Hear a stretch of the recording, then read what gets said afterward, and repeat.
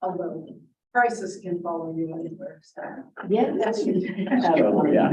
These are all. Mine is not. And that's. I think Yeah, it'll swivel when you talk or make noise.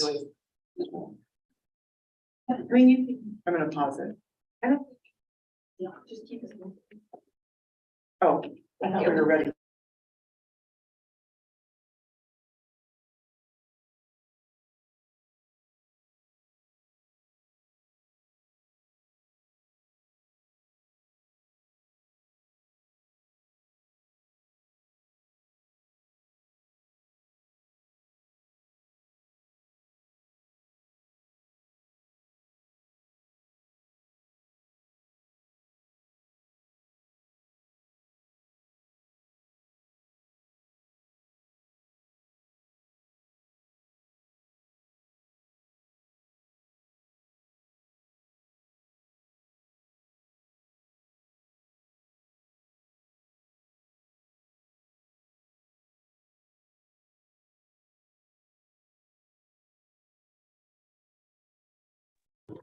Okay.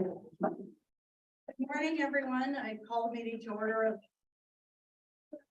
of the Board of Public Education. Today is Thursday, May 11th, and we're happy today to be at the school, Montana School for the Deaf and Blind in Great Falls for our meeting. Welcome, everybody, and please join me in the pledge of allegiance. Oh, sorry. Hold on, we have a student group that will lead us.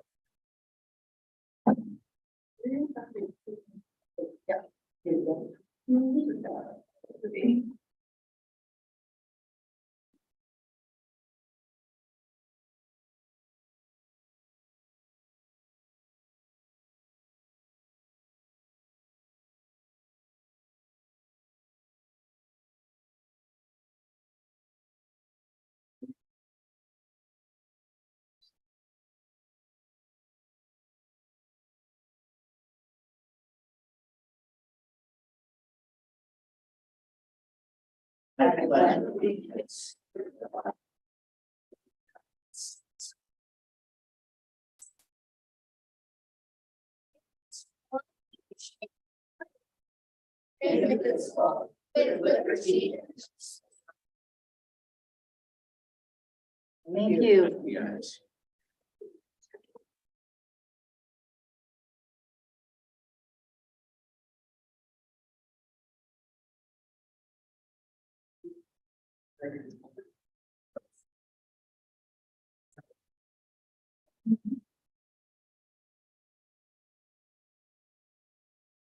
Sure, why don't we go ahead and do that? The students of the MSTB visually impaired performers group is going to do a little performance for us.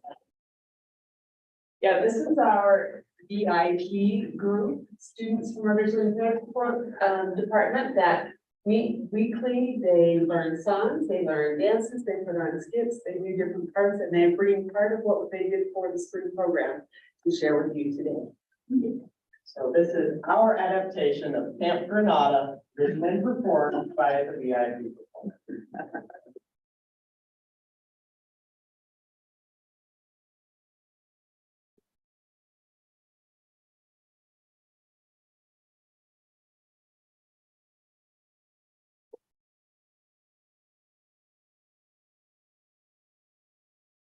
Hello.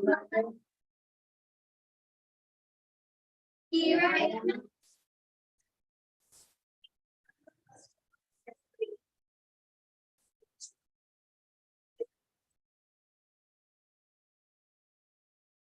We went walking.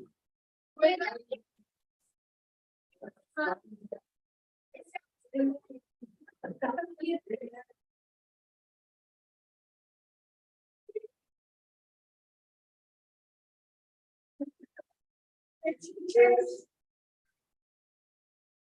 were sweet. Things were lazy. It's crazy. Like this.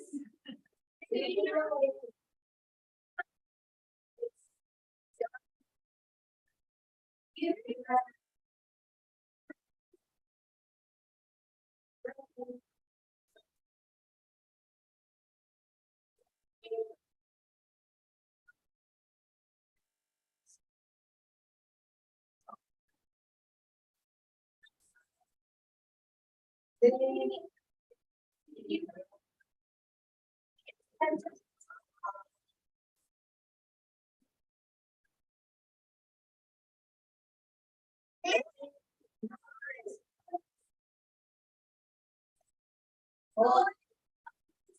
me started. Year one.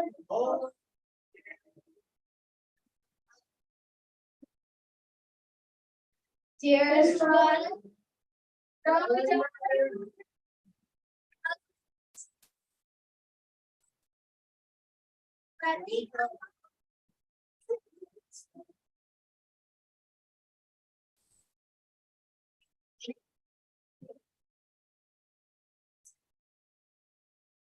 It's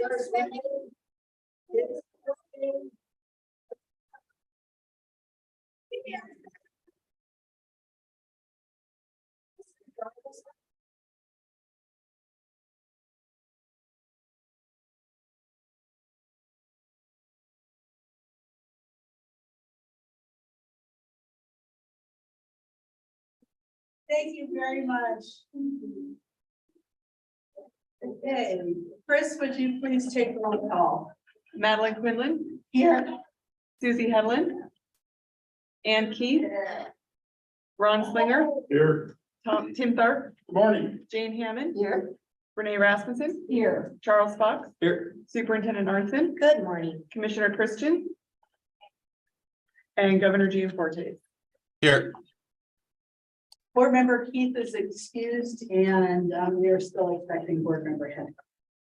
Okay, next I'd like to read the statement of public participation. The Board of Public Education encourages the public to participate in board discussions. Persons who wish to participate should sign the public comment sign-in sheet and identify themselves to the board chair or to the executive director prior to the board's consideration of the matter in which the persons are concerned. Anyone wishing to participate in board discussions will be recognized by the chairperson in keeping with normal board parliamentary procedure. We discourage public comment on personnel matters and ask that you discuss these issues in private with the board chair. The Montana Board of Public Education is a professional development unit provider. Attending a Board of Public Education meeting may qualify you to receive professional development units. Please complete the necessary information on the sign-in sheet if you are applying for professional development units. Thank you. Next we'd like to welcome our visitors. Are there any visitors in the room who'd like to introduce themselves? I'm James Russell, I'm superintendent of North Star School. I'm Sarah Russell, I teach third grade at the North Star School. Good morning, board. Amanda Curtis, the president of MFPE on behalf of Montana's educators. Thank you. And is there anyone online who'd like to say good morning? All right. Next, we'll take public comment.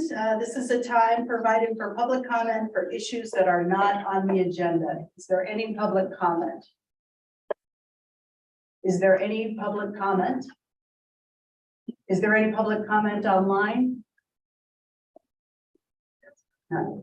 Okay, thank you. Then at that point, we'll move on to the consent agenda.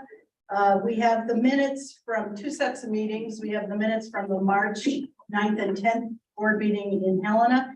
And then we had a special meeting on April 12th where we addressed the issue of the implementation of the financial literacy requirements under Chapter 55. And then the financials. So is there a motion to adopt the consent agenda? I'll make a motion to adopt the consent agenda. Okay, is there a second? Okay, it's been moved by board member Slinger and seconded by board member Hammond that we adopt the consent agenda. Is there any discussion? All in favor, say aye. Aye. Motion carries. Our next piece is the various reports, and I'd like to start this morning first by thanking the superintendent, Perthmeyer, and his staff for hosting us here at MSTB. We appreciate this opportunity to be on campus, to see the student performances, and to meet with students and staff later today and tomorrow. And we look forward to that reception that we have with the MSTB education staff this afternoon. And then tomorrow morning, we'll be meeting with the cottage staff here at MSTB. I wanted to give you an update on the Indian Education for All lawsuit, known as the Shauna Yellow Kidney et al. Lawsuit. As most of you know, I hope, a group of parents, students, and tribal nations have filed a lawsuit against the state, claiming that the state has failed in its duty to meet the constitutional requirements of Indian Education for All. ACLU of Montana represents the plaintiffs, and both the Superintendent of Public Instruction and the Board of Public Education are named in the lawsuit. Last year, the state filed a motion to dismiss the case, and on April 4th of this year, I attended the hearing via Zoom on the motion to dismiss.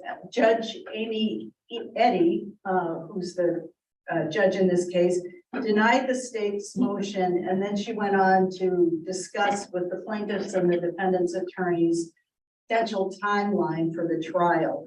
So based on those preliminary discussions, I just want to share with the board that the judge suggested that the parties plan on 6 months of discovery, with a trial to take place in the summer of 2024. And we'll keep board members informed on this case as it moves forward.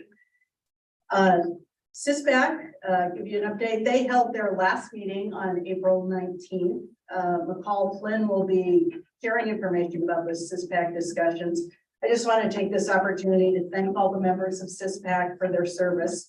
And I want to extend a special thank you to Kelly Elder for his leadership role with the council. In terms of some legislative budget news, we appreciate the support that both the Board of Public Ed and the Montana School for the Deaf and Blind received through the budget process. The legislature supported the board's request to fund our agency with general fund monies and switch the license fees to OPI. The board also received an increase in its appropriation for legal costs. And then MSTB received funding, among other things, for a maintenance supervisor, which is a critical need for the school here, and for 4 new outreach positions, as well as several facility projects. So kudos to McCall Flynn and to Paul Perthmeyer for their advocacy for these resources. The board accreditation committee met with Superintendent Arnson a couple of weeks ago, time flies, and her staff regarding the accreditation process and the schedule for 23-24 school year. And we'll be discussing more about that under item 13 on our agenda. And then finally, I want to recognize Charles Fox, who has served as our student representative this year. Charles has done an outstanding job of representing his peers and bringing student voice to the work of the board. And I want to give Charles a special shout out for the panel of students he recruited to share their thoughts with the boards on student mental health, career and technical education, and other topics raised by students. And we wish Charles, I speak for the whole board, we wish you all the best as you wrap up your high school career and prepare to attend the Air Force. So congratulations. Thank you.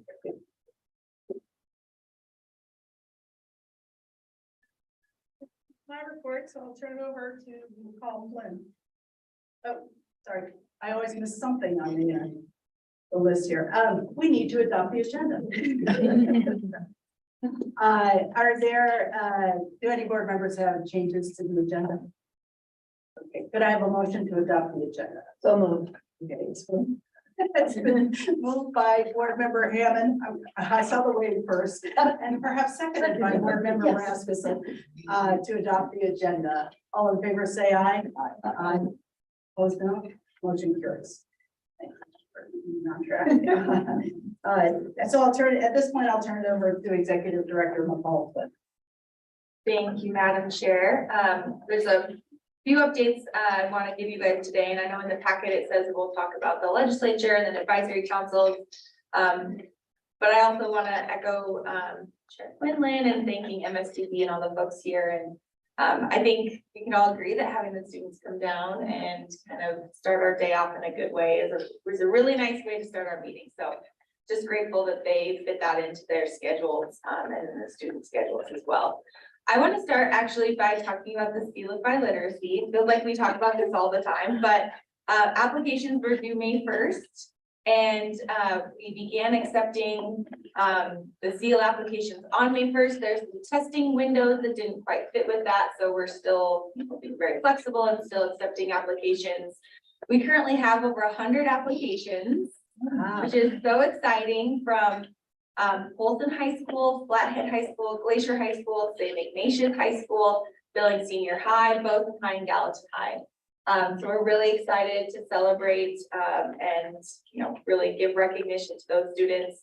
I know it's just the beginning, because I have heard that there are still some coming our way. So I look forward to receiving more. It's a little bit of trial and error. We've been trying to figure out in the office how to best make the process work, but I think we've got something down. So it's really exciting. Next week, I'm actually going to go to Bozeman and participate in 2 of the ceremonies that they're going to have at both Bozeman High and Gallatin, to hand out the certificates to students in a little celebration that they're having. So I'm really excited about that.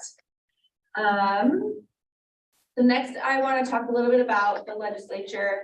You know, each week I've been providing you guys a little bit of an update with the updated bill tracker. There's still roughly, and this was as of yesterday, 32 bills that have passed but haven't been, ones that we're tracking, but haven't been acted upon by the governor. So I'm still waiting for those to be able to put together a legislative wrap-up document. I want to be able to provide you something that outlines what each of the bills did and kind of where they ended up in the process, and what our position was on those bills if we took one. So I'm working on that document, and I'll be sure to send it as soon as all of the bills have been acted on. And I do want to spend a little bit more time talking about 5 different pieces of legislation that I think are going to have a bit more of an impact on the work that we do. House Bill 2 certainly is the budget bill. Chair Quinlan talked a little bit about this, but we're fortunate to have received funding for additional funding for legal fees, additional funding for operating costs. And then the fund switch was very helpful as well. And then we had asked for FTE in both of the charter bills, and rather than allocating FTE, they allocated us the funding for the FTE.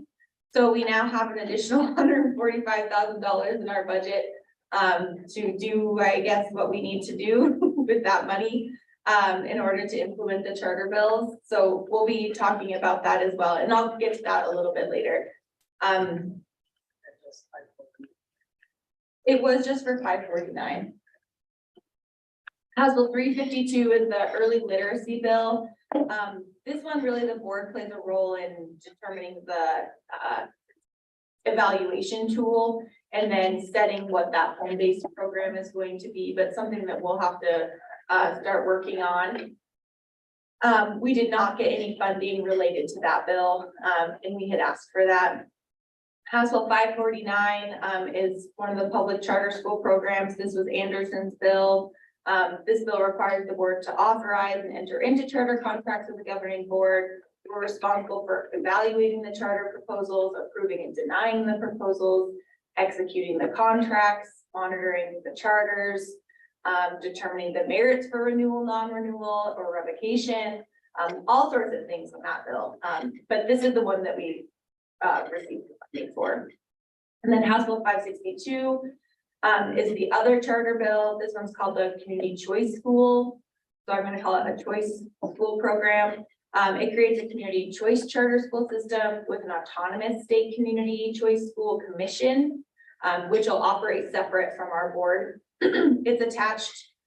The bill states that it can be attached to the Board of Public Education for administrative purposes, which would be like supervising the budgeting, record keeping, reporting, other related administrative or clerical responsibilities.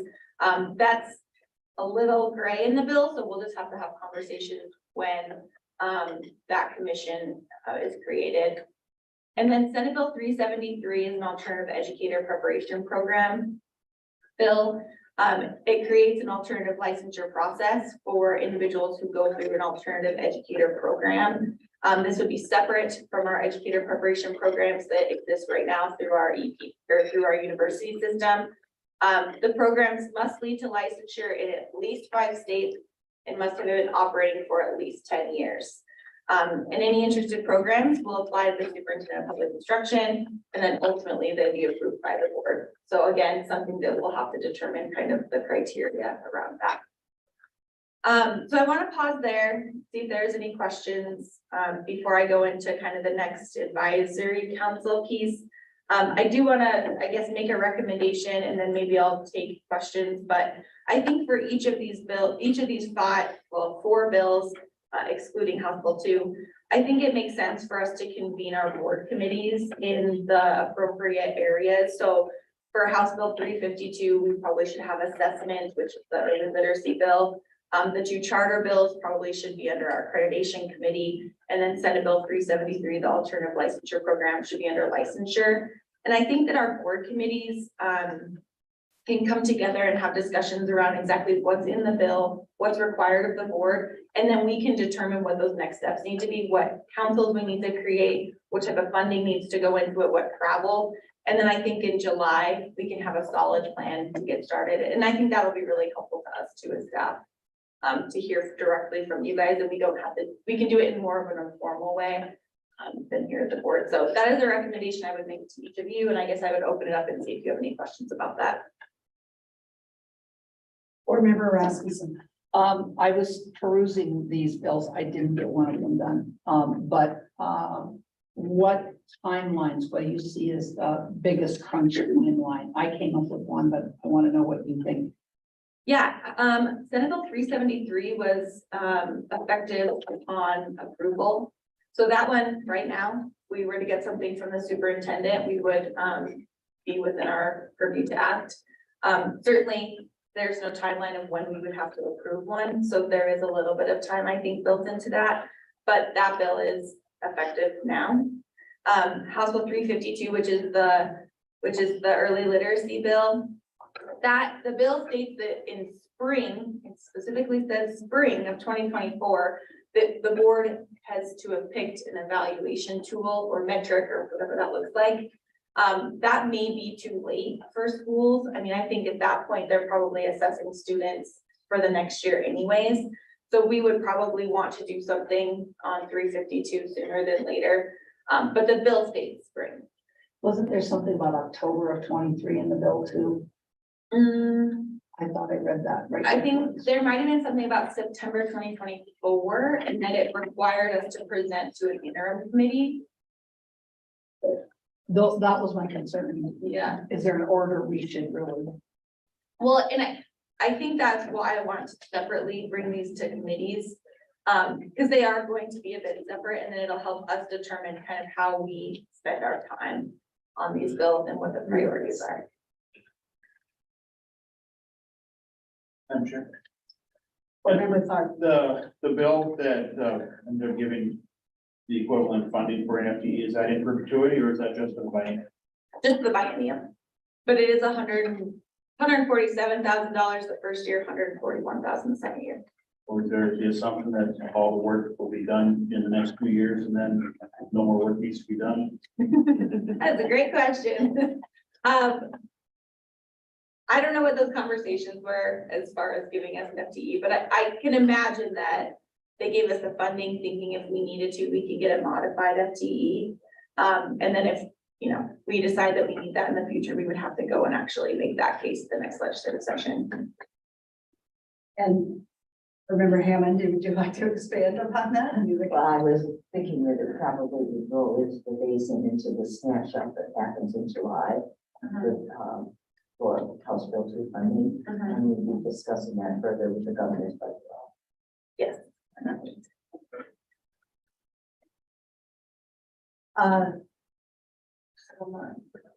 Yeah, and I guess I would just add, we've had some discussions about involving board member Hammond in the charter school bills. So we have some flexibility about moving people around in committees.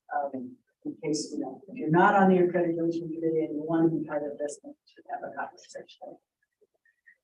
We still need to limit our committees to 3 people, so we don't end up having a majority of the board members on these, but we have some flexibility in all of that.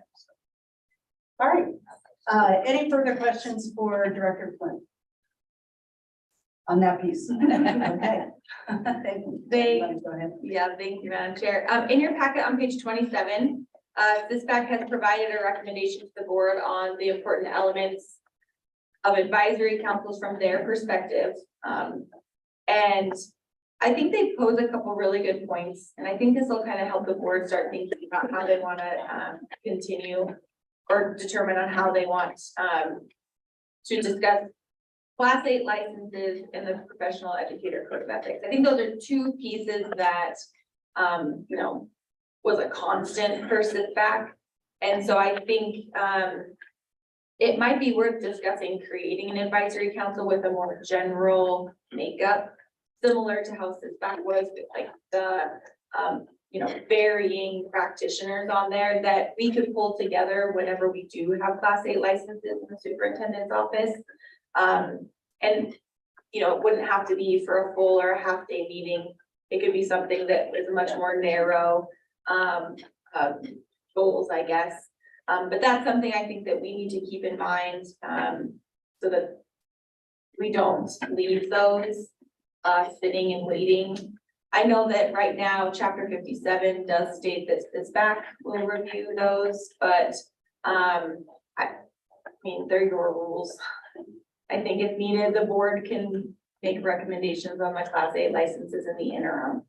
And then certainly at some point when we decide, or you decide, how you want to move forward, we can do a very small, limited change in statute to make it more generic. And I guess the other thing to note too is that House Bill 231, which was the elimination of CISPAC, it doesn't go into effect until July 1, 2023. So it may be inappropriate to have a different council actually look at those right now until CISPAC doesn't exist. So having the board maybe review those for the time being, I think makes more sense. Yes. Board member Rasmus. Thank you, Madam Chair. Director Flynn, do we know how many, is there any sitting out there right now that need to be taken care of? I'm just texting.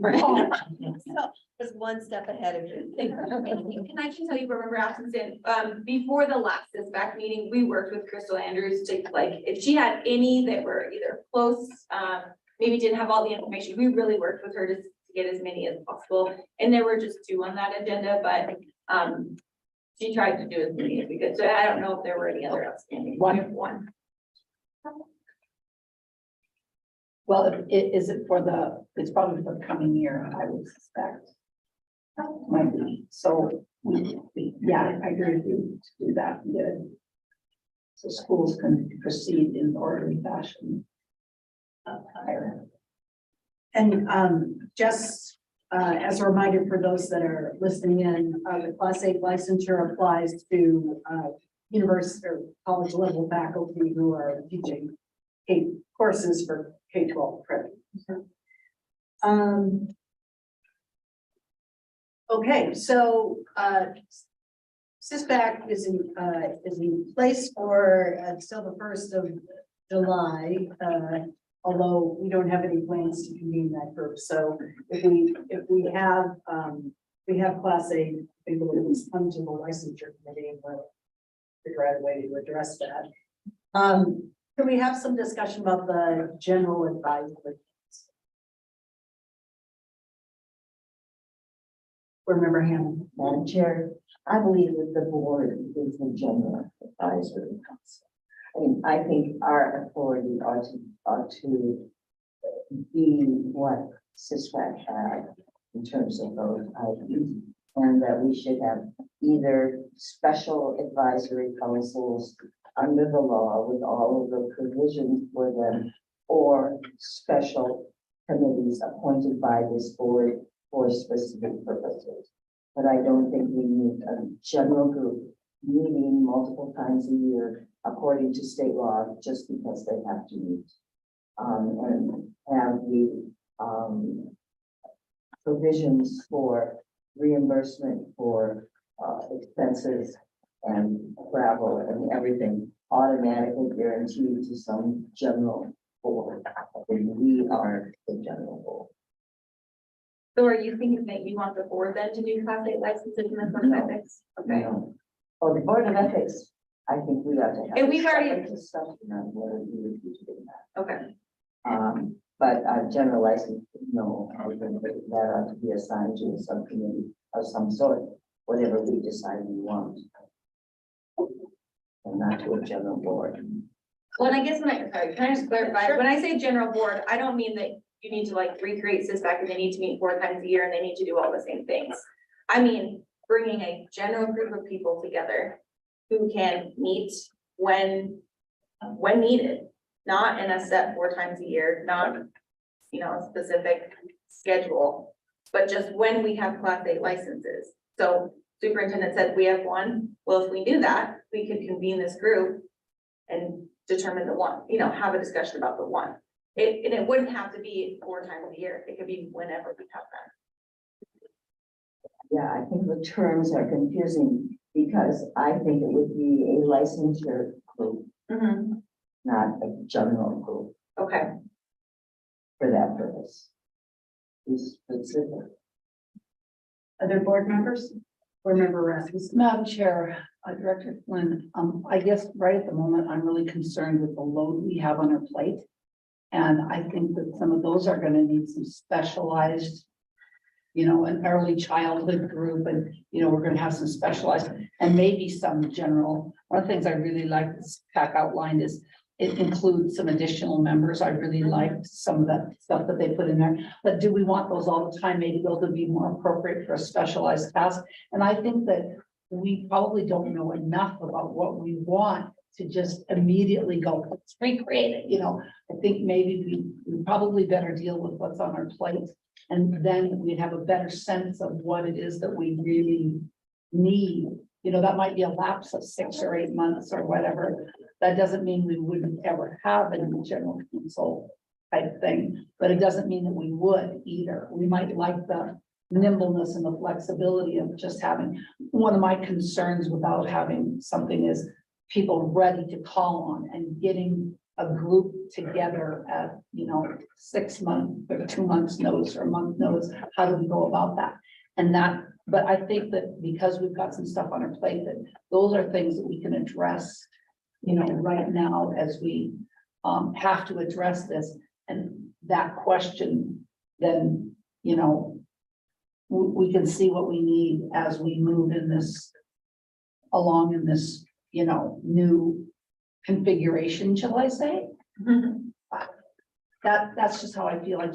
I think that's too much for us to take on. We have assignments that we need to do right now. Get those off the plate, then we could talk about something that,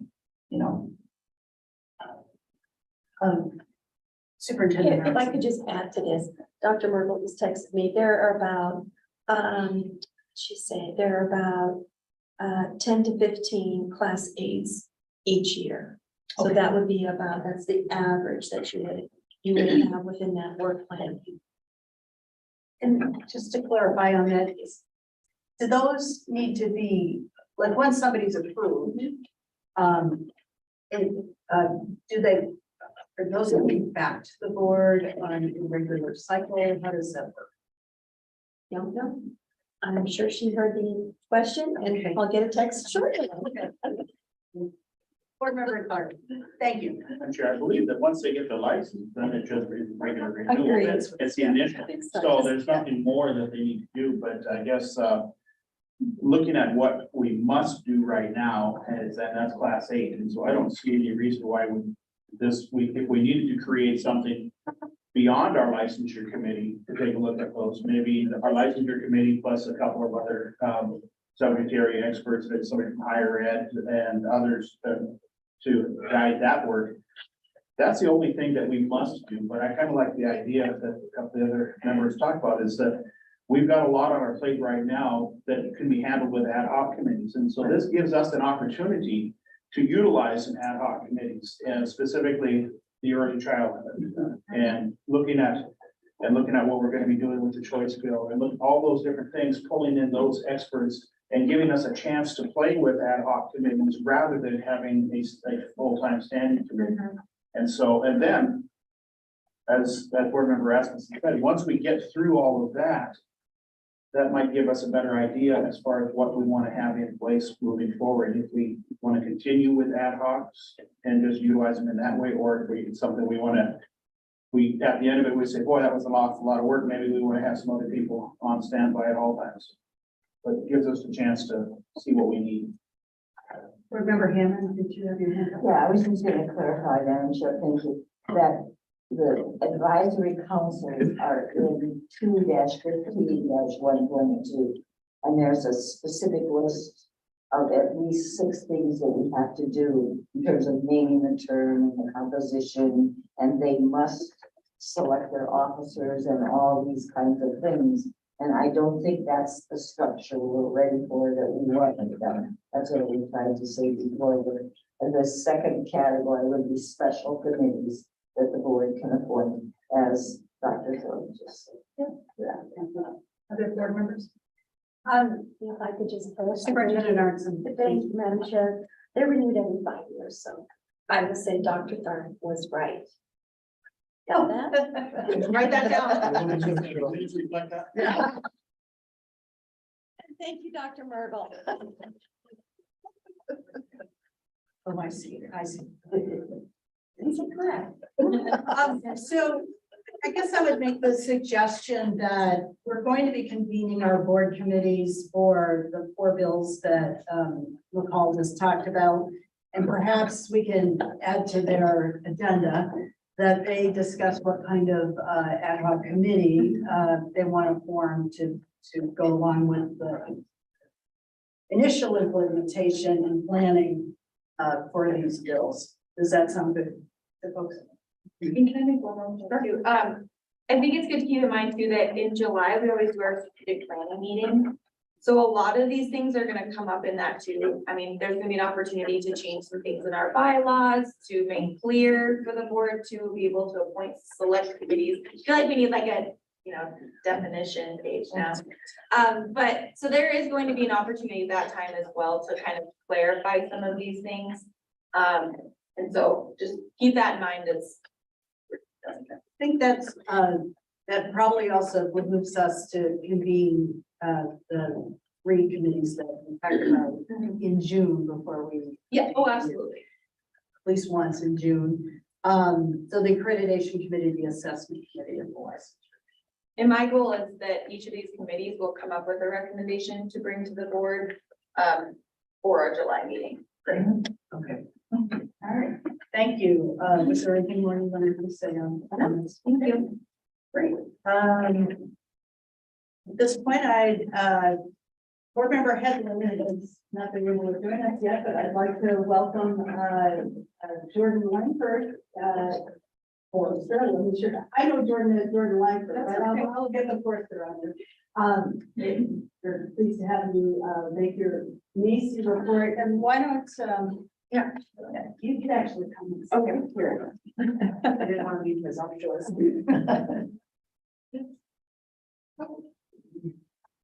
Good morning. Nice to see you all in person. Great, thanks for being here. Thanks for having me. So I am Jordan Langford Forster. It's okay. I forget too sometimes. My Ani name is Sipianeta Bridgerolum. I am Ani Anishinaabe. I am the chairwoman of the Macy Montana Advisory Council on Indian Education. We met on May 3rd via Zoom. And we started off with, on May 1st, the governor of Oklahoma vetoed the Regalia Protections Act for the state of Oklahoma.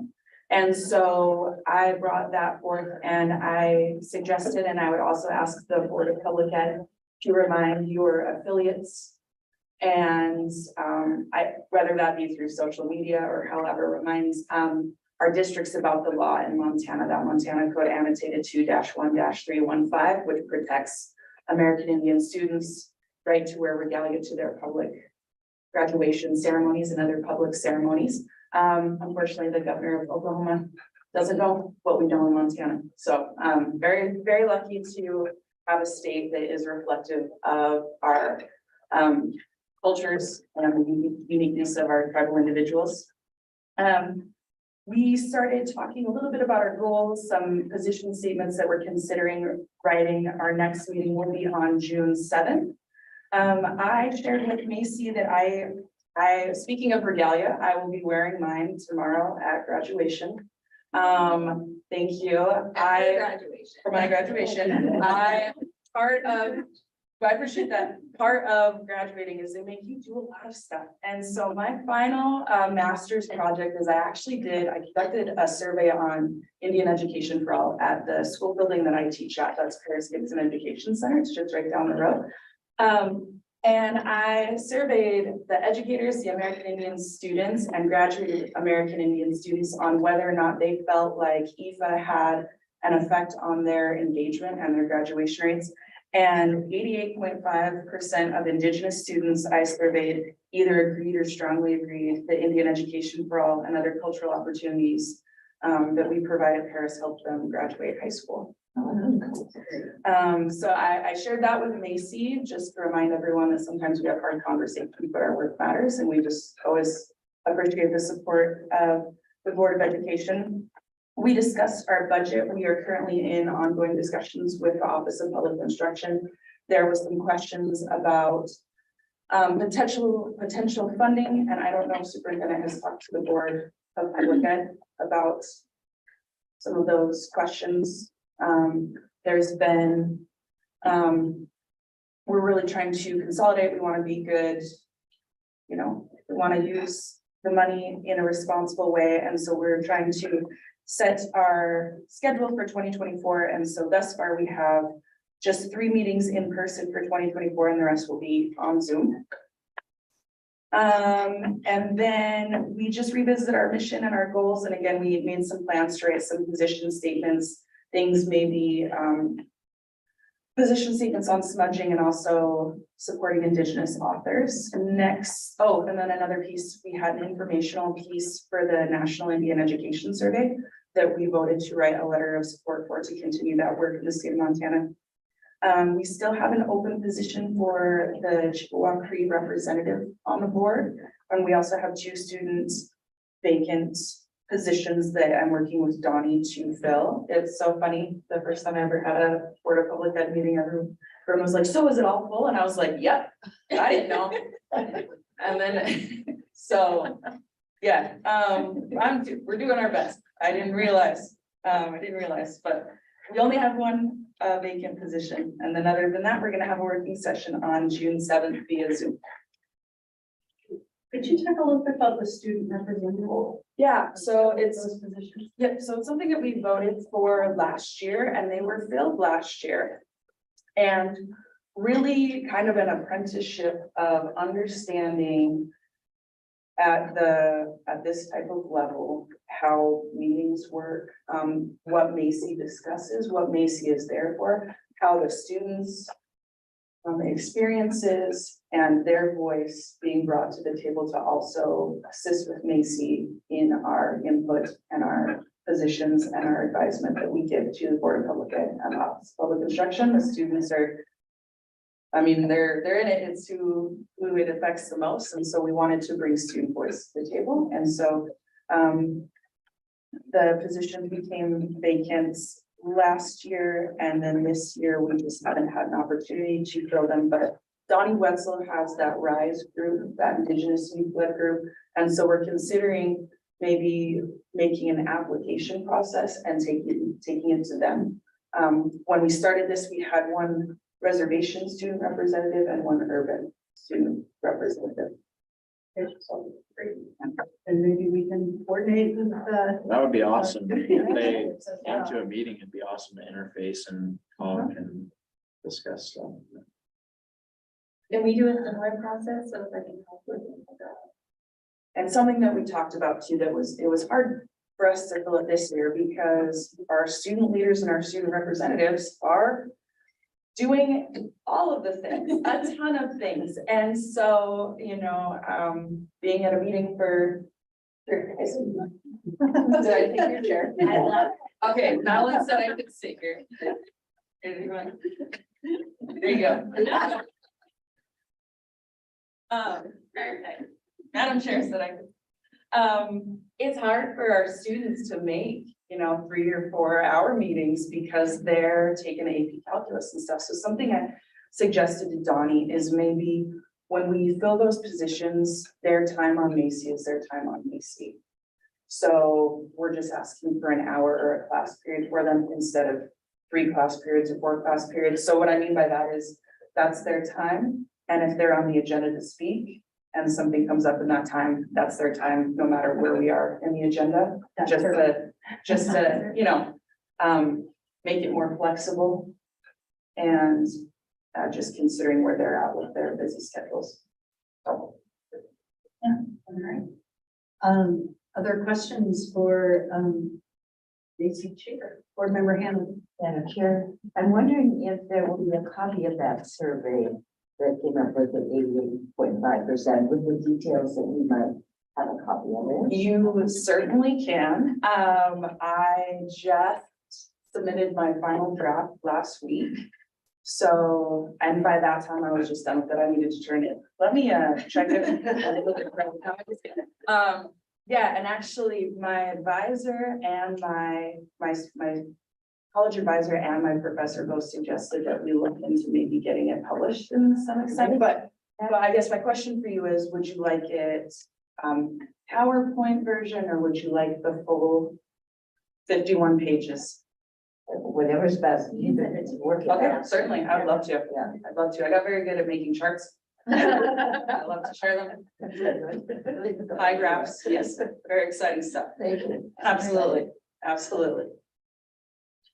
Oh, Charles. Yeah, I just had a question or more of a statement. I just love when students are involved at any level, and I'd like to help out, or I'd like to have MASC or student council help out. So if you do need that to be, I guess, broadcast out that you're looking for student reps, or if you do develop an application at some point, Gavin and I are involved with the state student council organization, and we'd love to make that a part of our state conference or our district meetings and let people know that there is a position to be filled.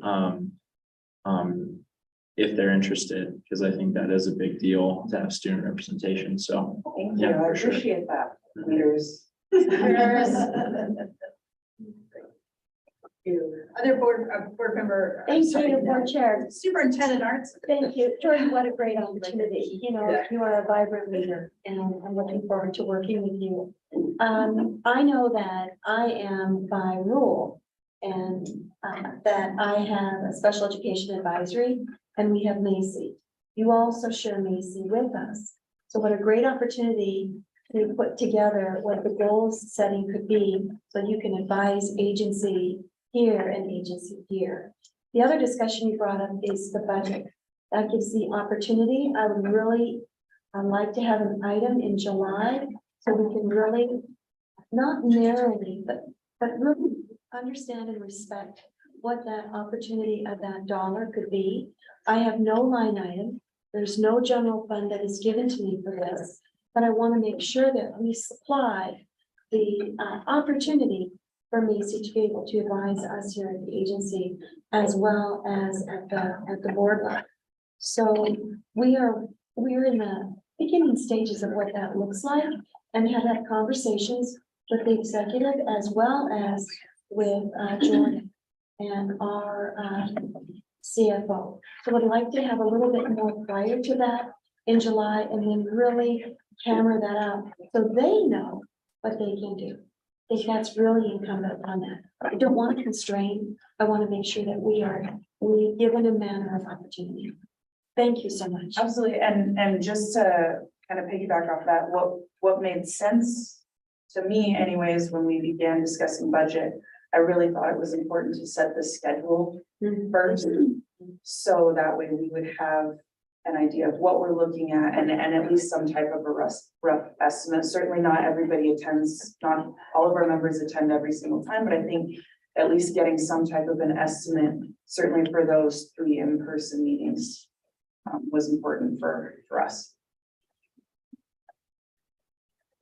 One of them is in Las Vegas, just so. Could you just tell us a little bit more about your master's program? Sure, so it was a really great opportunity. MSU developed this really great program. I went to Missoula, obviously. So I went to MSU, gave it a chance. It was great. It was great. They developed this really fantastic program. It was called a Library Media Certificate through an Indigenous perspective. So you get your Library Media Certificate with a real emphasis on IFA. And then after that, it was only 9 more credits to receive a master's degree in curriculum and instruction. And so after I became a certified librarian last year, I continued with the nine more credits, and I will be getting the master's in curriculum and instruction. Congratulations. Thank you. Thank you. I should have brought my cap. My students beaded it for me and they beaded my feather for me. And so Wonderful. Very good. Oh, send a picture. Okay. All right, thank you. And board member Headland, I don't know if you had any comments or remarks you want to make. Just that our last meeting was so wonderful, powerful at the Tribal Youth Conference.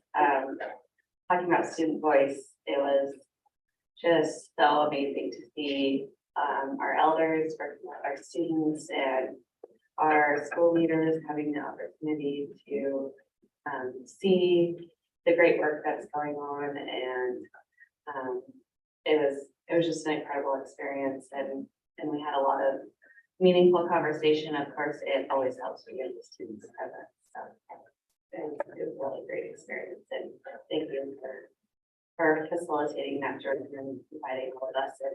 And the OPI staff was incredible. They held a fabulous concert on Tommy Westfall, always does, with including student voice, and it was all about the students, and that's why we're all here. And so it was just really amazing experience. If I could, Superintendent Arnson. just to piggyback, thank you. Want to again shout out the staff and thank you very much for shutting out that. We used COVID dollars for that conference. And we also have included and embraced Ghani with the youth boys with the COVID dollars. We also know those are a short lifespan. So I did ask for a line item to increase that, and it was denied during the legislative cycle. Doesn't mean that we can't come again in the 25 legislative session to see how we can bring up youth, how we can encourage tribal consultation, how we can then impact lives of our students and academic success. So we're still going to move forward with it, but the dollars are precious with that. But we have done some great things, and we are going to continue doing that. We very much appreciate it. Dr. McLean, I think you've had your hand up for a while. Thank you, Madam Chair, members of the board, and forgive me, I'm at Bitterroot today and I got pulled away during roll call. So my apologies for that. I am present and representing the university system today. And I too want to congratulate Jordan and also to thank her for her leadership of Macy and for her constant efforts along with other members of the advisory council at intentionally connecting the efforts at K-12 with post-secondary institutions across the state. I rarely get up to the podium when I speak to the Board of Regents without using the word intentionality as it pertains to our work regarding American Indian student success. And certainly this strong partnership that we have with Macy is part of that intentionality. And I think that we have partners on Macy who understand that as as well. And I just know that we wouldn't be where we are right now without the strong support and the strong leadership of Jordan. So congratulations and thank you for helping us to be strong partners at the table and making intentional efforts to connect students from K-12 into the Montana University system. Thank you, Dr. McLean. Thank you so much and Thanks for having me. Enjoy the graduation. I will, it's in Roseland, but I'll have. Thank you. Thank you. Thank you all for having me. Thank you. Enjoy your training this morning. Yeah. Thanks, I think it's just a general. General terms in person. It's hard to. Thanks, good to see everybody. I would. Dr. Clark. Thank you. Issue. Superintendent Arnson, would you like to share your report? Good morning. So do I need to speak up more? I mean, we're good? Ask again, can you hear us okay? Chris, everything good? Okay. So the packet's here, and I know time is precious. So the packet is here. Want to just highlight a couple things that we could. We'll have presentations today with assessment. Cedar Rose is going to be doing that. We have the MAST update that is also talking about finishing our TESLA that the federal government has allowed us to do an innovative assessment where we take the state standards and we teach, and then students learn, and then that success of learning is within a test. The whole purpose of this is to have the student then say when they're ready to test, so that it's not everybody on the same day at the same time, but it's recognizing personalized learning. Then we have the federal update. It has to do a little bit more with some waivers and things, and then data modernization will be occurring within my report. And then there are other ones that great OPI employees that will be sharing throughout your agenda today and tomorrow. But just wanted to share, you've got some pictures, you've got everything that's there. Was up in Great Falls for Purple Up, and want to give a shout out to Superintendent Berthmeyer's leadership, because they were awarded Purple Star schools, and I know Townsend was last year as well. We are really pressing that all students, even students and families, if you have military families in your building, which we know everyone does, and if you have a pathway to show an opportunity to lift them up, you could possibly for 3 years then be awarded a Purple Star School Award. We have Purple Star Champions, which are community members as well as school community members within that.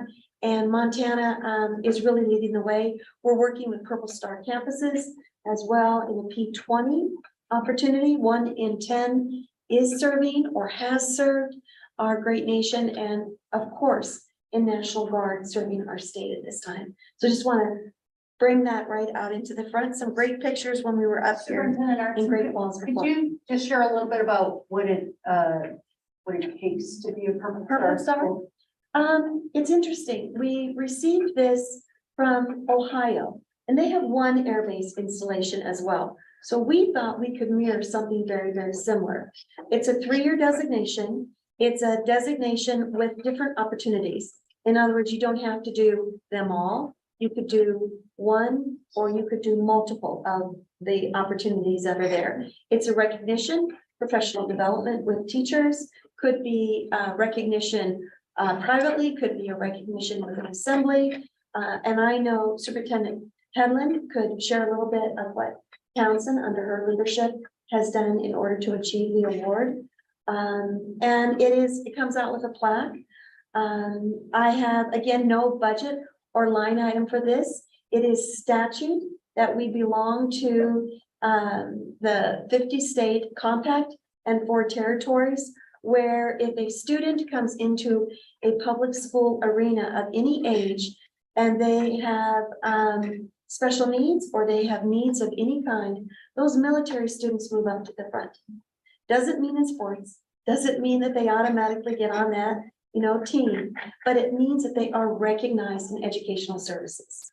And we have belonged to the compact since 2015. And then when I became my leadership in 17, we embraced that wholly. I have dedicated a partial FTE in order to implement that with a base entity here at Maelstrom, as well as through the National Guard to supply services, recognition of what that means when a student comes into our state.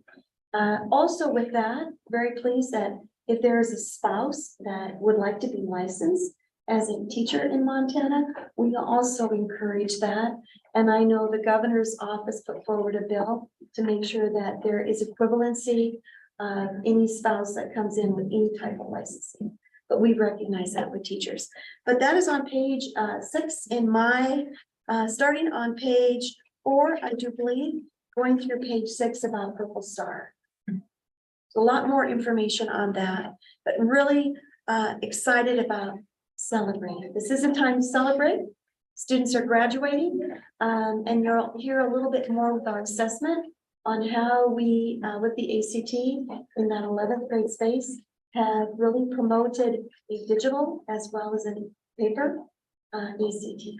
So I do also want to say that Teacher of the Year, another thing that is another celebration. We have 37 teachers that either have self-nominated or have been nominated by their school community or by their community. If you look on page 7 in my report, there's a timeline right there, and it looks like the applications are due June 23rd.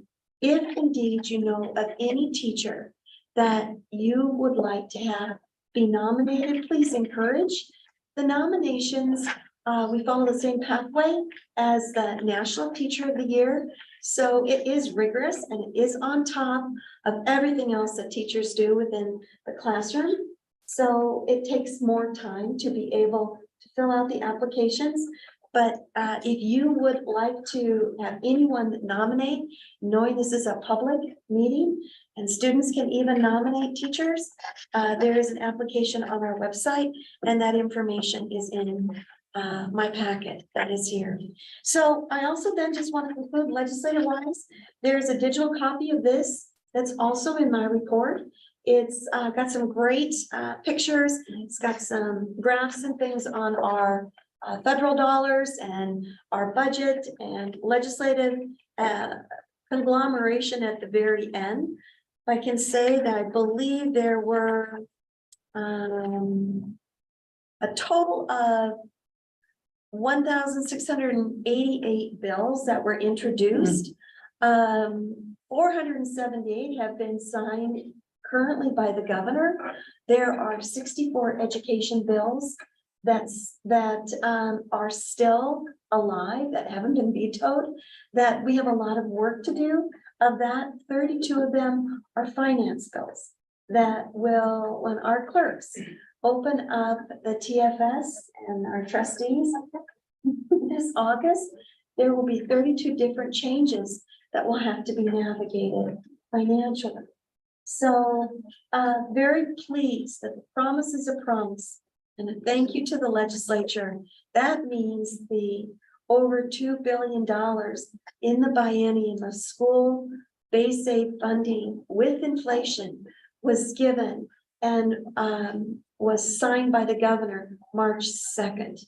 All the other discussions happened at the end of the session, but the governor and the legislature for public education, our children, our teachers first. And I would like to just end with that I'm very grateful that promise was made sure. And we have a lot of work to do, board, in order to make sure that not just the bills that the executive director mentioned, but all of the bills come to fruition. And I'm probably going to need some help with that. So I know I can reach to any of you for any opportunity when we do any grouping together to conclude whatever they have given the Office of Public Instruction. So with that, I'll stand for questions, and we do want to go ahead and open up, like I said, the other reports that we have. We have assessment that I think is on done. Are there any questions for Superintendent Arnson before we go on to the assessment? Seeing none, why don't we go ahead? Do you want to introduce Cedar? And there she is. And you know, she is, Cedar, you can introduce yourself because you are highly qualified. Good morning, Cedar. Good morning, Superintendent, Chairperson Finland, members of the board. My name is Cedar Rose. I'm the State Assessment Director. I've been in this position since the beginning of February, so this is my second time presenting to you at the Board of Public Education. My background is in classroom teaching, but I also hold a master's in educational leadership from Montana State University. And today I'm going to start the assessment update by sharing some completion rates of summative assessments that are still open or that have recently closed.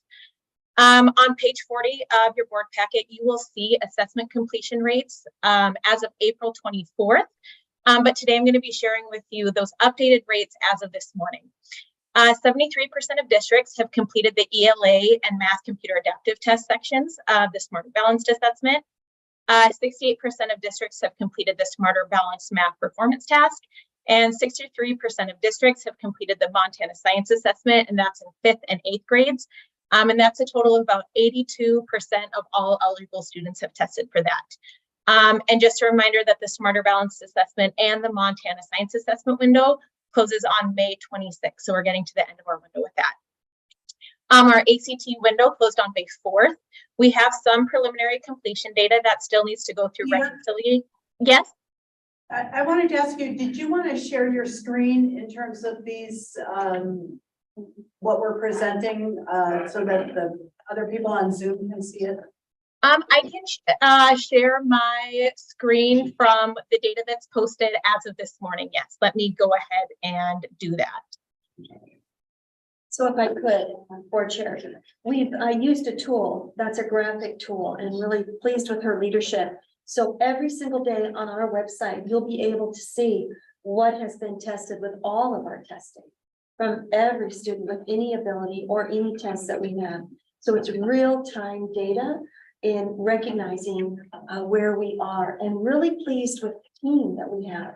Remember, the federal government requires 95% participation. And that means we need to make sure that we comply with federal law. So we're really keeping tabs on serving our schools while encouraging and nudging them to make sure that they complete this.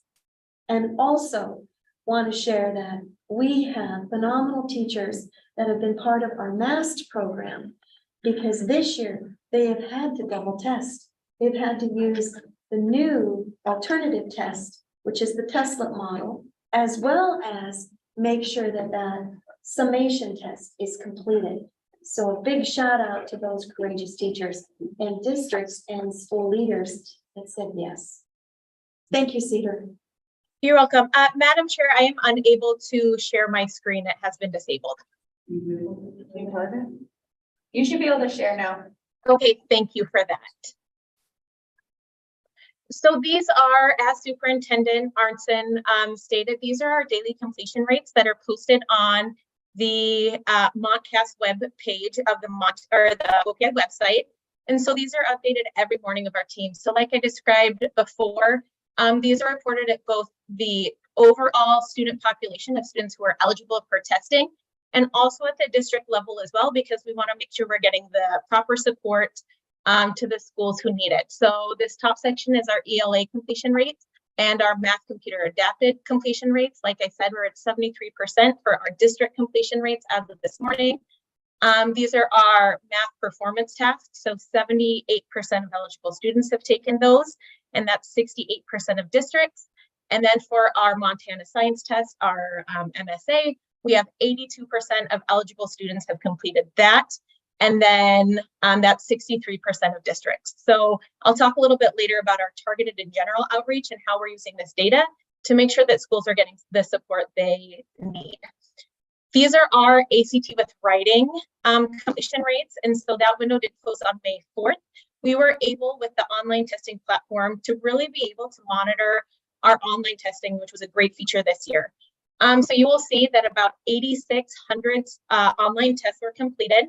We have a rough estimate of about 1,400 paper tests that have been processed through ACT. So we are anticipating around 10,000 total tests that will be processed.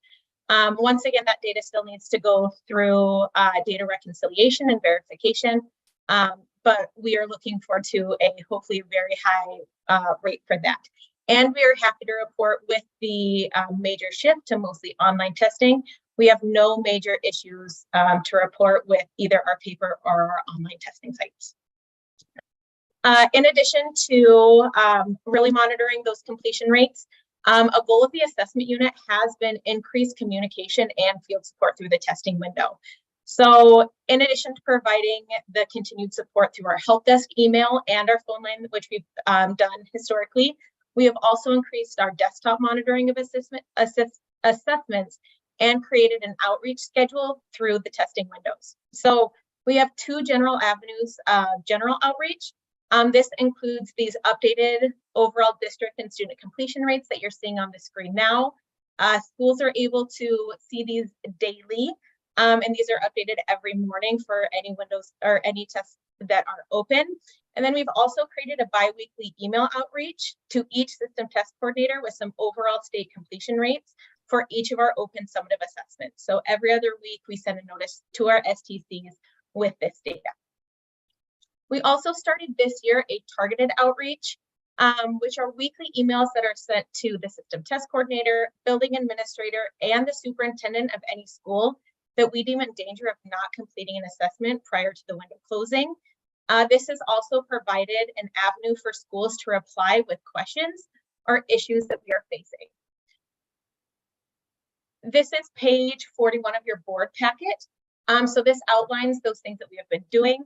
We've also monitored the completion rates of students taking the general assessment with IEP accommodations, that subgroup, to really make sure that schools and students are getting the support that they need for that. You will see that we are really trying to focus on our data to make sure that this process is being useful, that we can guide our further outreach for next year. So you will see that this graph includes a percent of districts that have started and completing testing through the alternate window. So that's our MSAA and our AMSA, our two alternate assessments that have closed. And you can also see the dates that we sent out either general outreach or targeted outreach. And that really helped to show that the outreach we are doing is being successful. And just anecdotally, we have had a lot of districts reach out to us, being very appreciative to the reminders and clarifying any issues that they have had. So by collecting this data, we can see the effectiveness of the outreach process, and we can also monitor some of those general trends in test administration. I do not have any update for our Access for ELL's participation rates at this moment to share with you. But I do want to share with you a preliminary completion rate for our multi-state alternative assessment. I don't have a graphic for this in the board packet. There is an additional information that was included below the board packet on the BPE website. But we are happy to report that our window closed on April 28th. Prior to our data reconciliation, we estimate about a 96% completion rate. Just to give some historical data, last year, the math and ELA sections of our multi-state alternative assessment were around an 82% completion rate. In the 2020-21 school year, the math and ELA were 76% completion rate and 85% completion rate respectively. And then in the 2018-2019 school year, those subjects were about 91%. So it is really great to see that this outreach has been effective, and we're making sure that students who need to be assessed are being assessed, and schools have the resources and the knowledge to be able to do that. I just want to say I am very proud of our assessment team for the work that we are doing to create strong partnerships with our districts, and our dedication to providing support for schools through our testing windows and beyond. I thank you for your time, and I stand for questions. Are there any questions for Ms. Rose? I have a question for you. I really like the graphics on your dashboard here. Is this available to school districts on an individual level so that a district or a school can go on and see their completion rates in real time? Madam Chair, yes, school districts are able to monitor through the various testing portals that they assess through. And we have actually, in our targeted outreach, we send those instructions directly to schools. to be able to monitor those individually in case they see any discrepancy or if they're confused about why their numbers are looking that way. So we do provide information for our STCs to be able to do that so they can monitor themselves as well. Thank you. Other questions? All right, thank you for your presentation. Wasn't that impressive? Yeah, that was great. It was very good. And with the other part, and thank you, Madam Chair and board members. Remember, she talked about the pandemic. There was a drop off during the pandemic. Of course there was. So we're doing added service, added outreach to make sure we're in compliance with that. But it's teamwork. So I'm really pleased, and I'm glad that you appreciate the graphic view of it. I believe as learners, sometimes numbers are great, but graphs and pictures pretty much do tell the story. And to be able to see a daily update. Exactly. Isn't that fabulous? Mhm. And then if we could to the mast, please, Dave.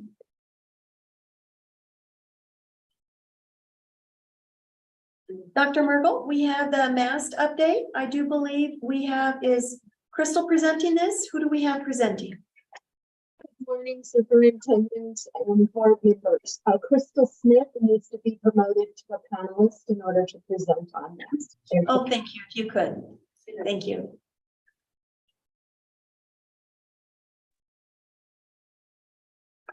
Very good. Good morning, Crystal. Good morning, board. Here I am. Without further ado, good morning, Chair Quinlan and members of the board. It is my pleasure to update you on the Montana Alternative Student Testing Pilot, also referred to as MAST. On Friday, May 5th, marked the end of the Testlet Administration 4 period and the end of our testing calendar for this year.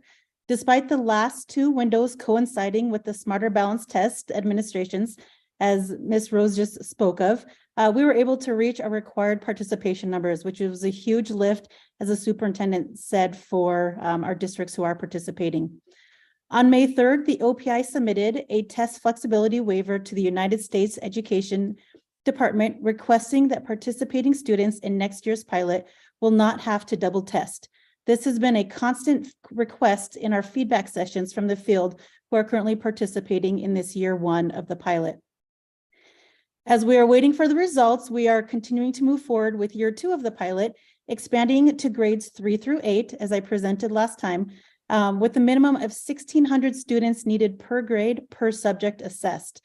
The recruitment for these participants have already begun. To date, we have 29 districts on board, 61 schools, and over 1,200 students in each grade recruited. The Montana Alternative Student Testing Pilot supports and fulfills the request of Secretary Miguel Cardona's most recent charge to act urgently to address student learning and to raise the bar, lead the world.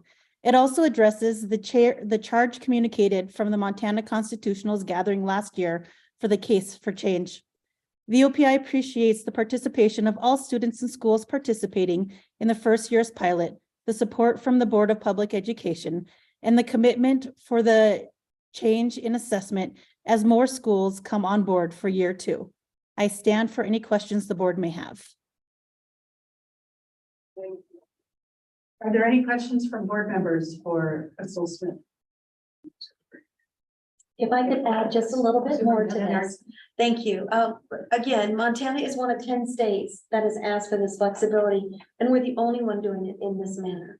So Louisiana is looking at math at this point, but they are not where we are at.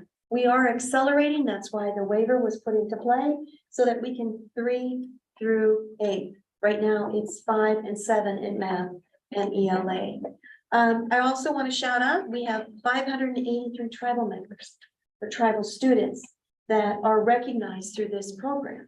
So this is testing all students at this point. We are making sure then that the alternative test for special needs and that is also, and you saw that with Cedar Rose, is being there. So we're making sure there's equivalent throughout the entire process of this. Very exciting, offering professional development, offering cohorts for teachers to talk amongst themselves, wanting to shout out the successes, but also be real.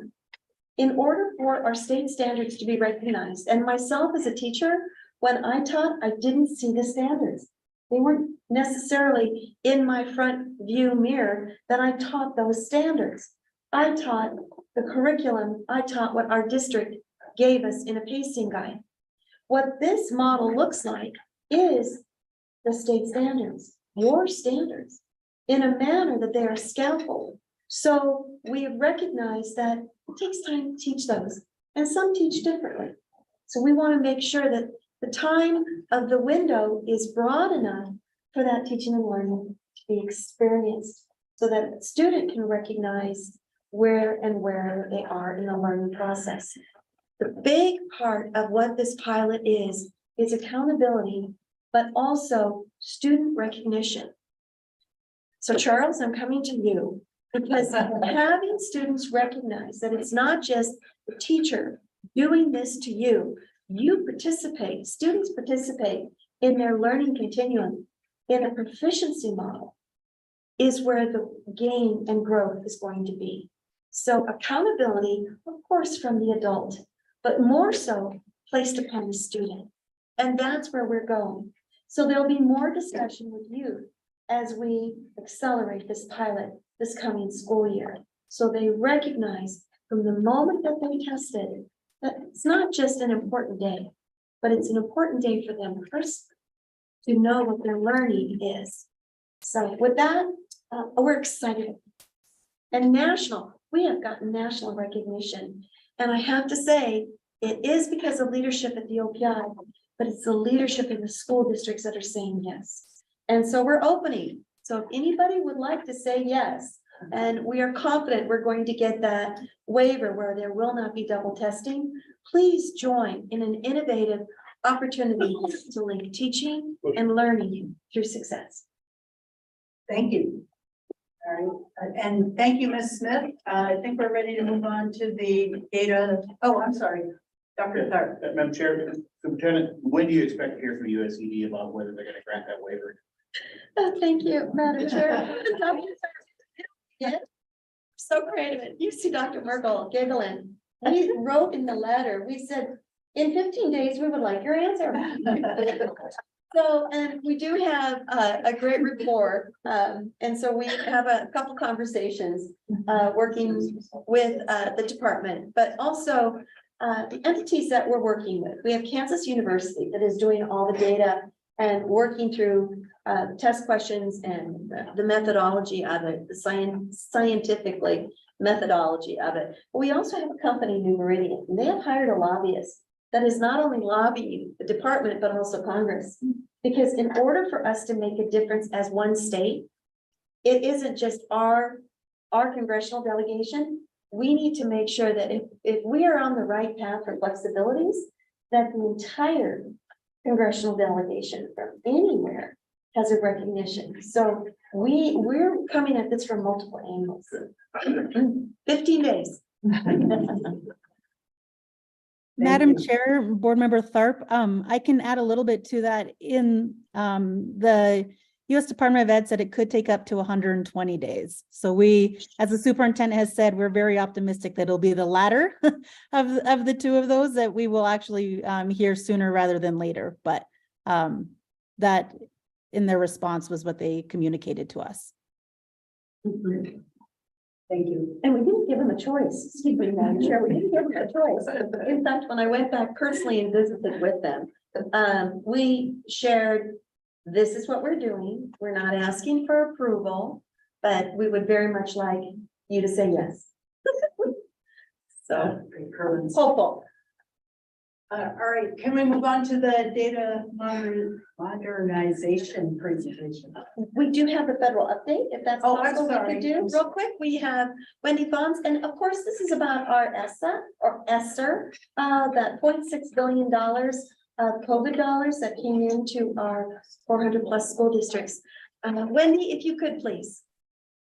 Yes, good afternoon, or actually good morning, Madam Chair and board members. For the record, my name is Wendy Fons.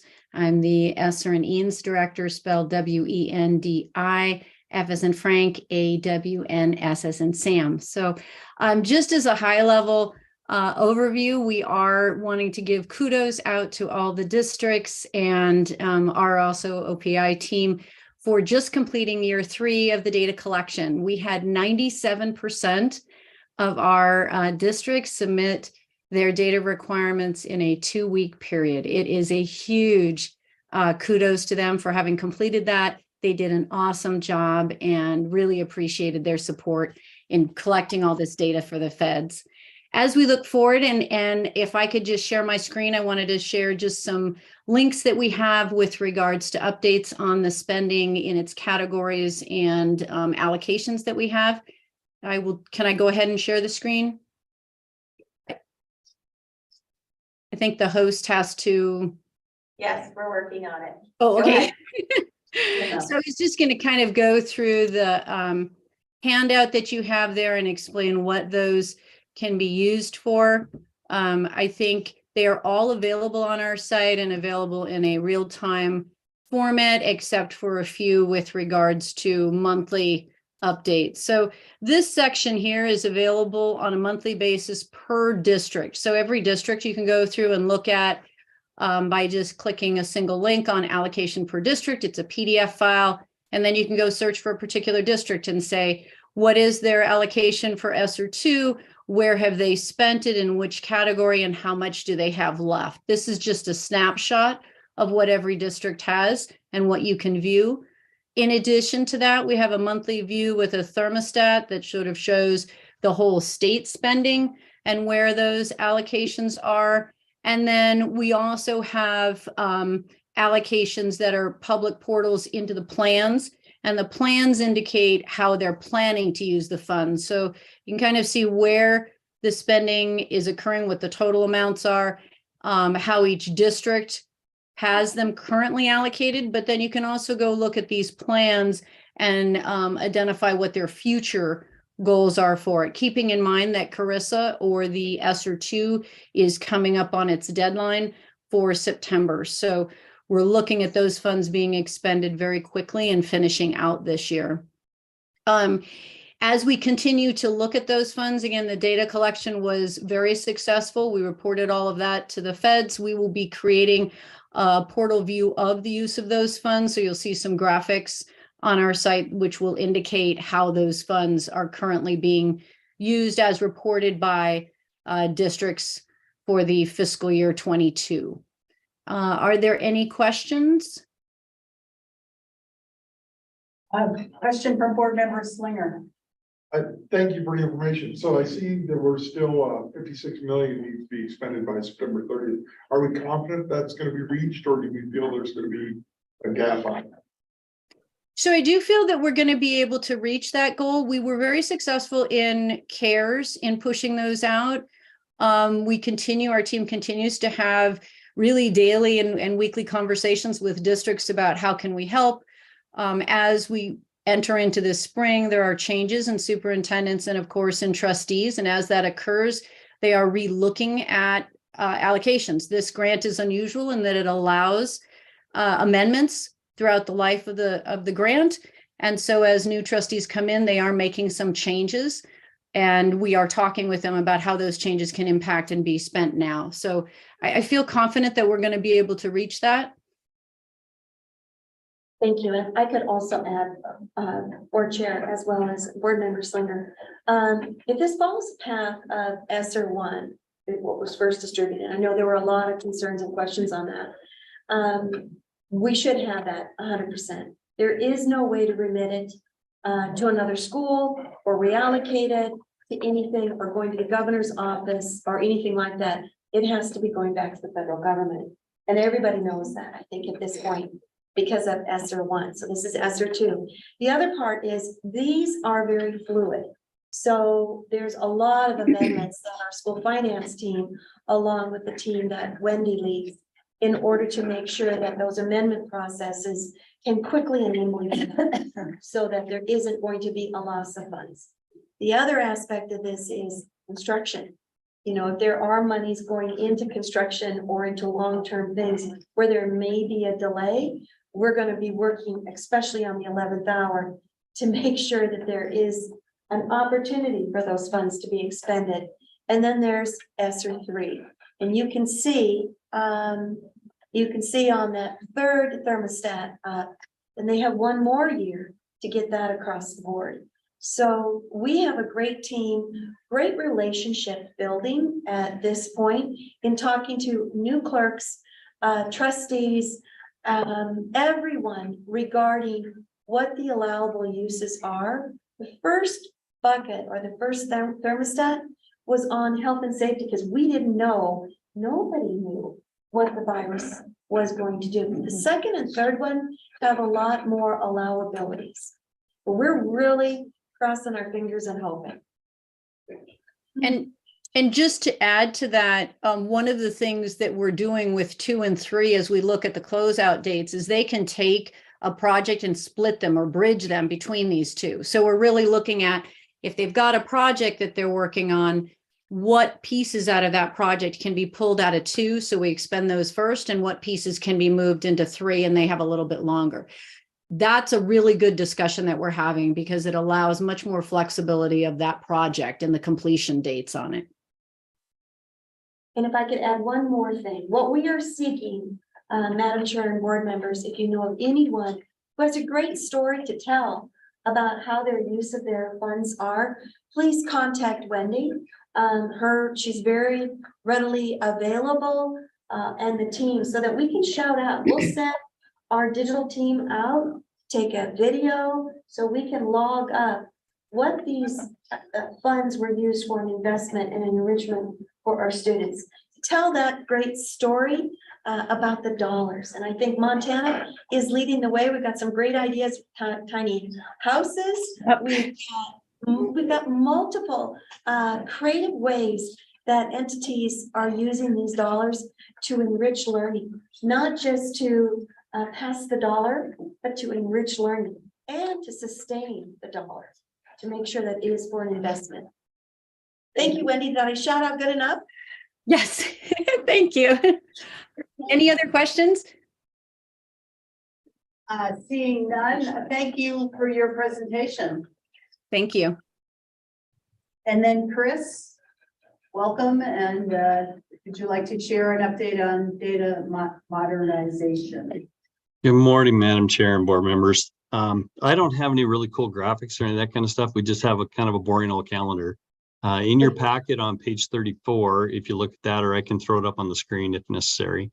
We have a couple of changes in there, and really what that is just a move of the items that are on there out a couple of weeks. So if you see on there where it says May 15th through the 18th, which is next week, we would have the offer interviews.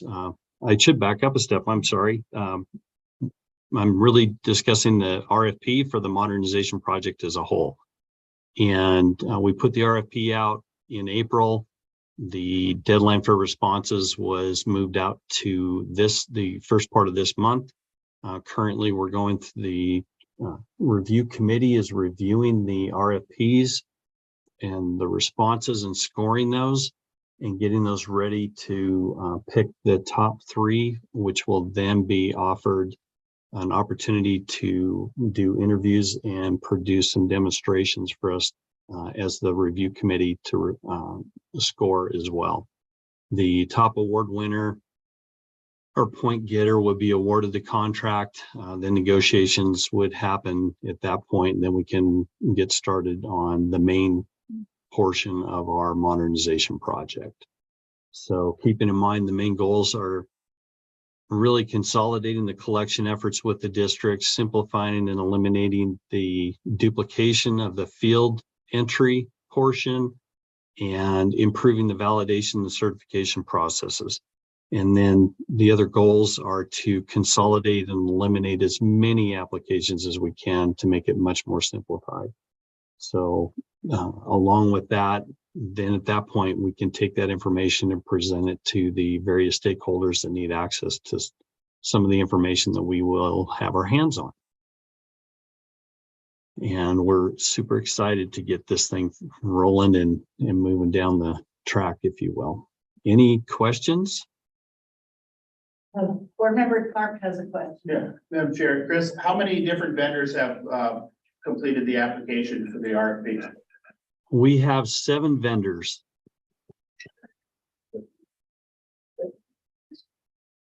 Other questions from board members? And if I could just add, the dollar figure for this is a little over 5.5 million. And so we want to be understanding that this is building and sustaining the system. But I also recognize whatever we do at the state level is going to have implications at our district level.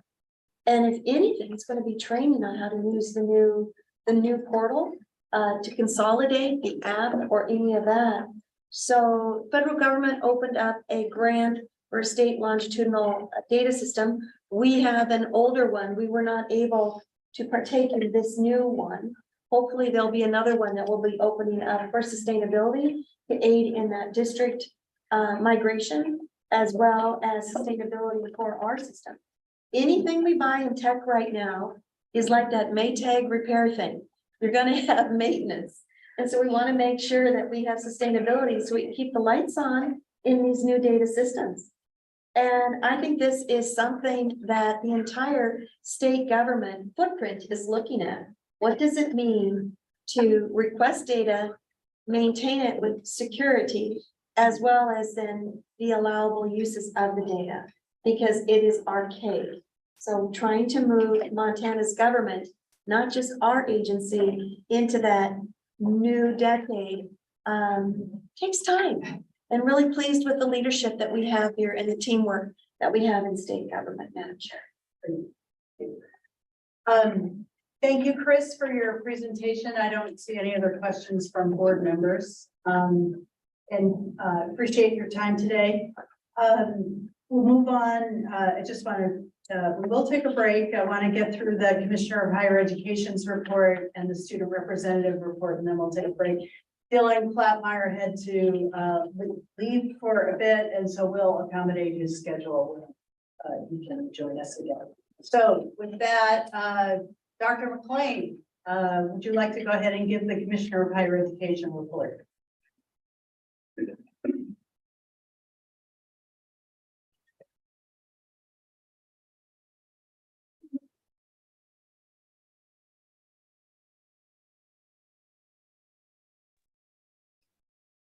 Good morning, members of the board. Can you hear me? Yes. Oh, super. I had to switch rooms. Thank you very, very much for readmitting me, Chris. I do apologize. Looks like they put you in a cell block. No, I'm down in Bitterroot today, and they're doing some work on our AC, and so I had to move out of the one room that I was in. So I am in a room now where it is surrounded on one side by the cinder block that you see, but it is much warmer and there's no noise. So thank you. I will begin with that. This last couple of days is my last couple of days down in the Bitterroot. We have hired a new director who has already started, and so we're doing some transfer of the director role this week. We did hire somebody from K-12. We hired Christina Berger, who's an instructional technology and adult education director out of Corvallis. And so she is ready to take the reins here and move the needle forward. It's been a really fast, but I think productive 9 months. And none of it would have happened without the close partnerships between this institution of the University of Montana and our partners up and down the 93 corridor in K-12. We created a lot of strong partnerships with our K-12 school leaders and our K-12 school counselors. And in fact, this is a building that we lease from the Hamilton Public Schools. And Tom Korst is the superintendent down here. And we just could not be more grateful for his strong partnership and support of the good work that we want to do to support folks here in the Bitterroot for credit coursework as well as for non-credit coursework in our workforce training programs that we have right here in the Bitterroot. And so it's an exciting time, but it's certainly bittersweet. Tomorrow we will celebrate commencement. And so that will be the end of my duties here. But I do ask that you as a board and you, Madam Superintendent, and I was hoping that Dylan was still on, that you keep this little remote campus of the University of Montana in mind as you make your travels down into the Bitterroot, because we're doing remarkable things here and serving students in a different way. And we created a workforce advisory council designed specifically to take into account the workforce needs of folks all up and down the 93 corridor in the Bitterroot Valley. And so I think that's going to serve the new director really well. So there is that piece. Additionally, one of the things that I alluded to earlier in my remarks to Jordan Langford is the intentionality when it comes to American Indian student success and our partnerships with our tribal college leaders. And we traveled to Billings, the deputy commissioner and I, a couple of weeks ago, and met with the tribal college leaders in person and some of them online, and spoke about a number of things and a number of opportunities where we can further connect the university system to them, their campuses and their students. And one of those areas was Apply Montana. And it was this meeting last year, you may recall, that my colleague, Director Scott Lemon, came down with me and he presented on the Apply Montana College Access Portal.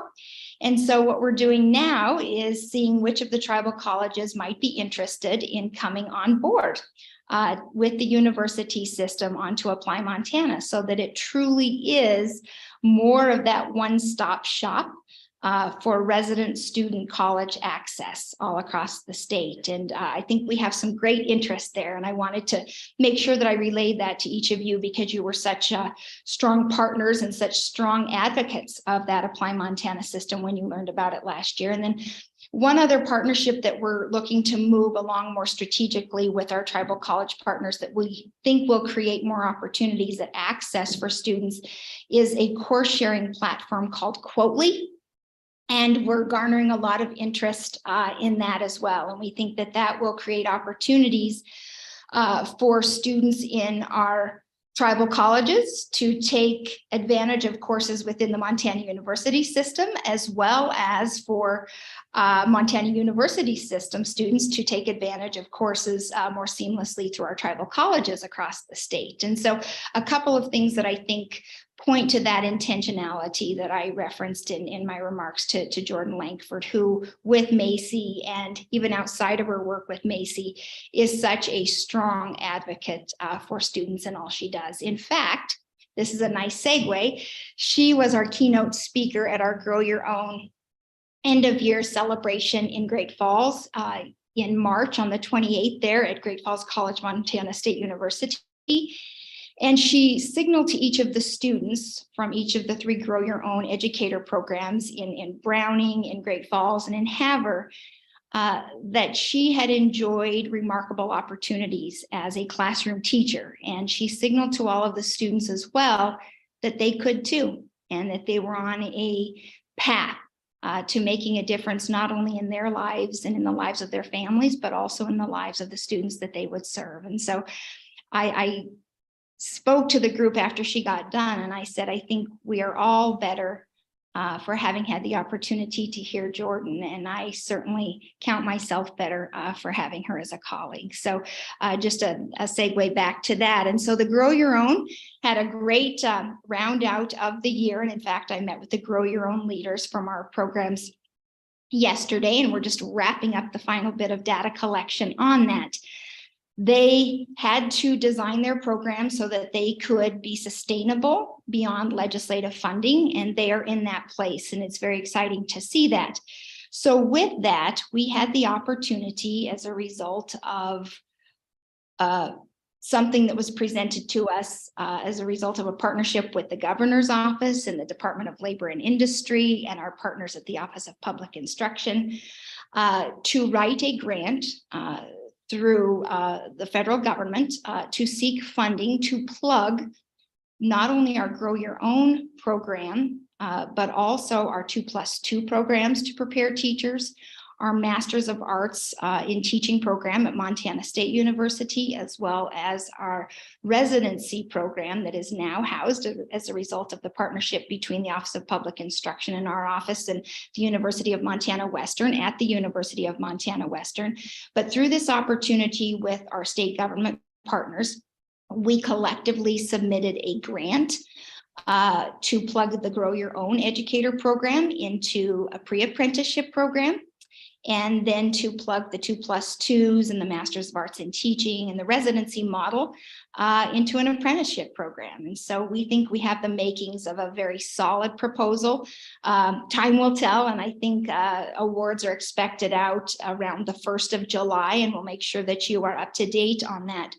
But what I think that grant process did for our office and for our campus team members around the educator prep conversation is it brought us to the table to think different about how we could engage our students and our programs in this workforce training model. And so one of the things that we had to do first before we could come to the table to write the grant was to create a trade schedule around education. And I want you all to know that the trade schedule that we developed for educator prep, which is something that a trade schedule is something that everyone who wants an apprenticeship has to develop, and it has to be approved by your apprenticeship director in your state. But when we pulled our EPP folks together to develop our trade schedule, they concluded that the best trade schedule that would meet their needs was built around the Chapter 58 standards. And so they built our educator prep apprenticeship trade schedule in concert with those. And so students who would move along in that trade schedule would meet certain levels of what you have already laid out in Chapter 58. So I want to make sure that you know that in all you do, folks are connecting the important work of those standards throughout. And so we hope that we get a chance to plug those Chapter 58 standards and that trade schedule into what will roll out after we get the grant. So I'm just going to knock on this wood desk here because we think that that would be an important next step in Montana, continuing to do all we can to address the educator recruitment challenges that our K-12 schools are seeing. And then the last thing that I would close with that I think is of interest to all of you, that is our Montana's Future at Work.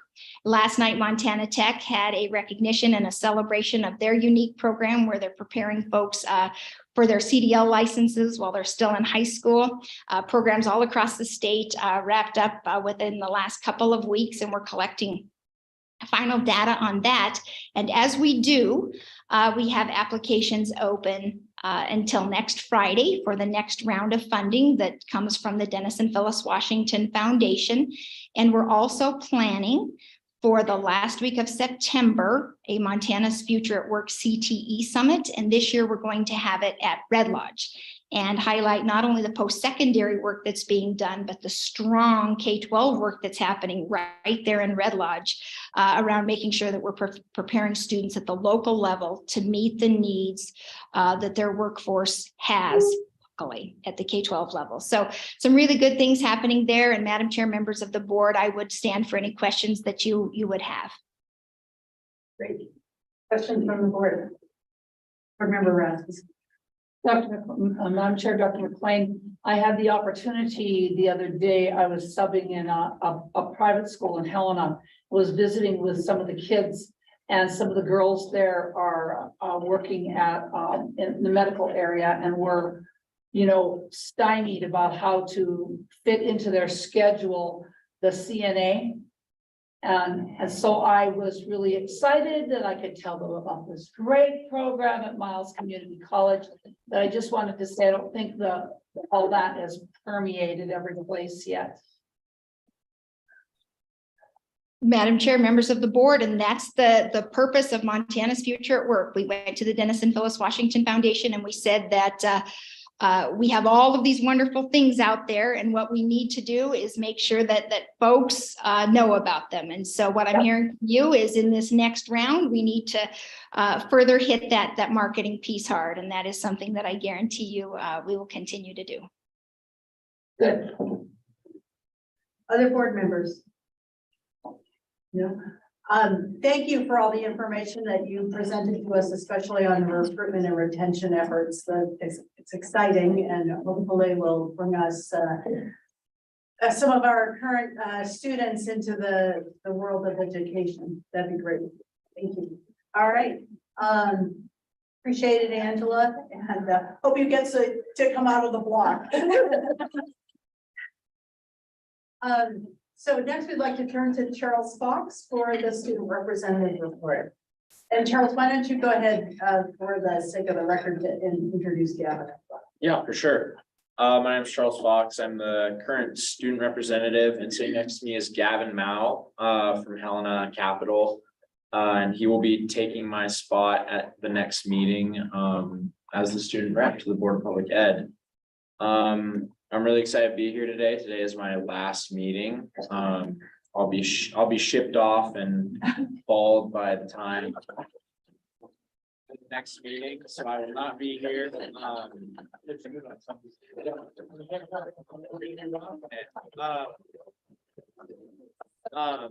But you guys are in really good hands with Gavin. I'm really excited. I just wanted to tell you about our last MASC meeting in Lewistown happened right after our March meeting. And the interest in the board position was higher than it's ever been in my time, and I think higher than anybody has ever seen it. We spent like 4 hours interviewing candidates. And it was really awesome because the choice was hard. There's lots of deliberation, but we picked Gavin and we're really excited for what he's going to be doing. But yeah, it was just really cool to see all the interest and the awesome candidates from all over the state, all different kinds of schools. And I just know that that interest is only going to go up and the choices are only going to get harder, which is just awesome for students all over the state that we're getting really quality candidates applying for that.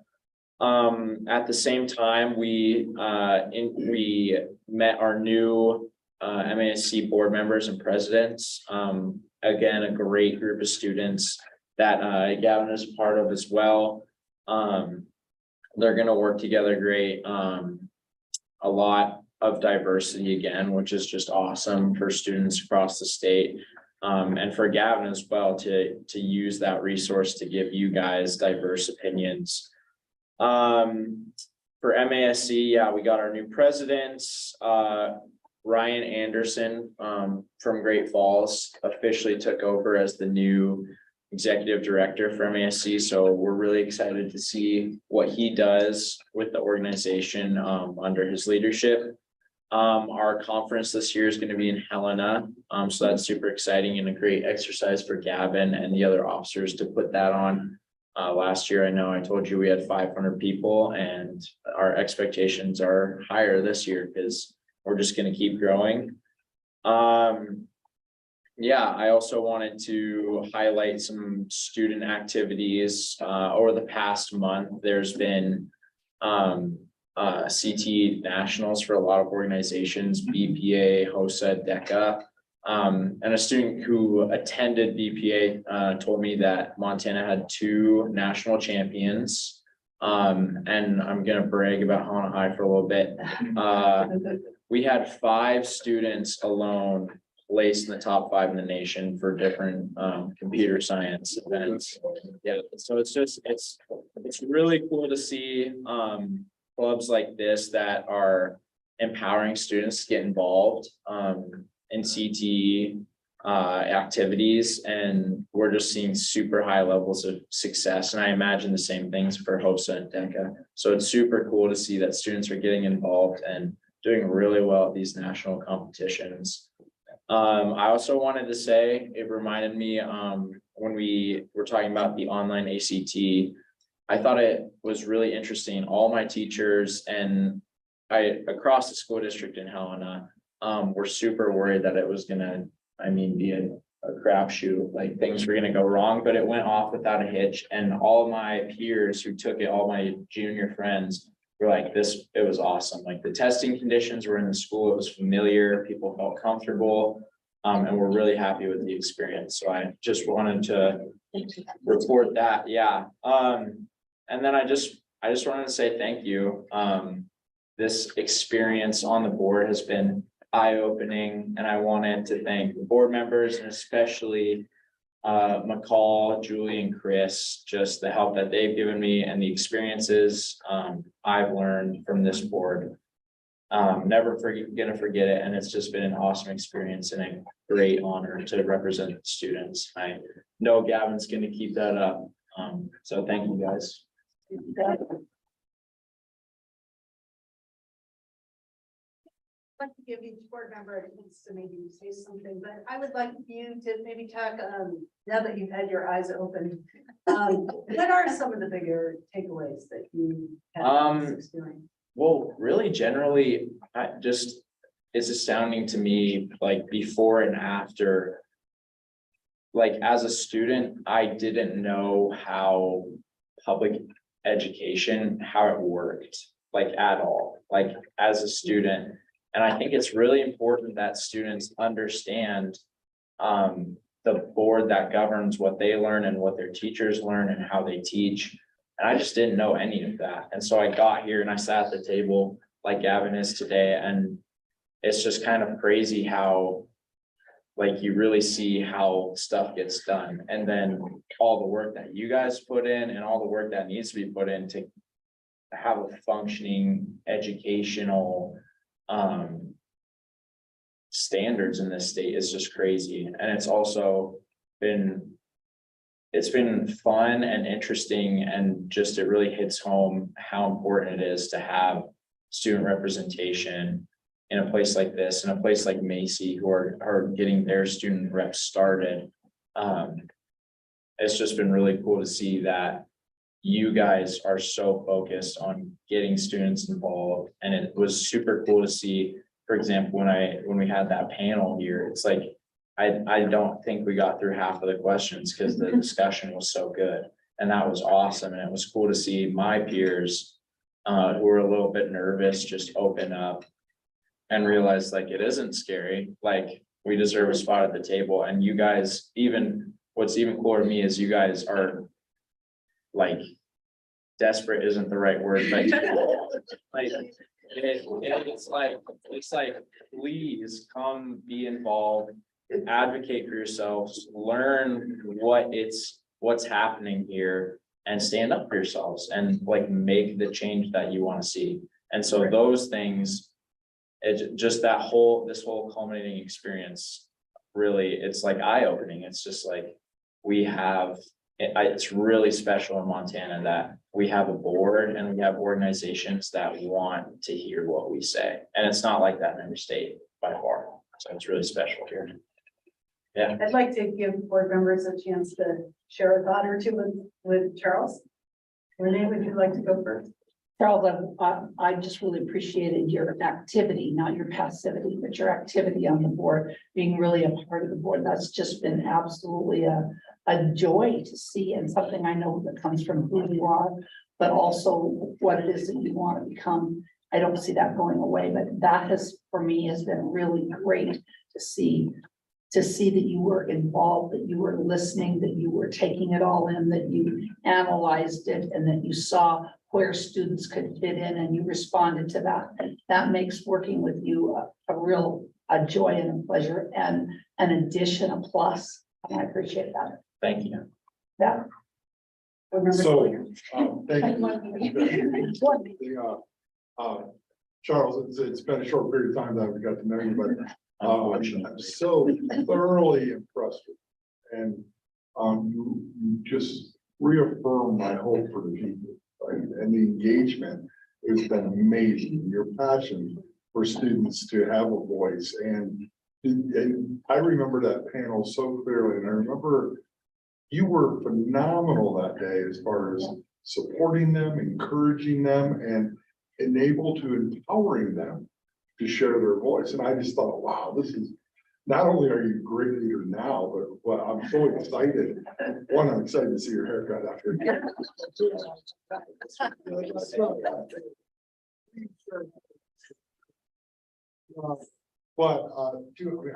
so excited about your future.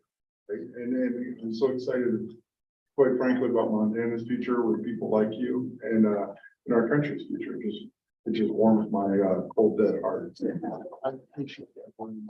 Thank you very much. Board member Hedlund. Thank you, Madam Chair. Charles, you're just truly an inspiration. I have no idea how you do it. I know you have 100 things going on, more so than the rest of us when you come, and you make time to come to these meetings and even join us folks for dinner and whatever you can. You're truly engaged. it's been an honor to get to know you, and you have really elevated this position. You've taken it to a whole nother level. And your accomplishments speak to that, like you just said, more interest than ever. And we owe that to you. Truly, thank you. Thank you. And I would just like to say that I've really enjoyed working with you. I'm so pleased with how you've stepped up to the table, and also the appreciation that you express for student voice, because it's so important to us, and appreciate your leadership. Thank you. Me? Yes. Oh. Well, I probably get to talk to Charles more than most of you, so it's just been a pleasure, and I got to go to Lewistown and spend time with the students, and it's just very nice to see young leaders stepping up in these positions, and I don't know that I would have been able to do something like this at such a high level in the way that you have, and I just think that's pretty phenomenal. And you were right, this does not happen in other states. There are very few states that have student members.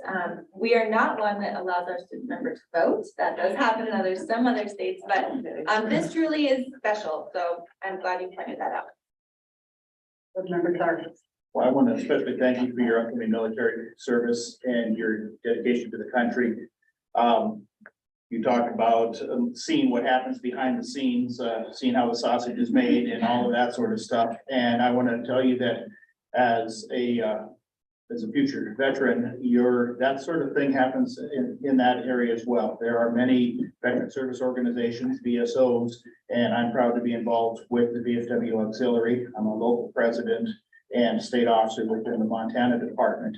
And so the same sort of thing happens there. There's a lot of people working behind the scenes to make sure that veterans get their benefits and that they're successful, and we've encountered many successes. Same sort of things that we do here, lobbying, trying to make sure that we advocate for people and making sure that those people who take care of us are being taken care of as well. And my final thought is that the good Lord only made a few perfect heads, and the rest of them he covered with hair. Oh, we'll see if he wins one of the good ones.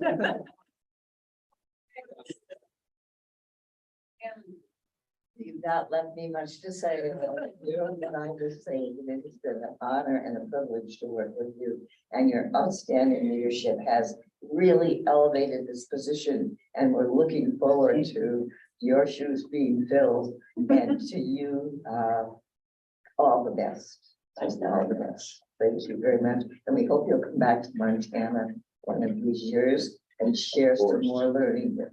And I feel bad for Gavin. I mean,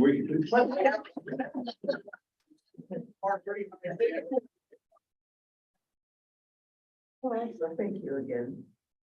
Superintendent Arnson, would you like? Listen, I want to say thank you again, as they all have, and you need to get them to support you in your future, wherever it is. They'll write you a letter of recommendation if it hasn't been written already. Or for anything. He doesn't need us. And all the academy. Charles, we have a little something for you, which we'll give you during the break. And Gavin, we'd like to welcome you to the board and give you an opportunity to introduce yourselves. If you want to share some thoughts about what you want to accomplish, it'd be great. And we'll also give you that chance in July, so that it's. Yeah, of course. So my name is Gavin Mao. I'm a sophomore at Capitol High School. I'm serving as our school student body president. I'm really passionate about getting students involved, not only in, their own local student councils, but in government positions such as this. Charles, I think I'm going to go off on a rant here about Charles. I've had the pleasure of knowing him somewhat personally for the past year and a half. It's been, it's been awesome. I mean, before I met Charles, honestly, I didn't know how any of this worked. I wasn't involved in student government. After meeting him, it's profoundly changed my life. And that's not only a story for me. I know he's inspired hundreds of kids in our community. Man, at that district meeting, you should have heard all those kids were just talking about you. Everybody wants to be like Charles, and it's not only in our community too, it's statewide. At our fall conference for MASC, he really served as a great example of what it means to be a student leader in Montana. And I know he's going to continue that later in his life. So Just give it up for Charles one more time. Julie. I just had a front row seat to watch our son make it through the academy class of 2020. So I just found some cool statistics on like acceptance rate, like 12,000, 13,000 people apply every year to get into an academy, and like they're taking like 1,100. And you'll be joining like hundreds of valedictorians in your class, and just tons of high ACT. I mean, you'll be there with just like all these high achieving people, just like yourself. And you'll have lots of time to think that first year. But it seemed like the thing that stood out to my son is they find a way to make you fail. You will fail, and to just be ready for that. But your servant's heart in all of, what everybody has said here, and just your humility in approaching situations is very evident. So we just know that'll carry you through, and you'll just rise to the top again. So we just wish you the best, and yeah. And Thank just you. Thank you guys. know we're all behind you. That means a lot to me. Yeah. Good luck. Thank you. We'll take a 15-minute break and we'll do that, and then we'll pick up with the MSD. Thank you. So we 10 of 11.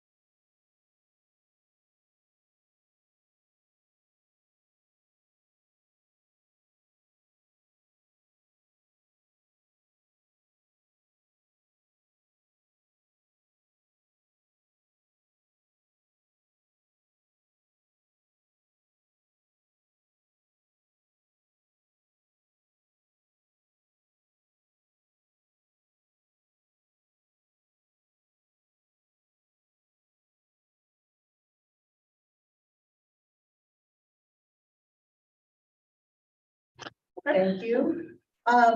We'll move to agenda item number 8, and I'll turn that over to Board Member Rasmussen to lead the MSDB as the MSDB liaison. Thank you, Madam Chair. Just a couple of quick remarks before I turn this over to Paul, who knows all. I hear the 14th of May, I think on Friday, to meet with the in person with your foundation board. And that was really enlightening. I just really want to say that I just learned a lot. You are extremely fortunate. The board is full of people who have a great deal of experience. They're wise, they're dedicated, and they're caring. And it was very heartwarming to see. At that time, we went, also meeting here at that time was NAD, the National Association of the Deaf. Is that correct? Oh my gosh, I got 2 things right in a row. And that was wonderful to see. We met in this room, both the foundation board, and they allowed me in, and NAD, and to see how business was conducted at an adult level with people who are hearing impaired was very illuminating. So that was I was really glad to be there. I won't guarantee I'll always be there in person, but I'd really like to be. One thing I want to say about the board is they really believe in training support, and a significant portion of their budget was donated to training support. And I really like, as a superintendent, I like that. On Monday, the 17th, I also attended your regular bi-monthly meeting, and that was by Zoom. And that was mostly a preview of what is in the packet. And that is my segue to you, Mr. Thank you, Board Member Rasmussen and Chair Quinlan. Just to follow up on a couple of her comments is, we did have National Association of the Deaf here. They were here for 4 days, actually. Met with the foundation for one, but what an experience for our school to showcase what our school does for the students of Montana. They're very impressed, very complimentary when they left, and honestly was a little nervous having a National Association of the Deaf come in. And wasn't sure how it was going to go, if we're going to be criticized for something we're doing or not doing. And we were not. They were very appreciative, and actually a connection's been made now with the National Association that wasn't there. So glad that they came on campus. We saw what they do, they see what we do, and now there's a good connection. And it also helped strengthen our connection back with the Montana Association of the Deaf. Madeline might be the only one that's been on this board long enough, but Chris lived through those days where maybe some of the deaf population in the state was not very supportive of things going on at the school. So NAD did a great job bringing us all together and focusing again. So it was great, and glad to have you there. And thank you for coming to that foundation meeting. Since that time, also the foundation had a breakfast, which I feel was successful. Of course, they were hoping to have about 100 business people show up. I think they had maybe 10, 12, but to me, it was almost perfect. Because it was the first time we ever did the breakfast. Now we know what the kinks are, and we know how to present to them better, but even out of that came a connection with the city of Great Falls that had not been there with Mayor Kelly. Unfortunately, he's not running again.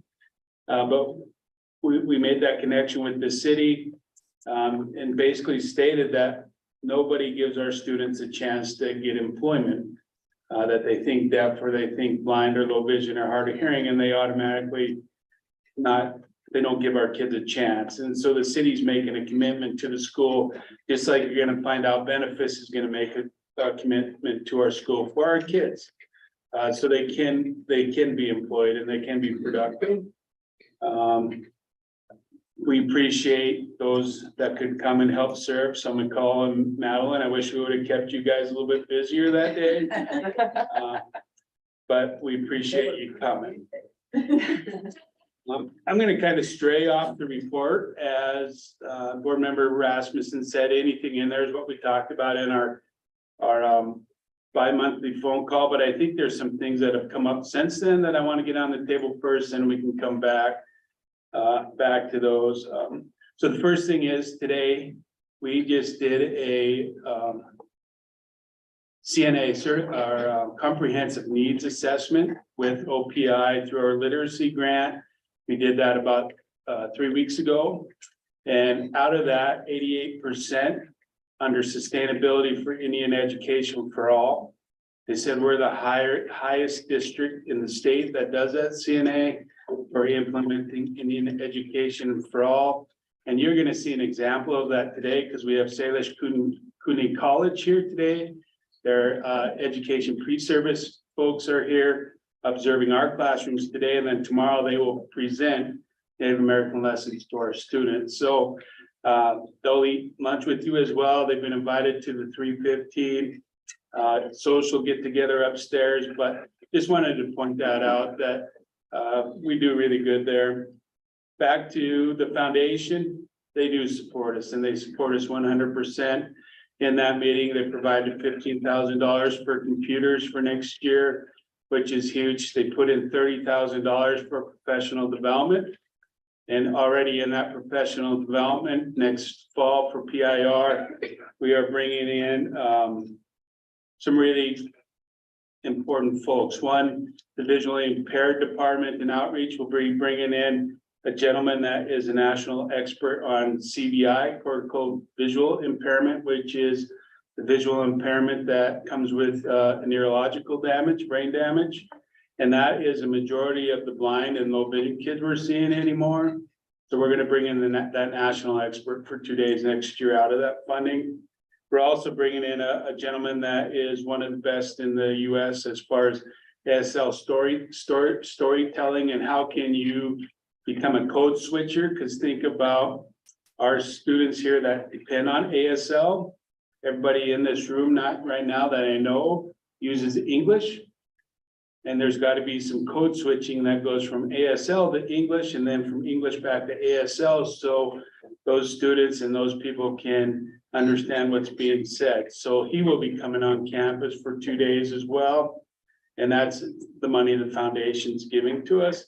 And then also one thing that the cottages have wanted to do for a long time is bring in a national expert on residential safety. And so we have that expert coming in. So that money that the foundation puts out for that is we stretch it as far as we can. And we're excited what PIR looks like in the fall.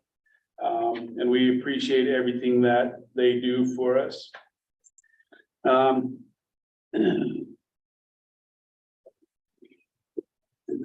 If you were in here earlier, I mentioned that I've been playing more HR director lately than educational leader, and that goes along with my general maintenance supervisor position that I've been doing for a while. I believe the gentleman in the back probably knows how I feel because he's from a small school too. But we have been busy, and part of that busy is we're thankful for the legislature providing us 6 new FTE for our campus.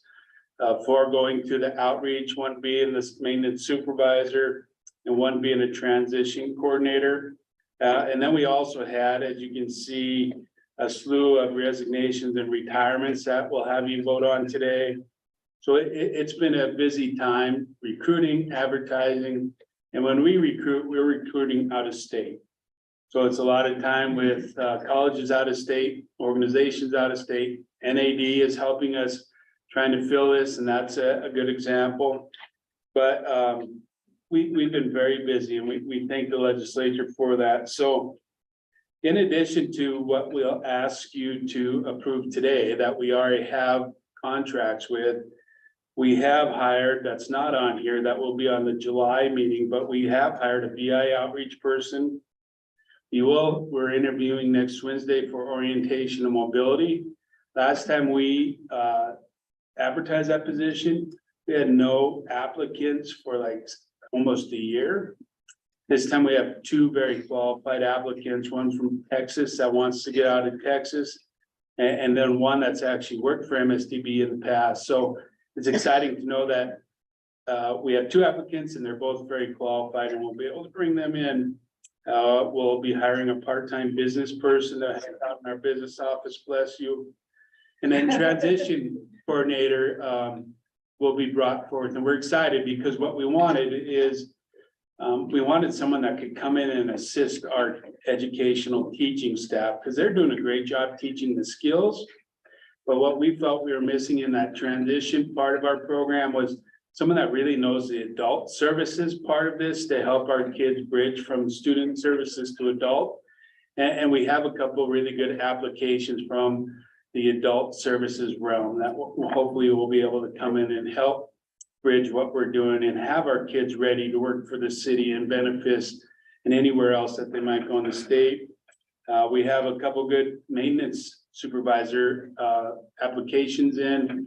Both of them that we have right now are from the Air Force Base, retired Air Force Base, and did basically the same jobs there. So the good thing is sometimes in the past, we haven't had applications, but we're getting applications. And not only are we getting applications on paper, these applications are looking really good. We'll see what happens during the interviews. We also have an interpreting specialist that would like to do it on an interim basis. So we're considering that.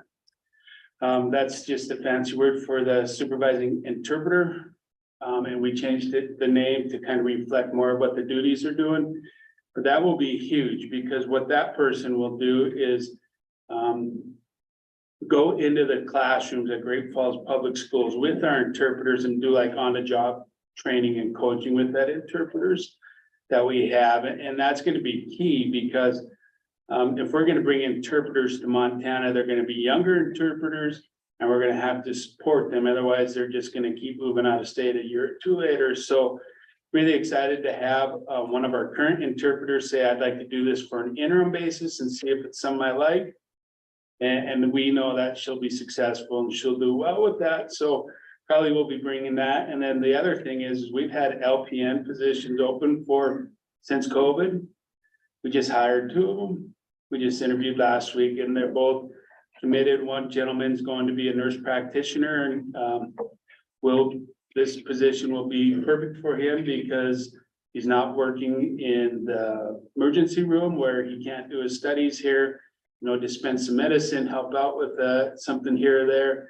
And the other gal just moved here from the High Line, got married, so we lucked out. So we're gonna have, those are all the ones that we are interviewing and hiring for you next time. So when I say that HR has been busy around here, that's basically what we've been doing. The other thing HR wise that we're really excited to get going is we're working with Christian, help me please. McKay to work with the union, Shelley in the area to get negotiations going with our union to try to get that done in a town before July when those pay raises go into effect. So that's going to be something that's going to be coming up and just I don't know if we want to do it the way in the past, but the MSDB liaison was always part of that and executive director was part of that. So I'm not sure if that's how the board wants to do, so I can coordinate dates with you when Christian gets back to me. That's going to be happening fairly soon. Another thing that I would like the board to look at with me, and maybe it's just the same group, is specialist pay. Our specialists have no opportunity for advancement with degrees or certifications. So example, we just had our speech pathology get her LSL listening and spoken language certification. It took her about 2 years to get it and this thick of documentation to get that certification. So it's like a speech pathologist doctor equivalent of a doctor that she had to do. And right now there's no way to reward her for that work. And that's not right, especially now she's the only LSL certified in the state, in North Dakota, South Dakota, and Idaho. Wow. LSL is Listening and spoken language. So it's one of the new waves going on in deaf education right now for those students that are implanted or have devices and the parents want to focus on that listening and spoken language. It's a step up from auditory verbal for those of us that have been in education for a long time. But I would really like to sit down with the board and look at our specialist contracts and build in a way that we can reward them for going on doing that. I will say back to the foundation provided her a $5,000 stipend up front to do it. So the foundation supports it as well. But that's another HR component that been looking at and researching. Because we don't want to lose, we don't want to lose the only LSL certified person in the state being the deaf and blind school. And then we also have other specialists that we could possibly be losing for that. Just a little update on our strategic plan, some exciting things going on. Oh, one other thing about HR is with House Bill, wow, messed up, is it 13 gave the pay raise? Yeah. Yeah. Well, one thing that was not thought of in House Bill 13 was the one-time payments. Because we don't have full-time employees here, if you think of it as a state employee, because our teaching staff, our paras, they were 0.77. So when they built that budget, they built it on 0.77, and we didn't think that was right. So Donna and myself worked with state HR, worked with, there's someone else involved, but we were able to use some of our money out of our budget to pay for the difference. So all of our staff that we felt, which is pretty much everybody felt was full-time, did receive that full-time bonus as a result of that. So I appreciate Anjanette Schaefer working with us, and there was one other person that made that happen, but I want you to be aware of that because it was about a $30,000 bill out of our budget, which we'll be fine at the end of the year, but want you to know that. Strategic planning, some things that are exciting. We're working with Doug Fisher from San Diego State University still on PLC pluses. What does that look like in a deaf and blind school? Because there is no model for a deaf and blind school. He works with the Hawaii School for the Deaf. So when I put in my 3 travel vouchers for Hawaii, I'm not going on vacation, just kidding. But we're very excited to be working with Doug, and we'll be making some scheduling changes to our daily schedule next year to accommodate best practice that we aren't doing right now. So it's been good working for him. We're also working with American Institute of Research on MTSS because we hear MTSS all the time. But what does that look like in a regular school? But then what does it look like in a special needs school like us? So again, we're working with AIR on that, and we will be the first deaf and blind school that they're aware of implementing an MTSS program into their school.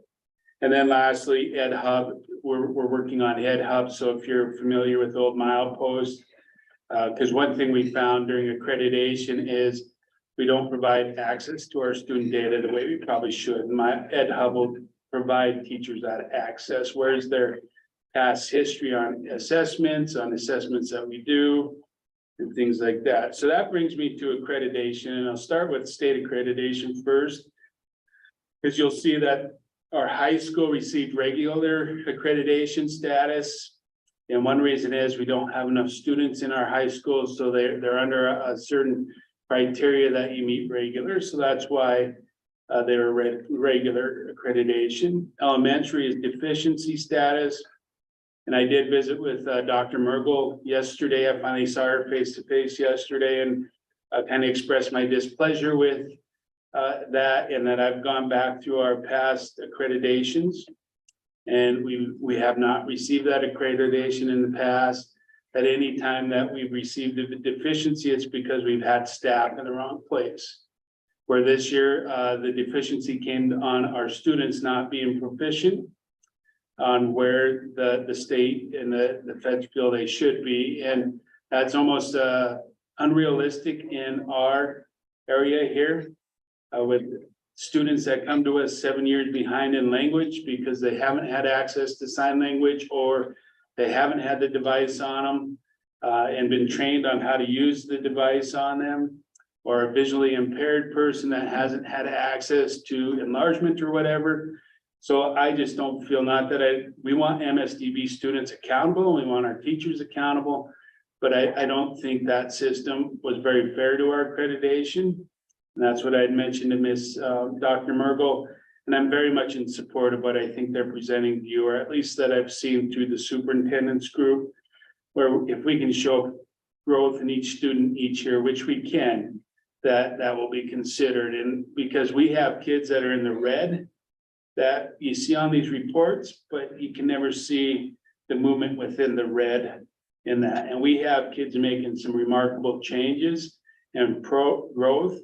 And our staff is doing a really good job at getting that change and just want to be rewarded. So accreditation wise, those are our statuses, and I'm just here to tell you that our staff is doing a really great job. And our students are doing a really good job of what we're asking them to do, and unfortunately, it's not reflected in the deficiency accreditation. And then with accreditation, I'm sorry, McCall emailed me probably a week ago to ask for some links. I failed to do that, so she now has it now, and hopefully she sent it on to all of you. So links to our AER accreditation. And we're gonna put that on our website, and that link should work for the Board of Public Ed to be put out there too. But working with AER accreditation, remember that's for our visually impaired education program here. We have looked at A, B, and D prior to the management standards, and now we're asking you to look at C, E, and F. So if you could take a look at those. One thing that MSDB did not have set up was in section E, the volunteer system.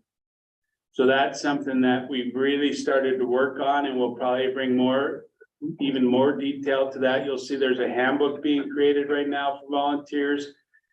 So the Raptor system that you used to check in today, we're going to use that for our volunteer management system as well, where the volunteers can apply to be a volunteer through that program and tell us exactly what kind of activities they would like to do. So that way, if we have folks in Billings or Miles City or wherever that want to volunteer, because remember, our community is the state of Montana, it's not just Great Falls. We actually have a volunteer management system that will collect that data from all around. So section E was probably our weakest, and we're now bringing it up to where we feel we can be accredited. I did not give you section G yet, which is the program overview, because schooling got in the way, and I'm so thankful for. In fact, next time I was thinking when I was sitting there, I need you to bring the names of the staff that work on accreditation with me, because they put in hours and hours above what they do in the classroom or as a specialist. And they're putting in a lot of work, but we just didn't get G done. So we'll bring that for first reading in July. And then that would be what September would be. We'll ask for the second reading for that in September. Remember, with that accreditation, there's management standards. That's what we're trying to get to you right now. And then there's also program standards, and the program standards we were going to try to get to you by this meeting was for our residential program and our outreach program. And we're nowhere close. In fact, we might not even bring them to you next year. We'll do the management standards and continually to build what we need to do to be accredited under there. Just a quick legislative update. I've shared most of it, but want to talk about House Bill 5 a little bit. So House Bill 2 gave us our personnel that we wanted, our increases and things like that. House Bill 5 provides us with some projects. So one project that I'm excited to share with you that would help us. I know this, we don't, our new student here, what? Gavin, sorry, Gavin. I'm a very visual person and need name tags. It's coming. It's ordered. But I was listening, Gavin having trouble getting on his computer here. Well, if you remember right, we have that almost $900,000 for broadband. So been working with state A&E. So this is my supervisor maintenance hat on now, working with state A&E on how do we get this process going to meet the federal rules that we need to meet and the state rules. So now we have a company, Morrison Merrily, you might have heard them, that state A&E worked with us to provide them the contract. They were just here this Monday and toured our campus, and the proposal's coming. Basically, what's going to happen is the entire campus is going to be rewired and upgraded. So even our backbone right now, that's first generation fiber, will be brought up to the new codes. So Not gonna happen before next May probably, because it's too late now, but soon you're gonna have a meeting room where you can have wireless in here, not have to run upstairs, to try to get the connection and then run back down, but. So that's been happening, working with state A&E, they're also trying to bundle projects around the state, because they had like 164, give or take a few. Projects that were approved by legislature. So one thing I think that's gonna happen is they did approve our camera system here. And I do believe they're gonna work with Mars and Marley to combine those two projects, since they're gonna be here pulling wires and doing a lot of that work already. So we might get the camera system in fairly soon. And then the other projects that were approved were the parking lot out there, so we can actually have a bus loop, so we don't have kids running in the parking lot no more. That's been approved. And then to actually put in sprinkler systems in our gym, in our cafeteria. They have no sprinkler systems. You might say there's cement walls, so what's the big deal? The big deal is we have visually impaired people, we have deaf people, students and staff that work here, and they might not get out on time. So it is a big deal for us. And then this summer's projects will start June 15th. I think that's the Monday, because that will be right after our family learning weekend that we have coming up in June. And so all these sprinkler heads are past their lifetime and will be replaced, as well as the fire riser needs to be replaced. And those were all terms I didn't know about until I became maintenance supervisor. I now know what it is. So those projects will be starting. So in addition to my report, that's kind of what's happened since in the last month. Can I ask you a question? I'm a little bit confused. You've talked about accreditation with us before, the Cognia process. And today you're talking about accreditation through AER, the Association of Education and Rehabilitation of the Blind and Visually Impaired. How do these fit together? So good question, Chair Quinlan. So all of them can be done together, and that's our hope in the future. But with Cognia, we really wanted them to come in and look at our academic programs and how are we doing compared to other schools out there. So that's what Cognia came in and gave us. And it also gave us the basis for our strategic plan to move forward. And then us knowing that there's two other accreditations we would like to go after. One's AAR, which is for the visually impaired part of what we do. So we can promote all across the country that we are not only academically accredited through the state of Montana and Cognia, but we're also accredited visually impaired and do best practices. And then what we were hoping to do, and we're not sure if it's going to happen, is start CEASD accreditation next year, which is for the deaf education side. So when we recruit families, we recruit employees, we can actually say we're meeting the top educational standards that are set up for us, visually impaired standards, deaf and hard of hearing standards. And now we just need to,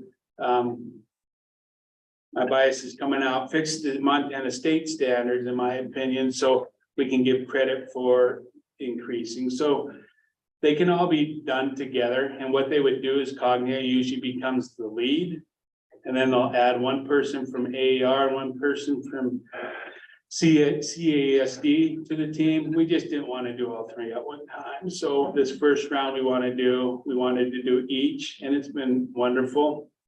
It's now got departments looking in places that we probably wouldn't look under rocks. Great, thank you, that's helpful. So any other questions before I go to the action items? Because I know I'm about out of time here.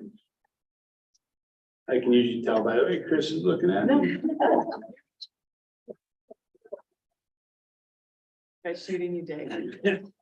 Not really. That was tough side eye. I think we're ready for the action. All item. right. Okay, Chris too. So Board Member Rasmussen and Chair Quinlan, I would ask that you take action on the personnel action report here, which includes the retirement of Jane Garrison, who's a VI outreach consultant. She will not be retiring until February 2024. But asked her to retire so we can start that recruiting process and letting people know we're gonna have position come open. And Jane does the visually impaired in the northwest corner of the state. She's from Eureka, and so that will be an area we'll need to fill. Resignation is Damon Berthmeyer. My son is it's not been a very healthy father-son relationship when your boss employee, actually, no, he's been selected to play on Team Montana for lacrosse. And we just could, he's out of time. And I said, it's my job as a parent to pay you to go to the movie and stuff like that. Don't worry about that. So that's why he's resigning. Kieran Montesmith is a full-time interpreter that came to us from Arizona this year. Going back to Arizona for family issues. Wish we could keep her. She's been good, but I'm a family guy and understand that. Chris Siller is our current O&M instructor. He as well, his family's been living in Missoula for the last 2 years while he's been here. Wish him to well with his family down in Missoula.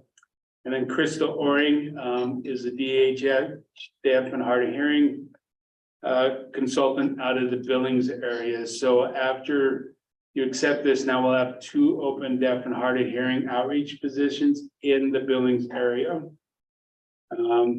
We do have 1 probationary layoff, and this is where MSDB gets a little interesting, is whether it's a state employee with the 1-year probation, or then you get into your tenure laws with your education.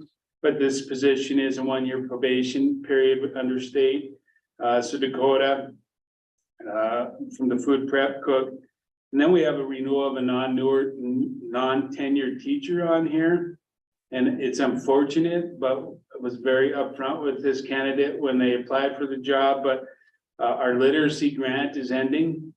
And this person was told at the beginning that once the funding goes, that the position has to go. So that's why Heidi Fittinger is on here, literacy grant, literacy instruction and coach ending because of the grants ending. And unfortunately don't have any certifications, anything we have open right now. So that's why she's on there. But we do like to have, you hire 3 folks. One is Shaylia Hansen as a part-time paraprofessional. And that comes from what board member Rasmussen was talking about with the NAD, MAD.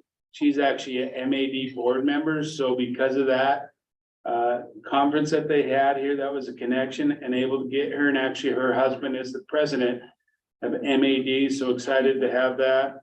Amber Bettine, you'll see a resignation from her in July, as she's our current deaf and hard of hearing preschool teacher, which will be hard to replace, but wanted to move to an outreach position in the deaf and hard of hearing.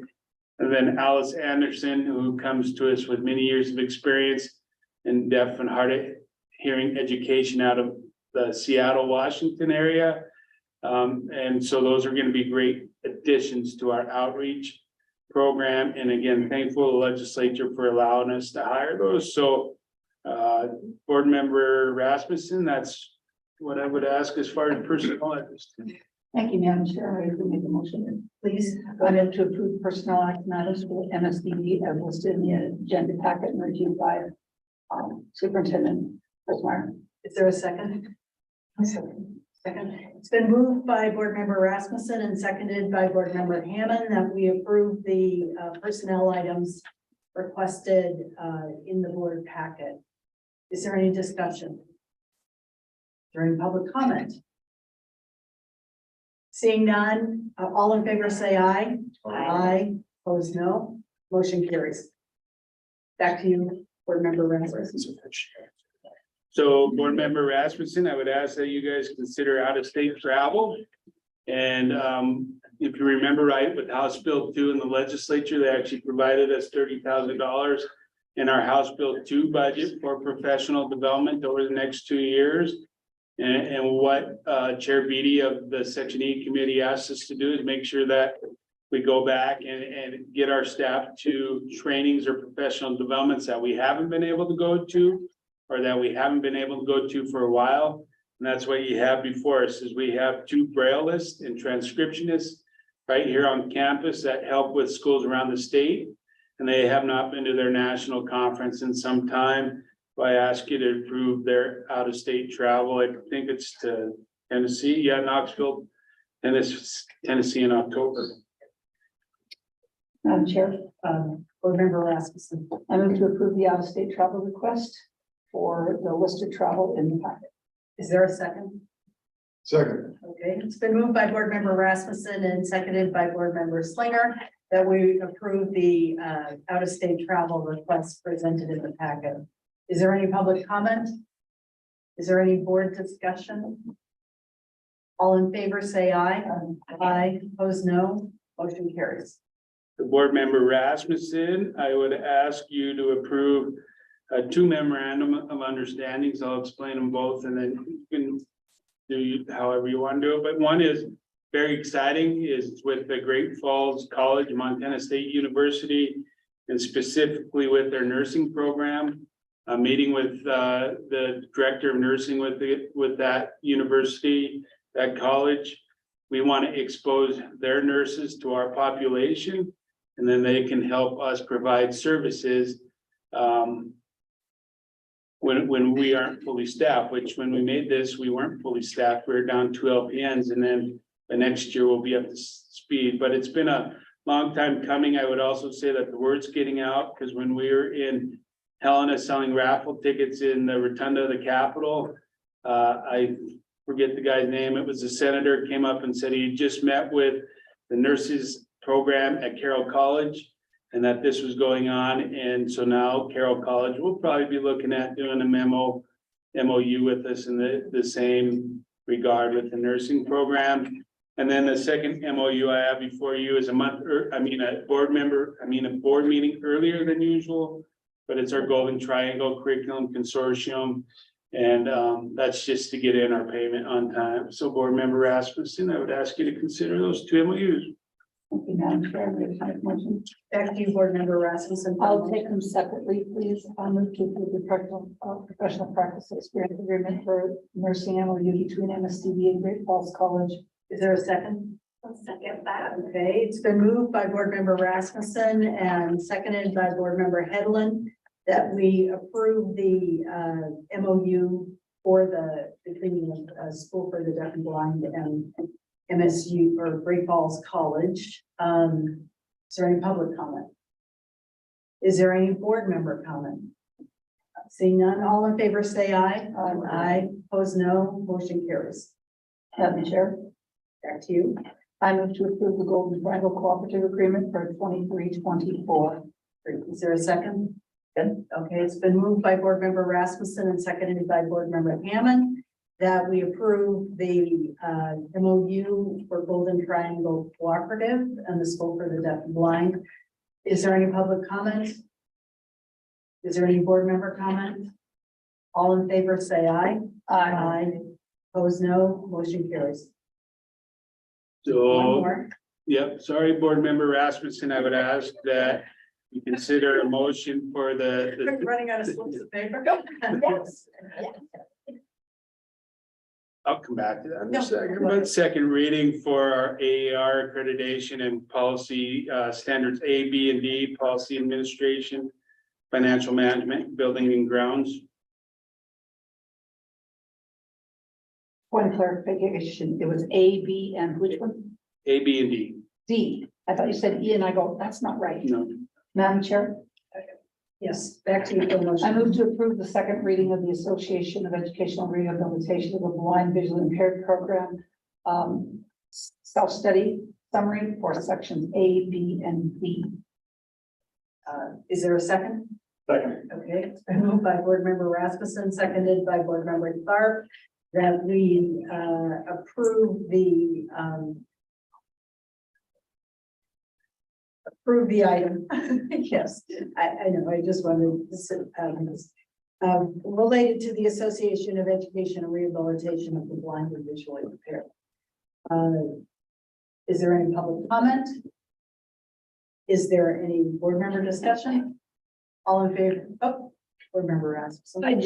I actually read this I have one professional comment. You're crazy. Might be why I'm tired. Okay, on that note, all in favor, say aye. Aye. Opposed, no, motion carries. Thank you.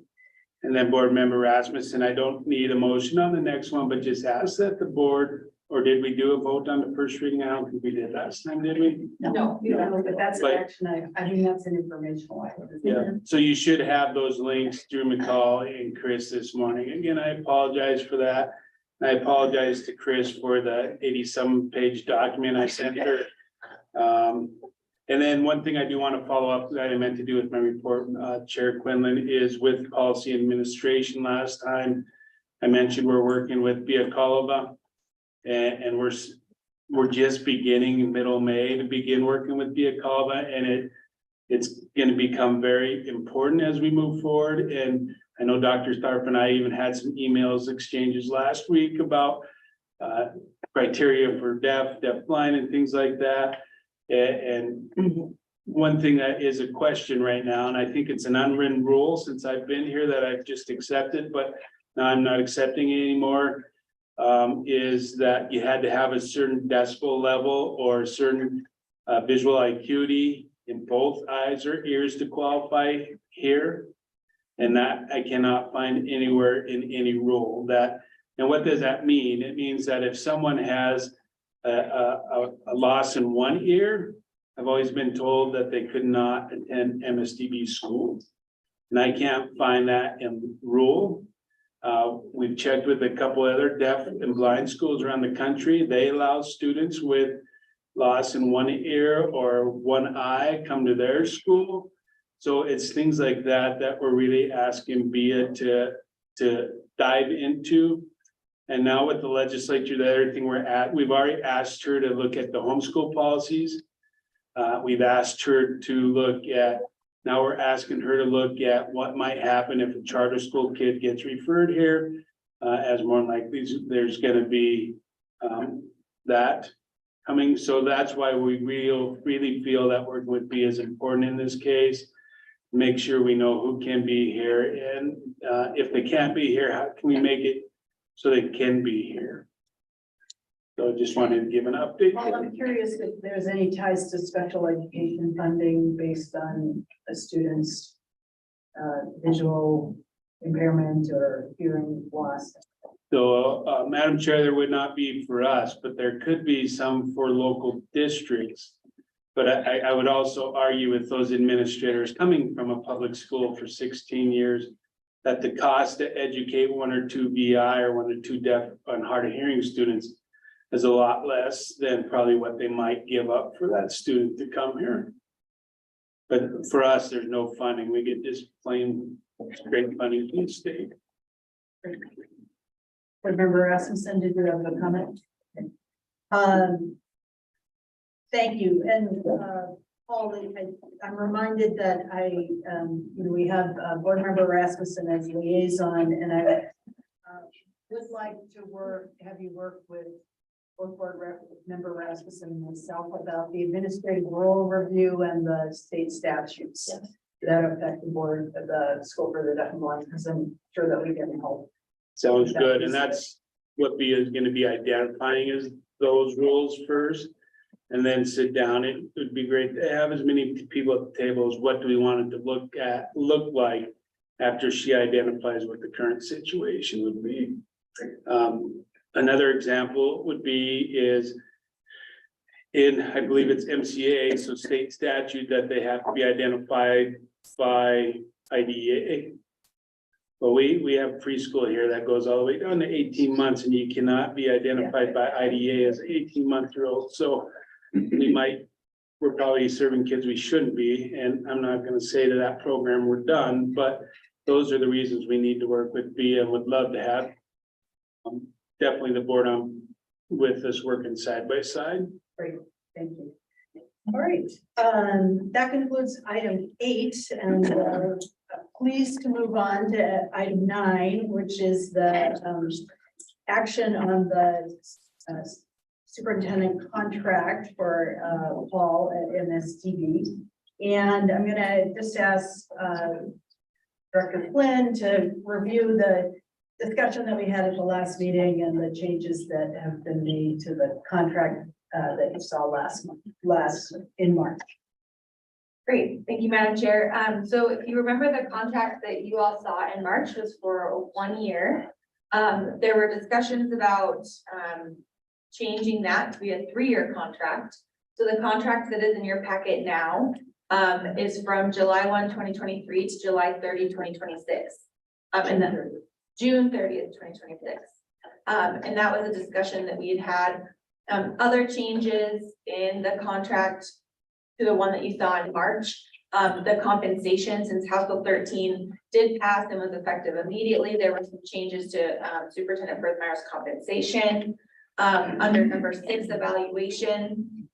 And I think the second sentence, it says following or concurrent with such evaluation, the contract shall be reviewed by the Board of Public Education for consideration of renewal. It used to say for an additional term of 1 year. We took that out because you guys have the authority to decide how and when you want to renew that. So that was struck. And then down in dismissal for cause, which is number 11, in that first sentence, it said the Board of Public Education may dismiss the superintendent during the term of this contract for good cause. And then it used to say provided by the Wrongful Discharge Act. You don't need to do it based on the Wrongful Discharge Act. And this was actually a recommendation to us by state HR that we strike that. Because you're no longer required to necessarily follow the Wrongful Discharge Act. So I run this by state HR. They had no changes other than that one piece in number 11. And so I present this to all of you. And Superintendent Berthmeyer has seen it. I just want to know where the word crazy got put in. Superintendent.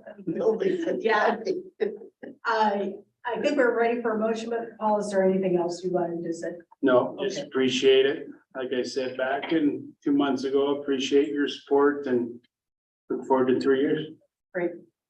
Board Member Rasmussen. As a prelude, I just want to say some of the things that you're bringing forward, I think are consequence of continuity. And so, because I believe in this motion, I'd like to move that we approve the MSD superintendent contract from July 1st, 2023 to June 30th of 2026 as presented in our packet. Is there a second? It's been moved by Board Member Rasmussen and seconded by Board Member Hammond that we approve the contract that's presented in our board packet. Is there any public comment? Is there any board member comment? Yay. And by the way, the code word for superintendent is crazy. Any other board member comment? Seeing none, all in favor, say aye. Aye. Opposed, no. Motion carries and congratulations, Thank you. Paul. We appreciate your dedication. Thank you. Thank you. Okay, that concludes our MSDB piece of the agenda. And our last item before lunch is the approval of the base aid payment schedule. And hopefully we have Barb Quinn on available to us. Oh, okay. Thank you, Paul. Thank you.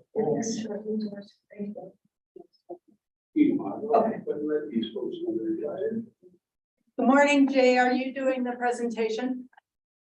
Yeah, good morning, Madam Chair. So yeah, you guys did notice I'm not Barb Quinn. Thank you. So for the record, Jay Phillips, that's PHI LLIPS, Chief Financial Officer here at OPI. Thank you for the opportunity. Barb had a engagement that she had scheduled before this, and so she was trying to wage the time, and you guys were running, I think, on schedule, but it kind of conflicted, so I'm stepping in. So you're getting the C team today, since I'm a chief. It's a C team. Okay. So, so Madam Chair, do you guys, I believe everybody has that proposed payment schedule in your packet. So I'll just go ahead and walk through that. So for those of you that may not be familiar with this, this is just basically it's an annual schedule that the board needs to approve. And what this is for is basically for the K-12 distributions that we make, that's funded through the legislature, that we make out each month to the districts. One note, there's only one real change in the schedule this year, and during session, we had Senate Bill 1 that went through. That was Senator Solomon that carried that. And what that did basically just changed the distribution month for the state cold mitigation block grant payment from November to December. Now, for those of you who aren't familiar, there's actually 2 of those payments that happen each year. Again, on this new schedule, it's scheduled for December, but there's also a secondary payment that is scheduled as well, and that one happens in May. And the reason why that change was initiated was this really just legislative cleanup is that last session, this was something that we missed, and we just want to make sure that that coal payment actually aligns with our other, like the guaranteed tax base and other block grants that we make in December and May. So the schedule itself, so you're not aware, we typically try to schedule the payments to go out around 4 business days before the end of that month. And then also we try to take into consideration any holidays that the office would be closed, and so we can make sure that schools get that payment before that, or if it's appropriate after that holiday. So so not a lot to really present, Madam Chair. Pretty simple, but I am absolutely available to take any questions from the board. Well, I think the board has a very important question. How much money is in base aid? For this year, okay, so you have to ask you that question. Hold on 1 second here. So this is the current one I just printed. So what we have for just the K-12 base aid distribution, again, this is not 100% accurate because I know that they're still working on doing some updates with turnaround, but for state fiscal year 24, we're looking at 453 million of state general fund. And then for fiscal year 25, you're looking at 494 million of the general fund. Now that is only the K-12 base aid portion of it. If you'd like, Madam Chair, I'm happy to run through like the at-risk, the state tuition, and some of those other ones if you'd like. So Jay, we have a little wager going on. Even though we're calling it the base aid schedule, we're approving all those components. Is that correct? Yeah, Okay. yeah. So ma'am, sure, that's correct. And so if you were to take collectively, you're talking about a little over 950 million across all the different programs that are funded through the state general fund. Thank you. Board Member Slinger, are you prepared to make a motion? Madam Chair, I move to approve the base aid payment schedule for fiscal year 24. Is there a second? I'll second that. Okay, it's been moved by Board Member Slinger and seconded by Board Member Rasmussen that we approve the base aid schedule for fiscal year 2024. Is there any public comment? Is there any board member comment? All in favor, say aye. Aye. All opposed, no. Motion carries. Thank you, Jay.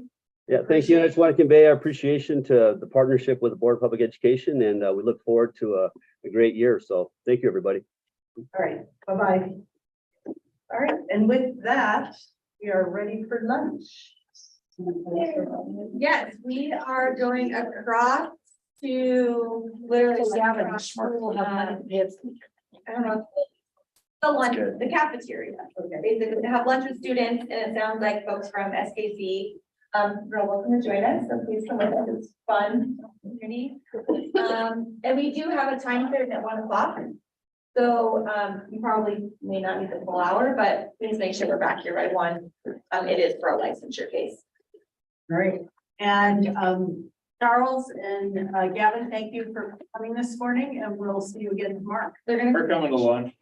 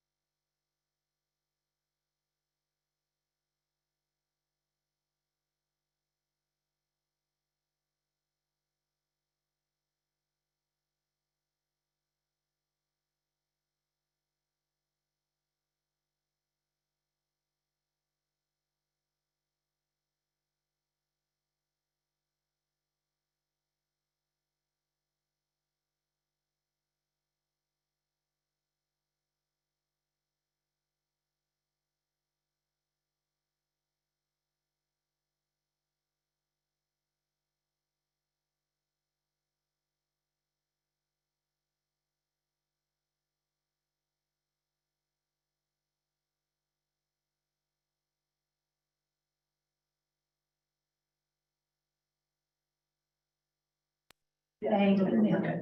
I appreciate that very much. You're looking out for me on the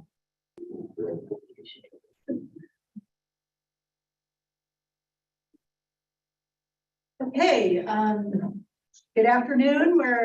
Thank you to the School for the Deaf and Blind for the nice lunch we just had, and appreciate the chance to interact with the folks on campus.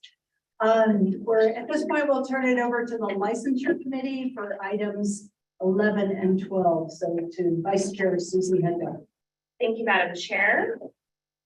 And we are ready to move forward with our discussion on the CAPE review. And do we have, oh, sorry, I got it backwards. Okay, so we are starting with, is Rob Stutz with us?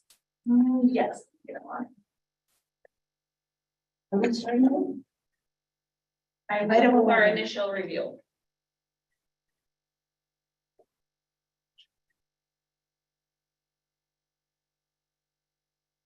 Good afternoon, Rob. How are you? I'm doing well. How are you? Good. Thanks for joining us. I will go ahead and turn our conversation over to you so you can fill us in on the initial review of BPE case 2023-01, please. Thank you, Madam Chair. The Office of Public Instruction has recommended that the Board of Public Education revoke the license of William Trevor Case, a teacher who was convicted in December of assault on a police officer and was sentenced in February of this year to 10 years, 5 suspended in the state prison. Thank you. And I apologize, I said the state prison to the Department of Corrections for them to determine, where he will be housed. Thank you. Are there any questions from the board? Member Rasmussen? Thank you, Chairman Hedlund. I assume then he is not currently teaching, is that correct? He is not currently teaching, that's correct. Any other questions of the board? Rob, is there anything more that you had planned to tell us? No, just the information for the initial review. He was given an opportunity to surrender his license and he did not. Thank you. All right, if there's no further questions. I just mentioned that this will be on your agenda for July. Okay, motion. Okay, so item 11 is informational. Is that correct? And not an action item? Madam Chair, item 11 is for the board to take action on whether to move it to a hearing. It's part of the board's two-step process. There's the initial review of the request, and then if the board moves it to a hearing, there would be a hearing at the next meeting. Great. All right. Thank you. Back to you, board member Hedlund for motion. Thank you, Madam Chair. I move to forward BPE case 2023-01 to a contested case hearing of the July 2023 Board of Public Education meeting. Is there a second? Second. Okay, it's been moved and seconded to move BPE case 2023-01 to a contested hearing at our July meeting. Is there any public comment? Is there any board member comment? Seeing none, all in favor say aye. Aye. Opposed, no. Motion carries. Thank you. Thank you. Next item, item 12. Thank you. Thank you, Rob. Have a good one. Thank you. Bye. Is Dr. Mergel joining us for item 12?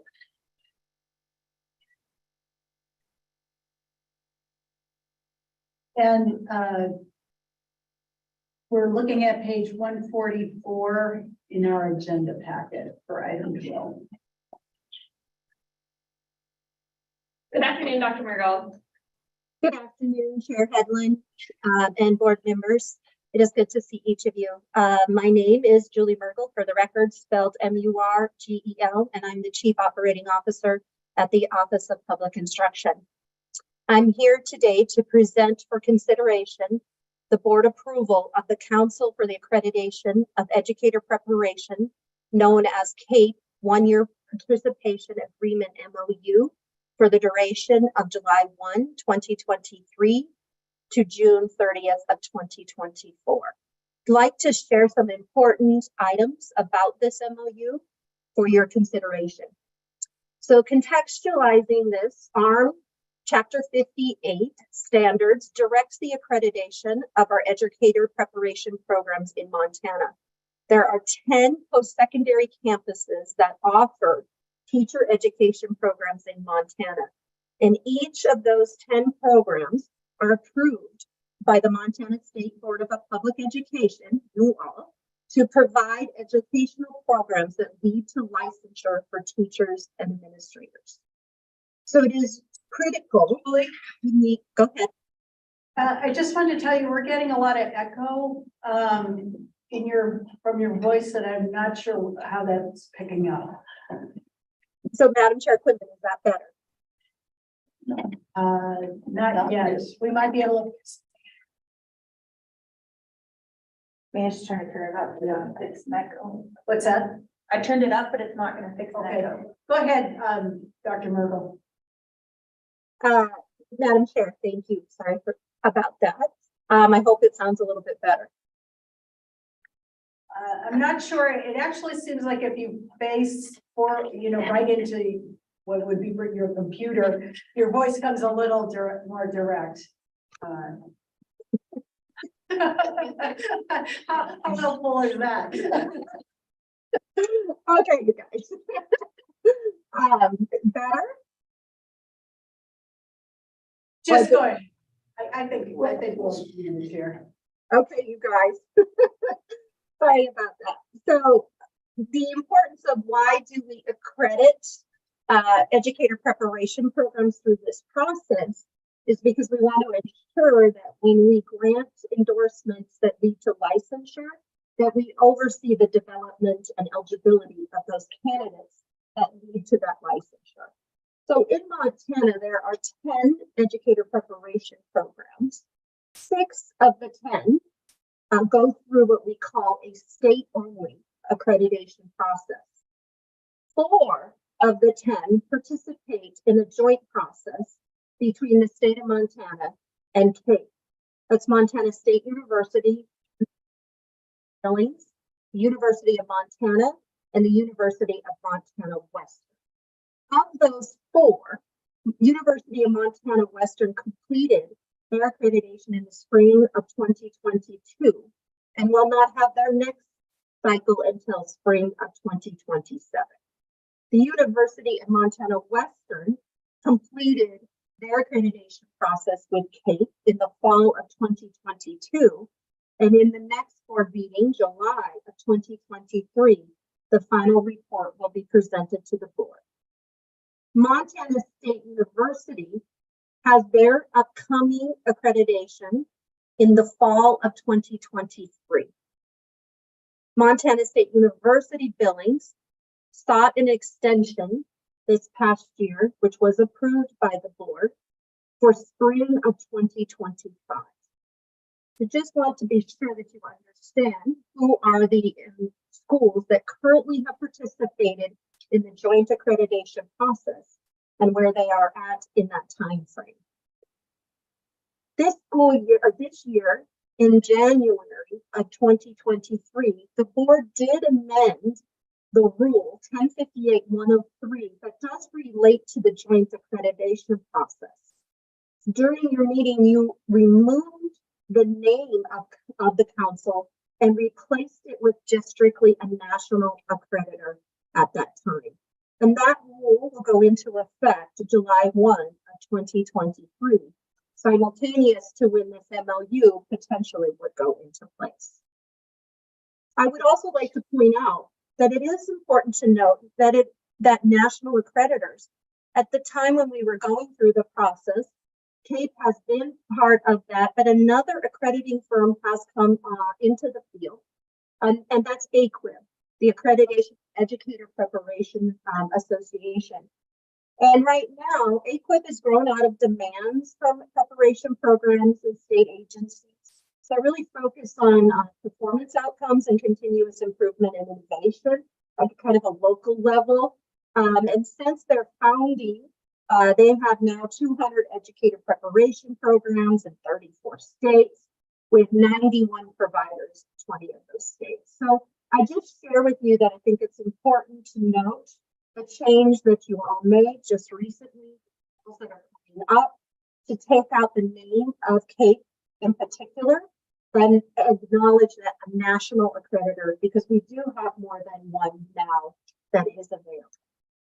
The difference between the state only and the joint process that I think is really critical to understand is in the details.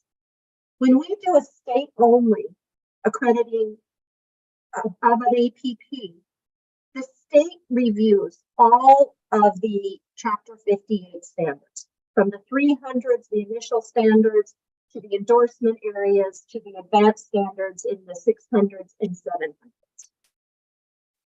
Whereas when we do a joint process with CAPE, the state still does review the 500s, subchapter 500s, which are all of the individual endorsement area programs, and then utilizes the review and scores and results from CAPE for the initial standards in the 300s. And if there is an advanced program, the advanced program standards for the 600s and 700s.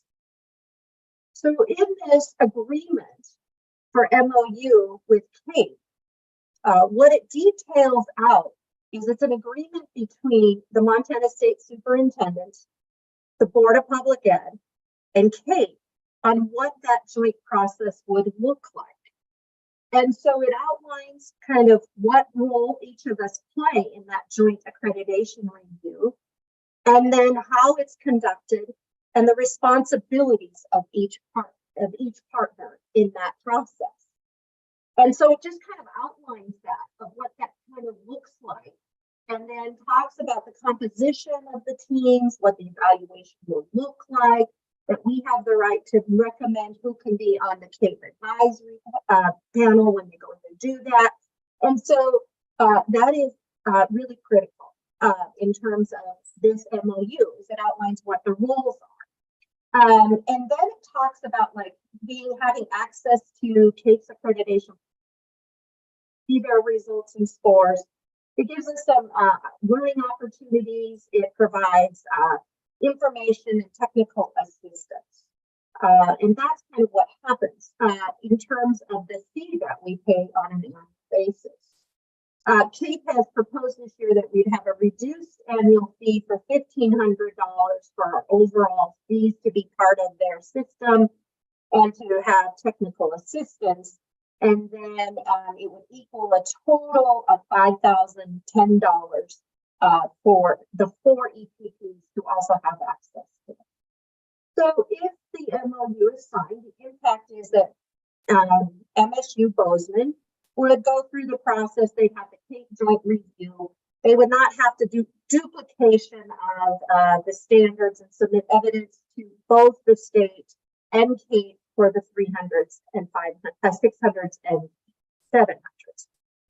If we don't have the agreement in place, it would mean, for example, that MSU could continue to go through the CAPE national standards and become nationally accredited because they're already through that process. It would mean that they would have to submit evidence to the state of Montana as well for us to do our own evaluation of the 300s, the 600s, and the 700s. So it would just mean somewhat of a duplication of the evidence, which they've already have submitted to CAPE, in order for them to submit it to us, for us to do the state review in and of itself. And then we would not have a fee that we would pay. MSU would still be responsible to pay for the visit, the on-site visit, and the cost of that, because EPPs are responsible for that. So again, I just really wanted to present to you what this means between a joint process with an accrediting firm, what state process only is, what this MOU is about and what it's not about, and what are the implications if we sign the MOU for the one school that is in the pipeline, which is MSU, and what it would mean if we didn't. I'm available for any questions that you may have. Thank you, Dr. Mono. Are there any questions from the board? I have a question. Julie, just because it is difficult to hear, I want to clarify a couple of pieces. Did you say that the review for MSU billings would be the spring of 2024 or 2025? Madam Chair, it's 2025. Okay. And then did I hear you say that the payment for CAPE is $5,000? Madam Chair, yes, this year would be $5,010. We annually pay somewhere around $6,000. Okay, and then if there were no CAPE MOU, so you have CAPE going through its, so an EPP is submitting its information to CAPE, and then in this example, and then also to the Office of Public Instruction. What would happen if the accrediting, if say OPI came to a different conclusion than the national accrediting body? Like, would you try to reconcile that, or how does that work? So I think that is a critical question, Madam Chair. The EPP has to meet the standards to be accredited for CAPE, to say we're nationally accredited by CAPE. In order to receive the state accreditation, they'd have to meet the state standards. So if there were some differences between it, they still would be accredited by the state, and that we just would not use the scores, regardless of what they are, in line or not with CAPE. We would hope that if it's based on standards and evidence, and we're utilizing evidence to measure that, that it would not be subjective, rather it would be objective, and those scores should be aligned. Because the standards that they utilize and we utilize, our standards are mirrored after theirs. Thank you. Any other board discussion before we go for a motion? I'm having a hard time understanding Dr. Mergel, but CAPE accreditation is not required for our schools, is that correct? Board Member Tharp, that is correct. So what is the advantage for the state of Montana, OPI and BPE to be involved in this MOU and paying for this in the process if the university itself can go out on its own to determine if it wants to obtain CAPE accreditation? The benefits for those that want to go for that national level of accreditation, not just the state level of accreditation, because of a certain level of recognition, if you will, that allows them to not have to do duplicate efforts, basically. It allows it to be one process where we're sharing that information so they go through one process. That's the benefit for them. In terms of the benefit for us, there really isn't a benefit for us at the board or at the OPI.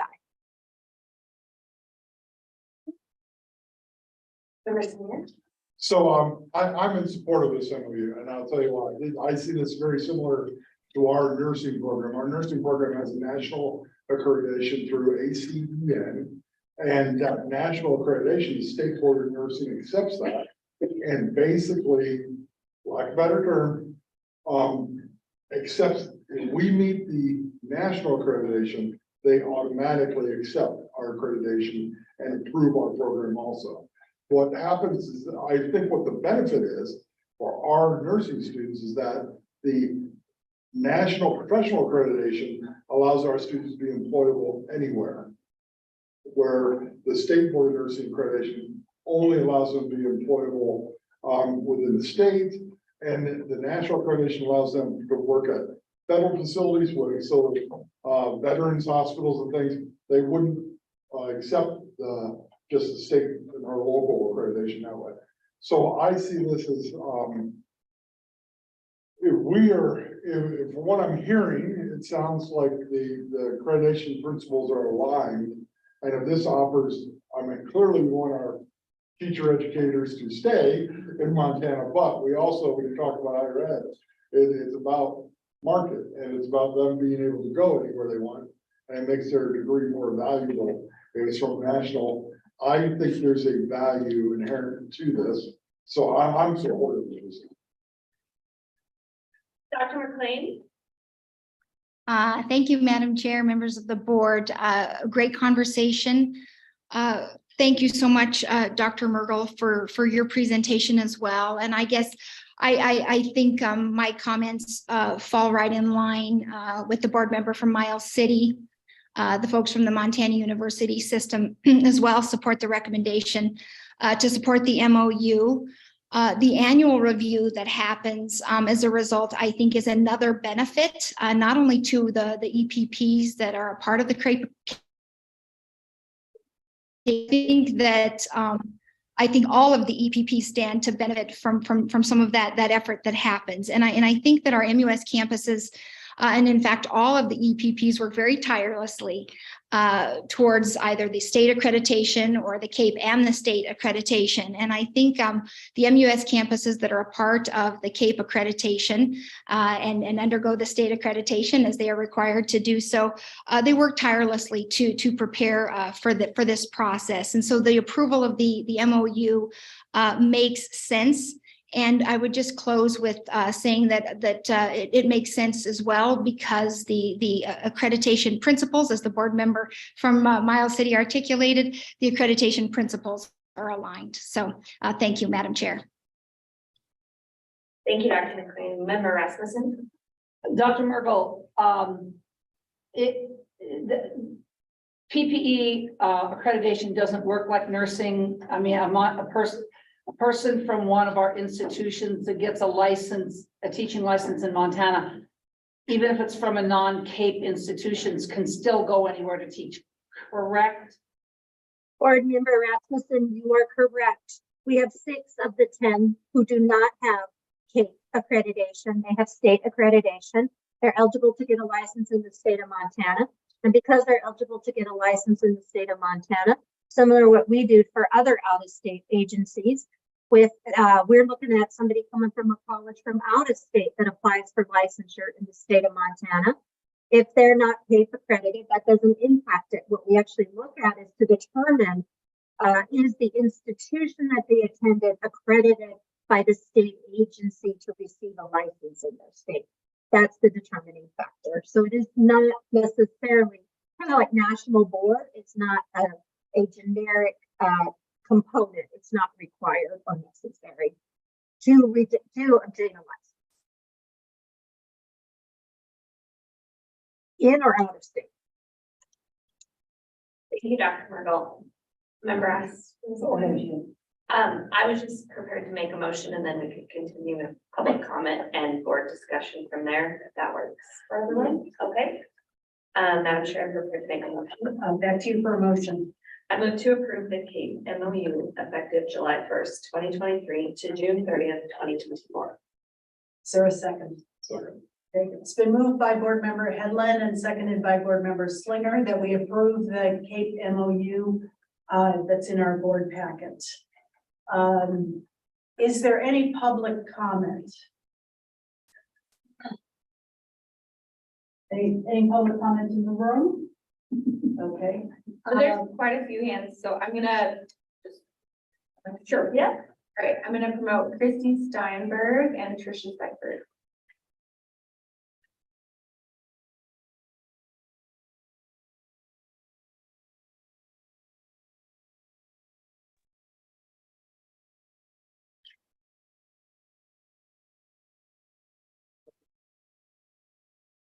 Good afternoon. If you would like to go ahead, Dr. Steinberg. Good afternoon, Madam Chair, Board members. My name is Tricia Seifert. For the record, last name spelled Seifert. And I have the pleasure to serve as the Dean of the College of Education, Health and Human Development at Montana State University. And as Dr. Mergel so eloquently spoke, we have been working on our self-study report since the winter of 2022, when on a weekly basis, 30 members of our faculty and staff met to review our data and to prepare the documentation for the joint visit that we look forward to holding and hosting in September of 2023 with the decision issued in 2024. And so I just wanted to acknowledge and appreciate the joint process. We've been preparing for it, like I said, for over a year now. And so we see the value in being able to work in such close conversation with our state accreditation team as well as the national accreditation team. And we see the value for the state of Montana in really listening and understanding from a broad perspective, best practices that guide teacher education, and in the case of the 600 and 700 school leaders and other school administrators. So thank you for the time today. I wish I could be there in person. We are having our graduation ceremonies, and I will go from this meeting to party because that's the time of the year that it is. Thank you so much. Thank you, Dr. Steinberg. Dr. Steinberg. Thank you. It's Christy. I don't have that doctorate yet, but thank you, members of the board, for allowing me to come in and talk a little bit today about our accreditation. So my role is Director of Accreditation. You've seen us because recently went through this process. And I would also like to thank Dr. Mergel for synthesizing this process. One of the points really just outside of the logistics of doing one site visit, as opposed to we're having the state come this week and we're having CAPE come the next week and have those conversations. There's a few things I want to point out to that. One is that when we had our visit, Dr. Mergel was there and she was able to provide the Montana voice as part of those meetings. And that was incredibly valuable. We appreciated the partnership and ongoing partnership with OPI during this joint process. And even just the logistics, as I mentioned, in trying to coordinate a visit, because if you've ever sat in and watched any of our visits, we actually have partner meetings. So we bring in members of school districts. We bring in program completers who are teaching out in the field 1, 2, 3 years out. We bring in our current students, and all of these groups meet with the accreditation team. So even the logistics of doing those two things separately would, really be a hardship on our EPPs and our state agencies to do parallel processes with the same goal in mind. You asked a couple of questions, and I won't talk a lot, but you asked about what is the value of these joint visits and CAPE accreditation to the state. And I will tell you that we are engaged constantly in dialogue about these standards. And when I say these standards, you all did Chapter 58 revisions and saw a lot of that went in there, but I'd like to point out just a few of our shared values in Montana and CAPE and what those standards look like. So stakeholder involvement is a key part of CAPE. Working with diverse students. And when we say diverse, that's all students. That's personalized learning. That's meeting students where they are. There's key components in CAPE about working with families. Partnerships with schools is a key component of CAPE. Recruitment is an entire component within CAPE standards. Effectiveness after completion. How do we know that our completers are going out there in the field and able to positively impact student learning? We have to survey and ask about the views of completers and employers. Were people prepared for the job in which they entered? And we set goals and we track that progress, and we do that on an annual basis. And part of that is cooperation between the EPPs in Montana. So when we say that there are 4 out of the 10, I want to point out that according to the 2022 Title II report, that was 87% of the Montana Prepared completers. So these 4 programs are producing 87% of the Montana Prepared teachers coming out. So that's a significant portion of our new Montana Prepared educators. And so this collaboration leads to things like cooperative survey instruments and collaboration on partnerships. It allows us to come to the table. And when we do that, that raises the bar for all of Montana programs, all EPPs, and puts quality educators into the pipeline. So this is all part of a bigger picture process.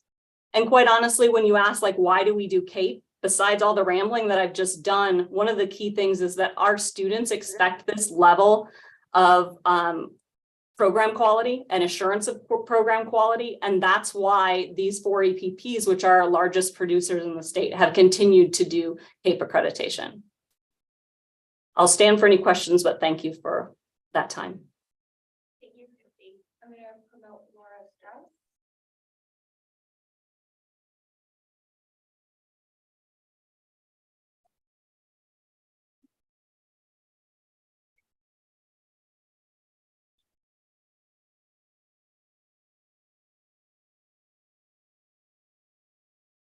Good afternoon, Laura.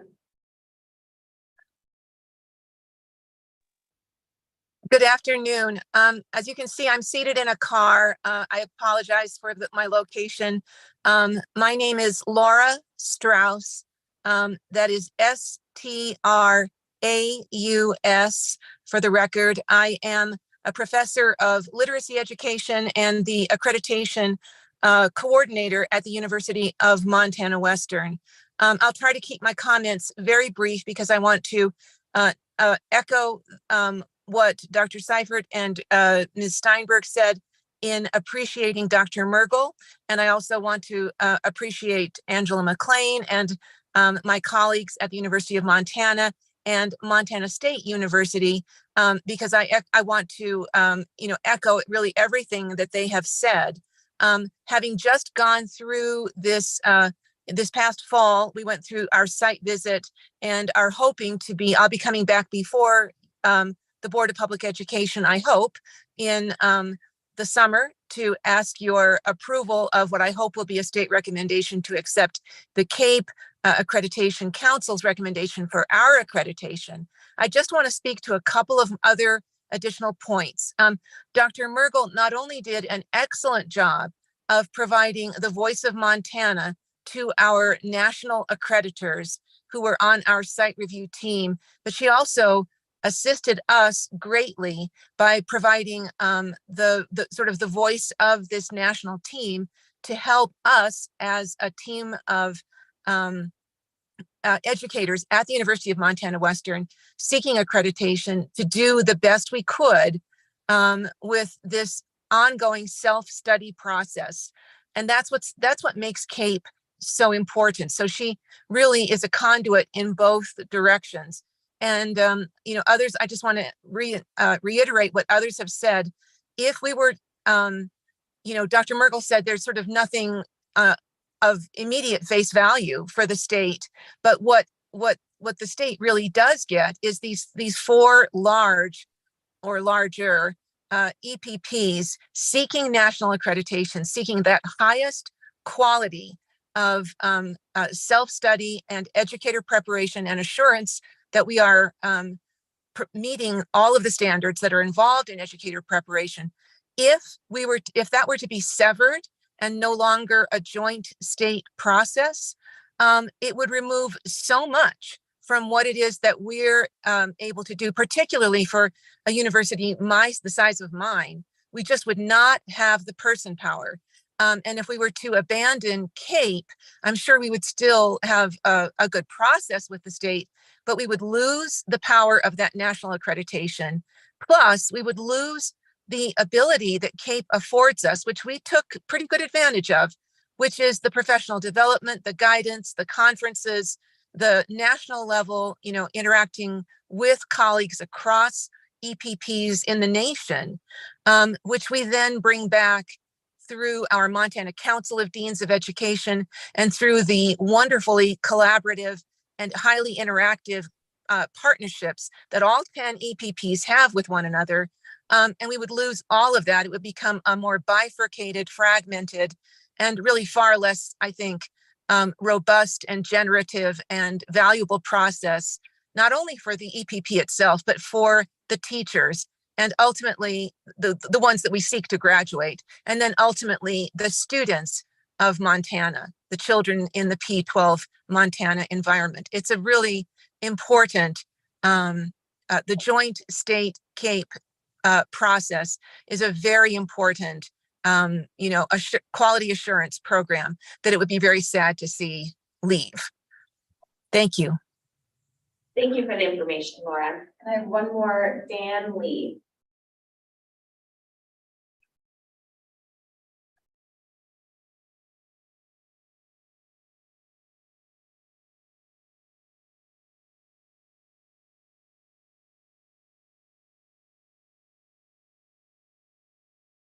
Dan, are you on?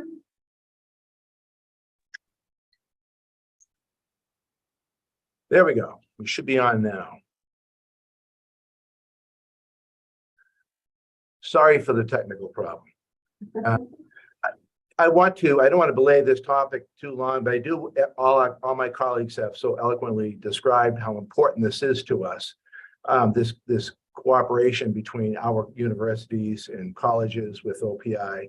But I wanted to just one more time put a shout out to Dr. Mergel. We owe her a debt of gratitude for the work that she did with us last year during our accreditation process. I mean, frankly, her expertise is invaluable in this work. And so the cooperation we have between their agency and our college universities is so important. So I hope you would take that in consideration during your vote. And thank you for your time. Thank you, Dan. And thank you, Dr. Mergel. It sounds like you've done an incredible job. So is there any further public comment? Board member comment? Board member comment. Member Hammond? Thank you, Madam Chair. I believe that what an organization sets as its mission is very critical. And CAPE's mission is, quote, to advance equity, close quote. And I would like to hear from the representatives. Christy perhaps was the most eloquent about some of the relationships with CAPE.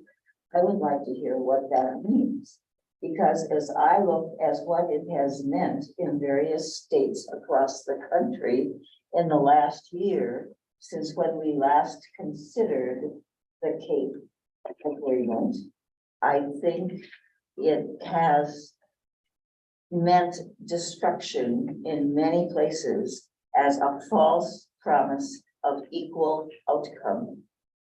And we don't want a false promise of equal outcome in the state of Montana.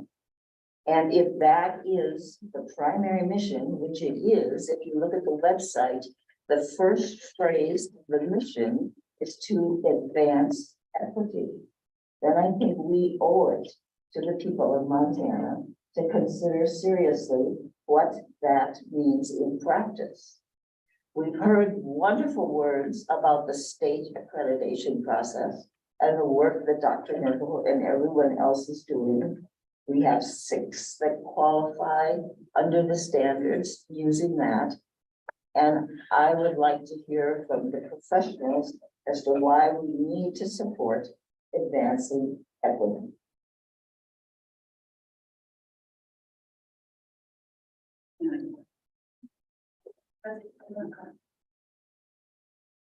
Dan, did you have a comment, please? I do. Thank you, Madam Chair.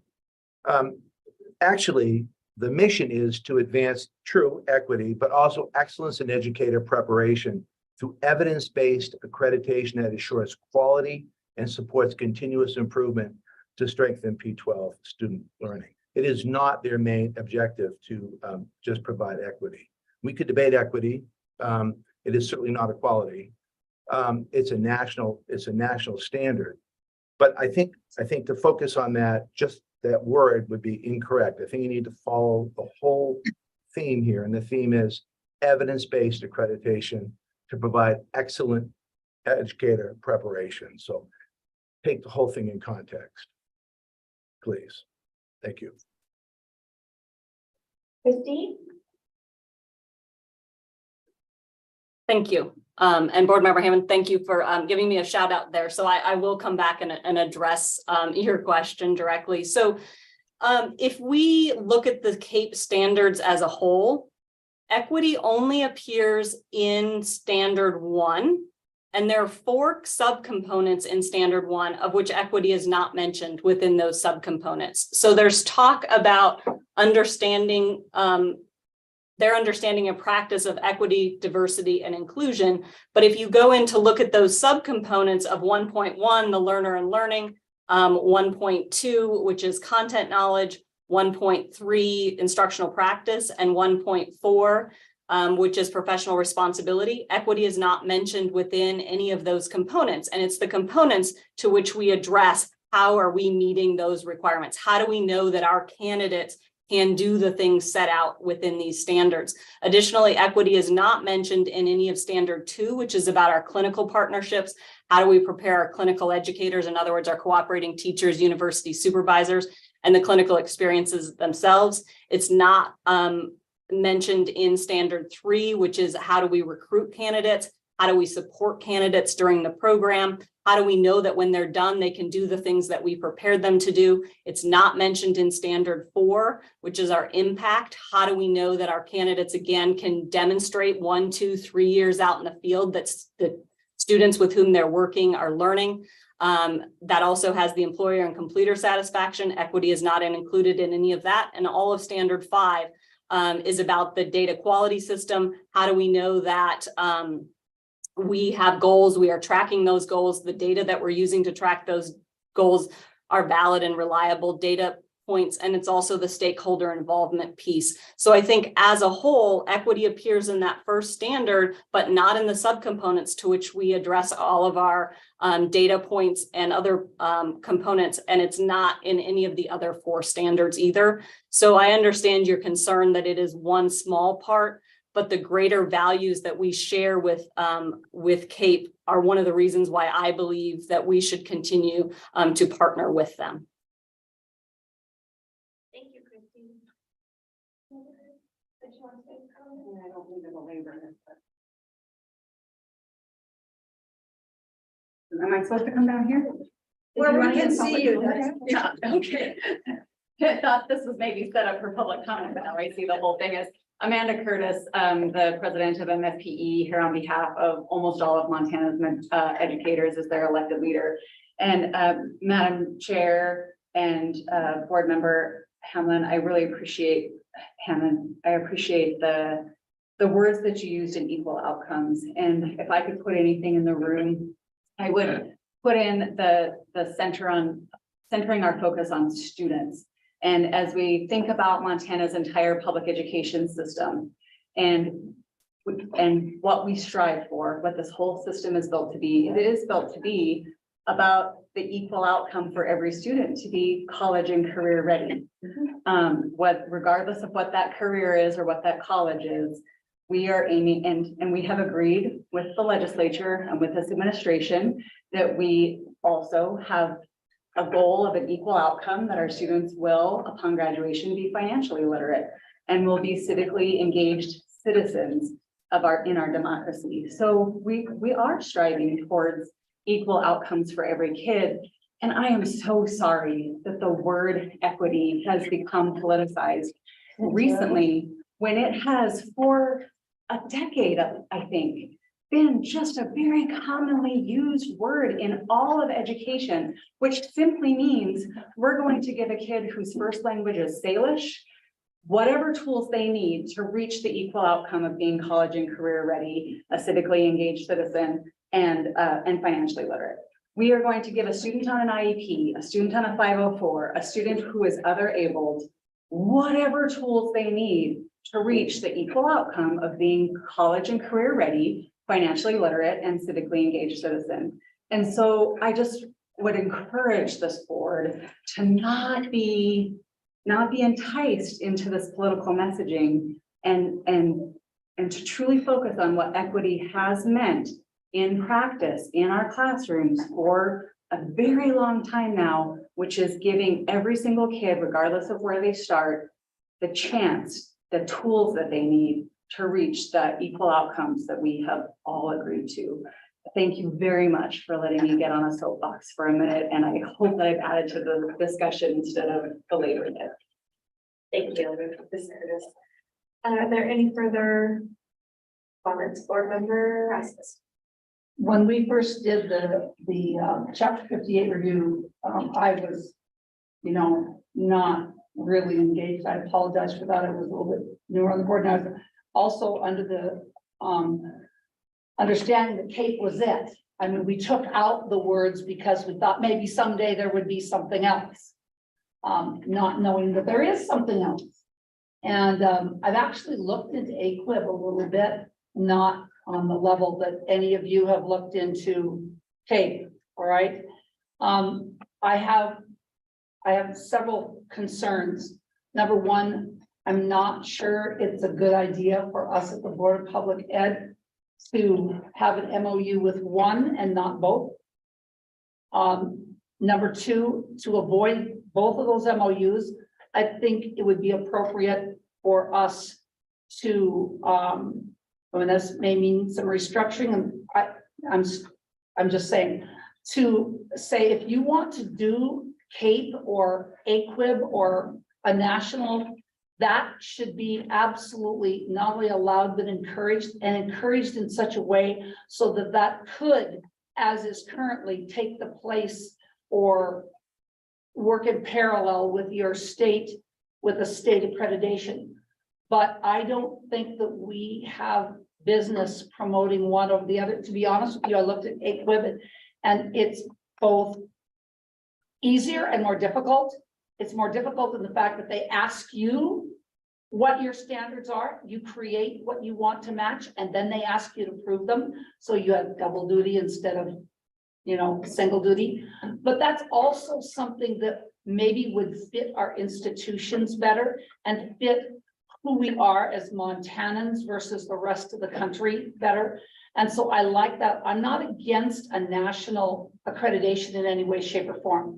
I know it doesn't have to be because we've got 4 institutions that or 6 institutions that don't, but I'm not against it, or I am not immune to what that would bring to you. I'm just not sold, and still I'm not sold, that CAPE is the only way or the way we should go. And those are some of my concerns. I am very concerned about the words diversity, equity, and inclusion, because they have changed in meaning over the last few years. And what they used to mean is not what they mean now. And if we could go back to the meaning 10 years ago, I'd be happy and I wouldn't say a word, but that's not where we are.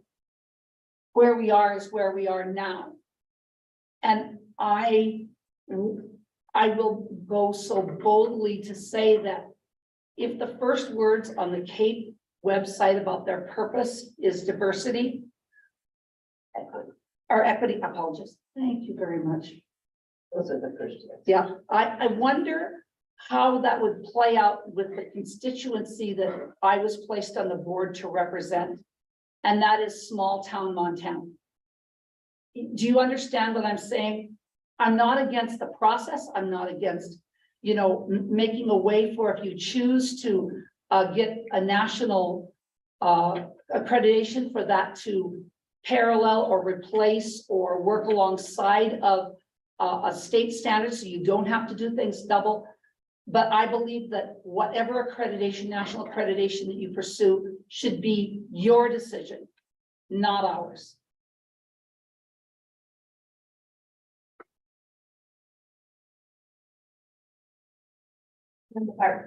And thank you, Madam Chair. I guess looking at the whole point of accreditation, and I recall my time in North Dakota where the state accreditation for the schools was advanced ed.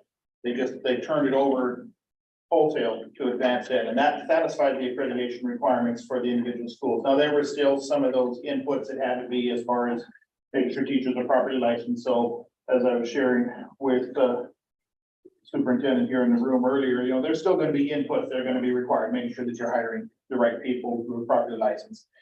But there are a lot of schools in Montana, K-12, that go above and beyond for their own. They choose to get advanced ed even though they don't need to. We just heard earlier today from Superintendent Friedmeier how crazy, the number of advanced and specialized accreditations that he wants to obtain for MSTV, which is phenomenal. Yes, crazy for those of us who occupied his chair before, knowing the amount of work that's involved, but hats off to everything he wants to do to be able to do it, raising the status of this campus and being able to bring that in. So it is optional to go to that next level. From what I understand from Dr. Mergel, then, that by doing this hand in hand with CAPE, it does save a great deal of time for the OPI to make sure they accredit it. But then that still is an option that the universities are going with. And so I guess I'm still, and then now we mix in that we do have another one. I pull up an article from Edweek, and this is from a particular associate professor and chair of a teacher prep program. The issue for us fundamentally is that CAPE is very top-down compliance approach, whereas AQUIP, if that's the way you say AEQEP, is much more about peer review, and there's much more holistic approach to meeting standards. That's one person's opinion for what it's worth. But I guess I'm concerned about tying us to one and why we're involved for something that the universities are electing to do. And I guess why are we signing off on an MOU and not Board of Regents when it comes to an accreditation issue for the universities? That being said, I don't want to disrupt the process that's already that a particular campus is in the middle of, but I'm concerned about tying it, especially to CAPE, where there's another option. And the reason there's another option out there is because people are seeking a different approach. I'd just like to share, I share the same concern about disrupting the process that's already in the works, especially at MSU, and I'm unclear about MSU billings and where they are in the process. I certainly think we've raised some issues that deserve further conversation. We've talked about advisory councils and getting input. I think it would be important that we get a little more fuller input from the Council of Deans if we are to no longer pursue a joint process. And I would like to know more, whether it's today or at some point in the future, about, I think there's a whole lot of intangibles that are gained by that joint accreditation process that goes on between the state and the Office of Public Instruction representing the state, and then the EPPs and the national accreditation units. And I've heard some conversation that we'll be saving money in this. I don't think for a second that saving $5,000 replaces the amount of efficiency that is gained across the system by having this all be coordinated in one way. And I guess I would hope that even if we didn't do a joint MOU through the Board of Public Ed and the Office of Public Instruction and the EPPs, that we could still have,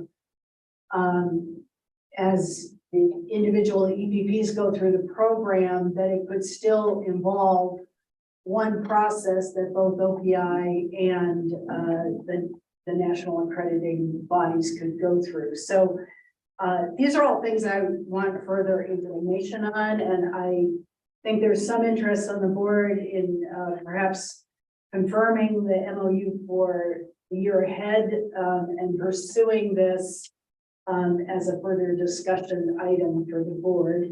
So I guess I would put that out there, and I do want to make sure that even though she's chairing this portion of the meeting, that board member Headland gets a chance to make some comments if she wants to. Yes, please, thank you.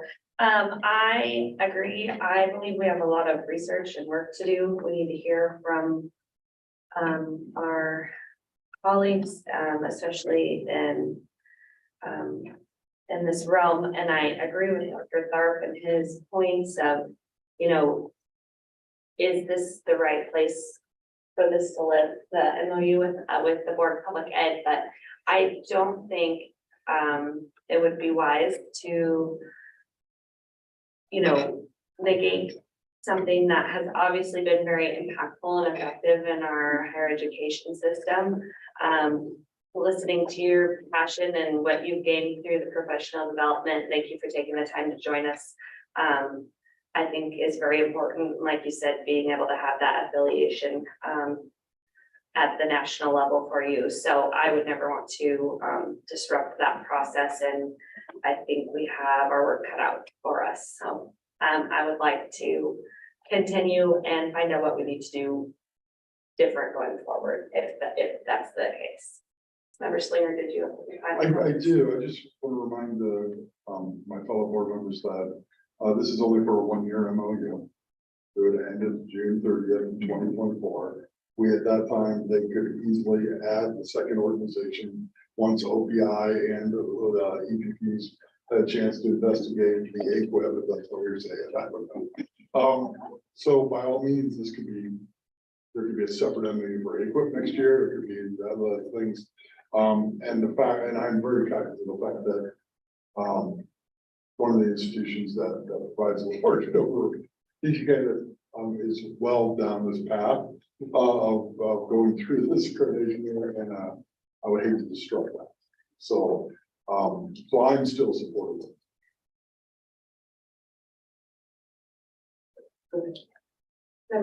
Yes, I wanted to ask for clarification from Dr. Merkel.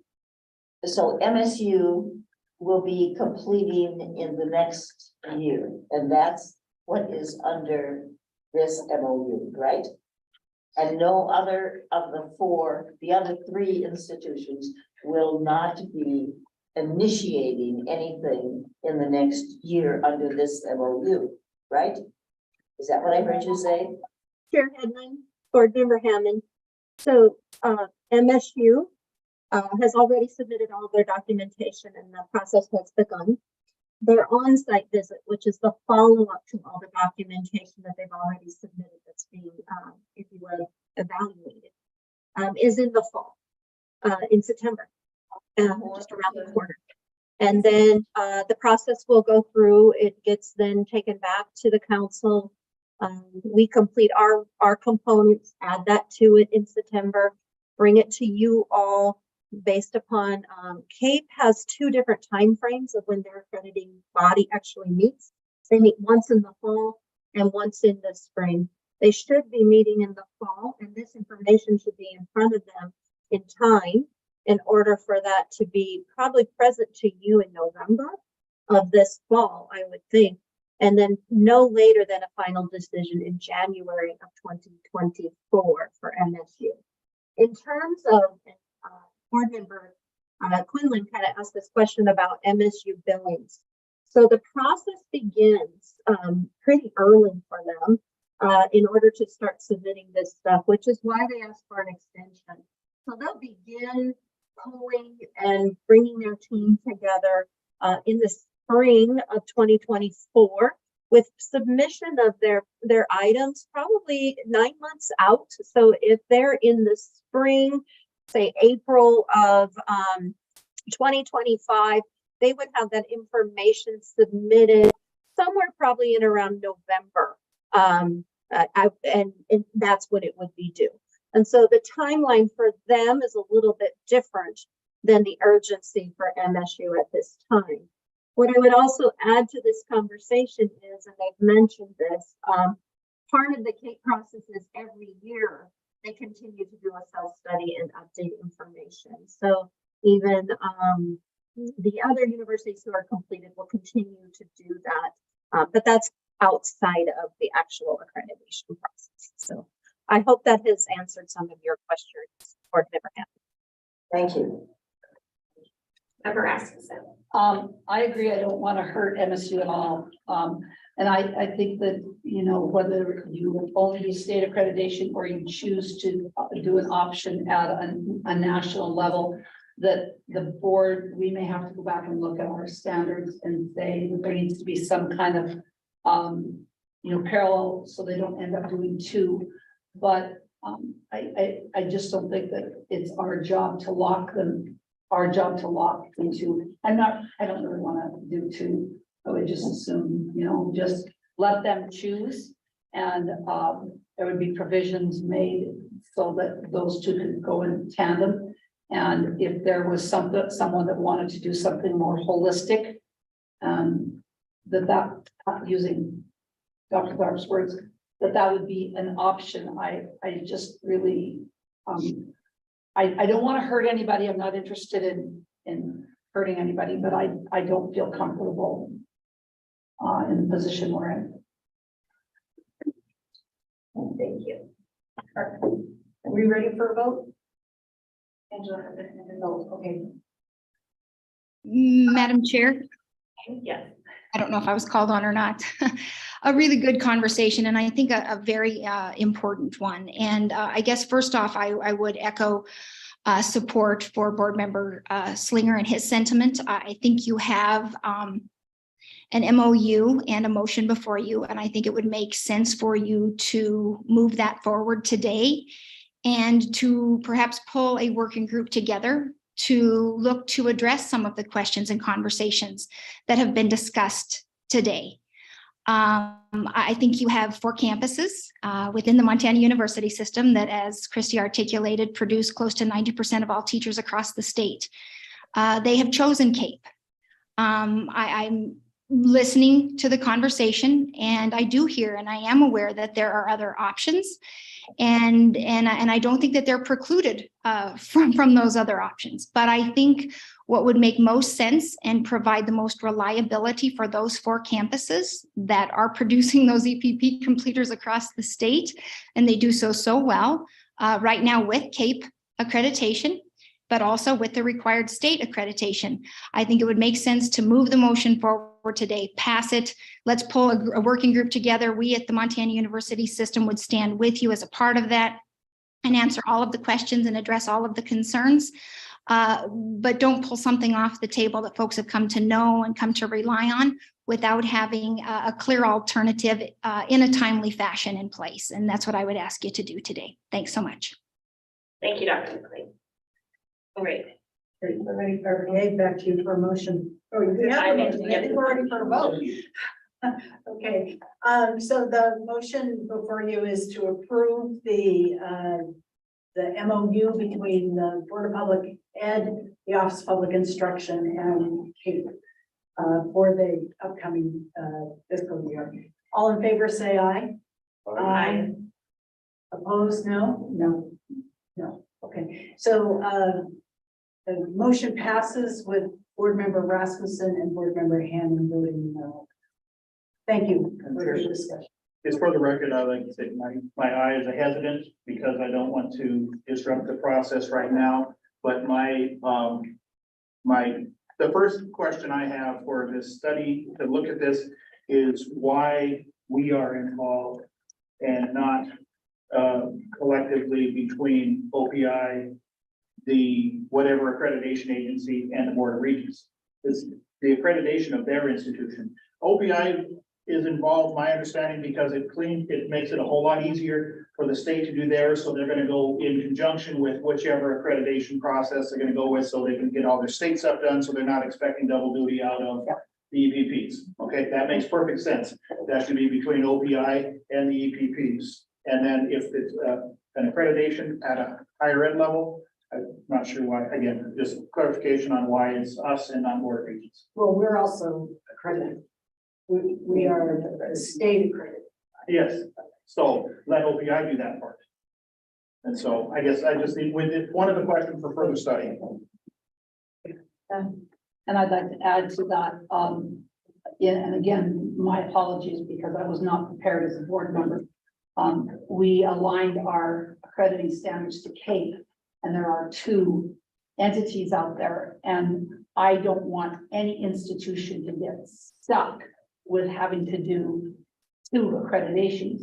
So I would like to know what kind of, one of the things I'd like this working group to talk about is what would we have to adjust so that they could choose either one. And I think that the choice of what to do should not be with us. And it shouldn't be with our standards. There should be a provision there that they could mesh with whatever, accrediting body you choose. So you wouldn't have to do double duty if that's possible. How that can work so that they can choose what's best for them and the mission that they see. Okay, thank you. I think both McCall and I have taken quite a few notes. In the interest of time, I'm going to move forward to. Oh, yeah. All right. Thank you for online for participating. We appreciate it, and good luck with graduation. Okay, I now turn over the accreditation committee portion to Dr. Clark. Thank you. Is Crystal online? Yeah. All right, our first item here is to look at the accreditation process and schedule for 23-24. So as Superintendent Arson shared earlier today, they and us got a lot of work to figure it out to what we are doing with what the legislature has done, but this is something that we have done to ourselves and OPI with accreditation. And so now OPI is trying to figure out what this process is going to look like moving forward. And we did have a subcommittee share a little bit of this. And so Crystal, take her away, please. Good afternoon, Madam Chair Quinlan, Chair Tharp, and members of the board. Can you hear me okay today? Yeah. Is it a little more clear? Yes. Yeah, much better than Dr. Merkel. Okay, sorry, Julie, just making sure. So my name is Crystal Andrews, spelled Andrews for the record. I am the Director of Accreditation, Educator Preparation Programs, and Licensure at the Office of Public Instruction. I am here today to seek the approval of the 2023-24 accreditation process and schedule for all schools in Montana per ARM 1055-601. If I could share my screen, please, Chris. The information that I will be sharing with you can be found in your board packet. However, for the sake of understanding, I thought it would be helpful to walk through each area step by step. You should have access, Crystal. Great. In your packet.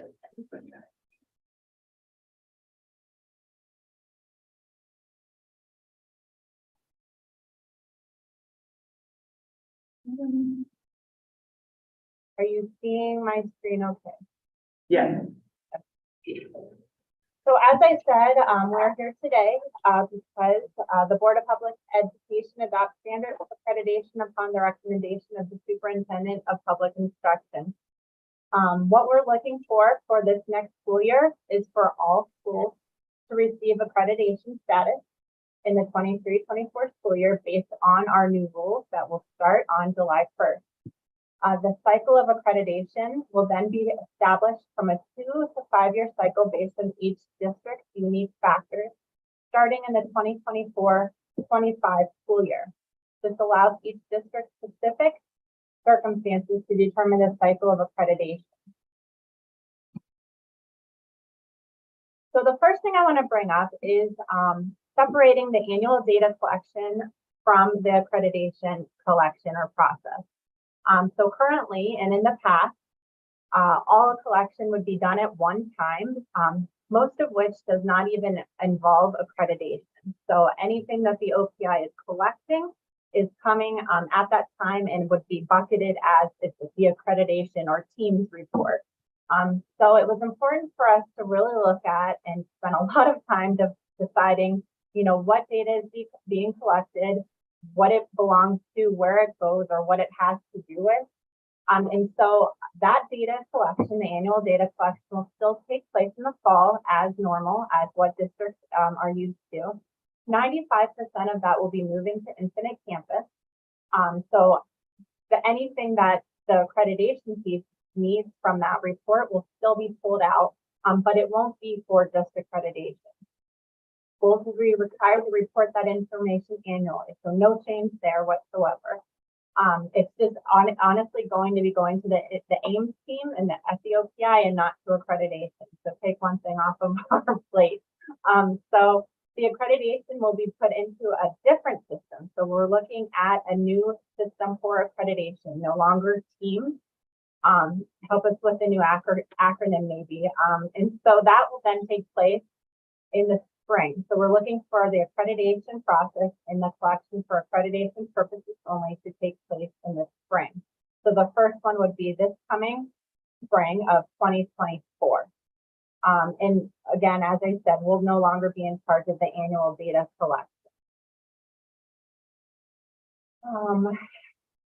I think I've said this, and really, I guess the main thing for this point is this is for the schools. And so as we're talking, and you know, I was listening in on the last conversation, we're trying to eliminate duplicative work. So if schools are putting something into Infinite Campus for, say, finance, why do they need to be doing it again for accreditation purposes? It'll already be stored in one place, and it will be pulled within our new system for our purposes. So I think this is a really high pitch and high sale for districts, so that, you know, it's taking that work off of them. So what will the new process look like? As you know, and we're very involved, we have the integrated strategic action plan that will be beginning within this next school year, replacing the CSIP.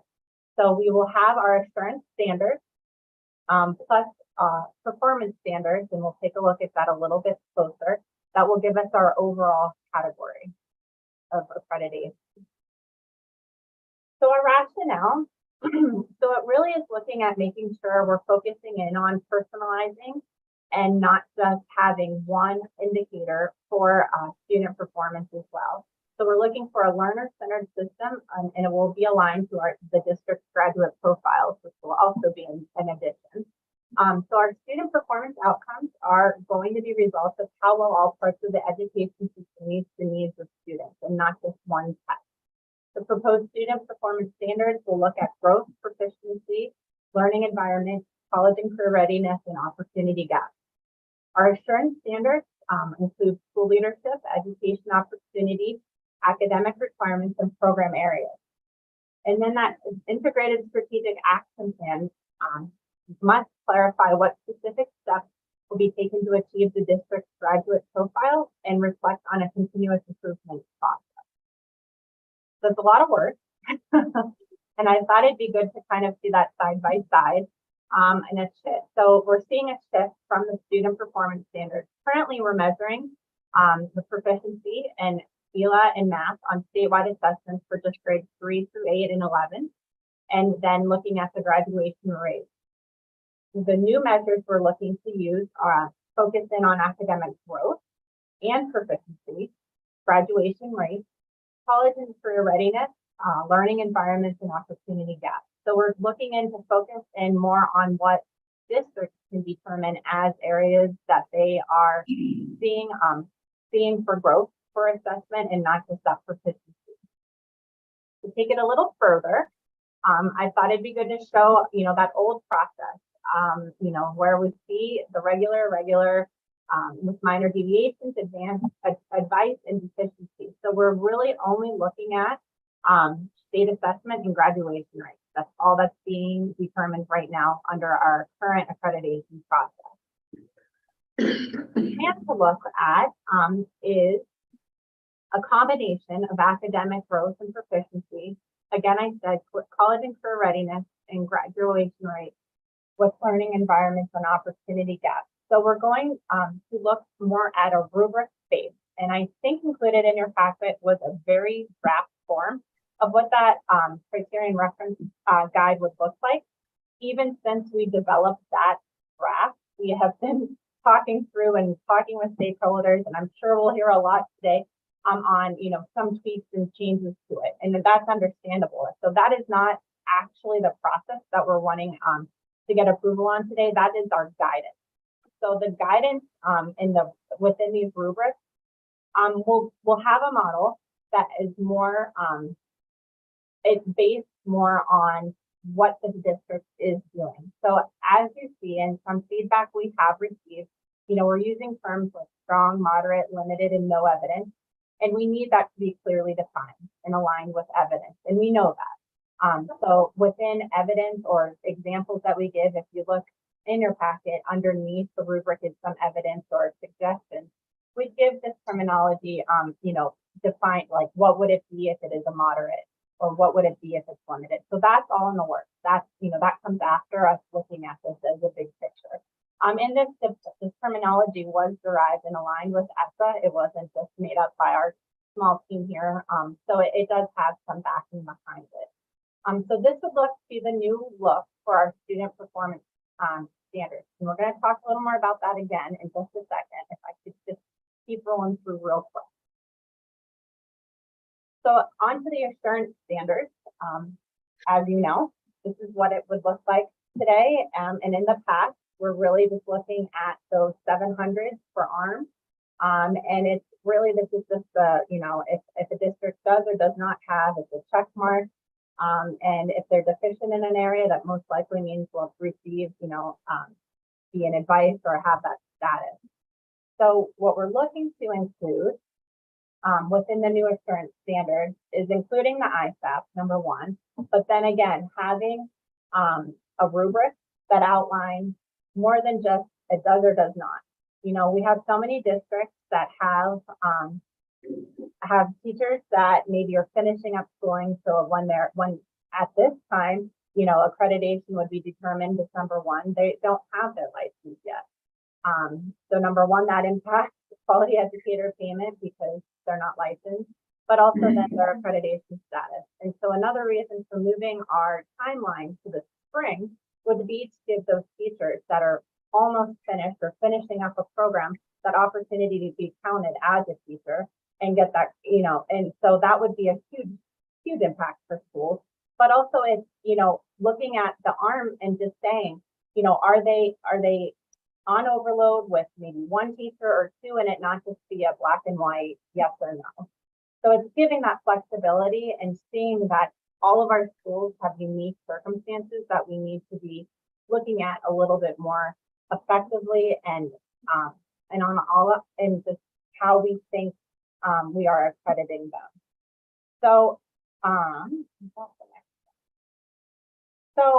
I do want to bring up that we've held 8 stakeholder sessions, feedback sessions, where I went over all of what I'm talking to you about today, and even a little bit more in depth with our rubric. I'm showing we have 54 participants, some of you that are there today, and we were pretty well represented. I know we had some rurals that said this is going to be a heavy lift for them, and we heard that feedback and through emails and writing as well. But we got a lot of positive feedback, truthfully, and just with the flexibility that we're showing and that it's evident. Someone said, glad to see that districts are getting a choice. But then some that are a little cautious and saying like start this off slow so it can be done well, and we don't need more. We need more time.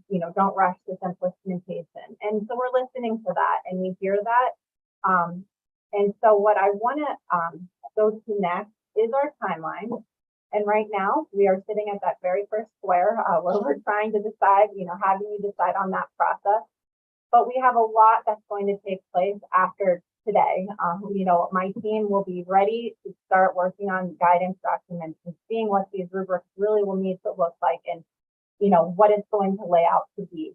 And then that would get us prepared for the spring when the first, when it's due for all districts. We will have the ISAP being due for all districts, but what will that look like for this first year? So what we'd like to call year one is our coaching guide here, where we're focusing on supporting districts, completely supporting districts with this new process. So instead of overwhelming and feeling like districts, have to do all of these new things, and with our small team and helping every district, we want it to be successful. We want this to be beneficial to districts.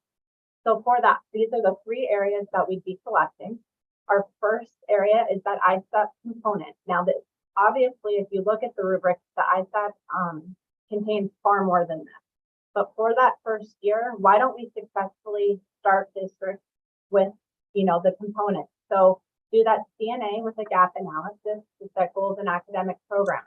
They're already doing this for the most part. They have, to do that comprehensive needs assessment. Write a family and community engagement plan. I know in my next presentation, we have districts that have phenomenal family and community engagement plans and stakeholder involvement. So let's have that be a part of it. And then with the graduate profile, this is the biggest area that we're hearing feedback on. And we want to help districts understand why this is such an important tool. So we plan to show for the first year, not have it be due, because that would be rushing through it and maybe just making it be more of a standard, let's copy this, what this example looks like and just call it, my district's name.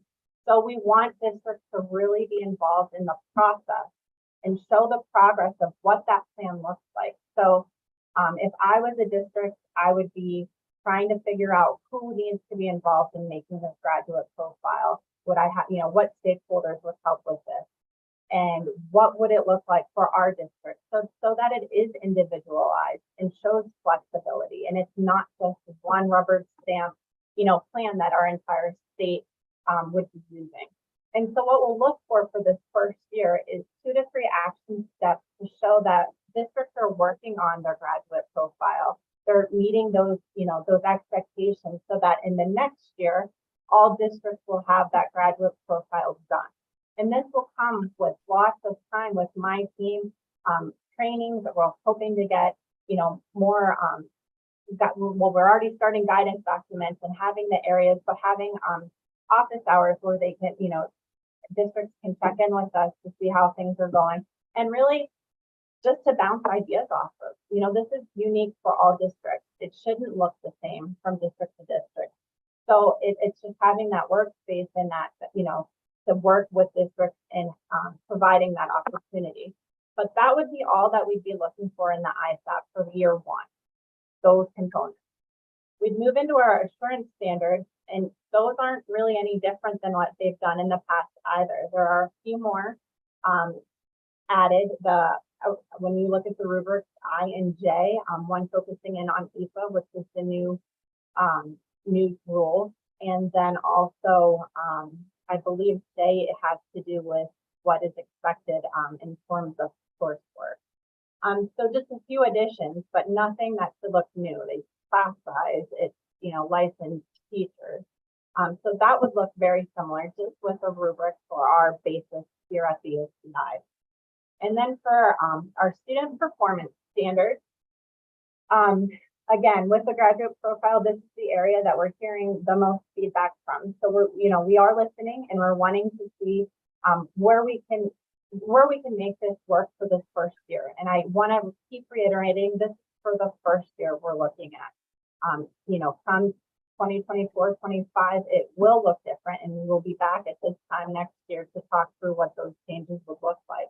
But for year 1, knowing that districts are participating in the math pilot, and there's a lot of differences going on with our SPAC, we will be looking for proficiency and growth. Those are 2 indicators.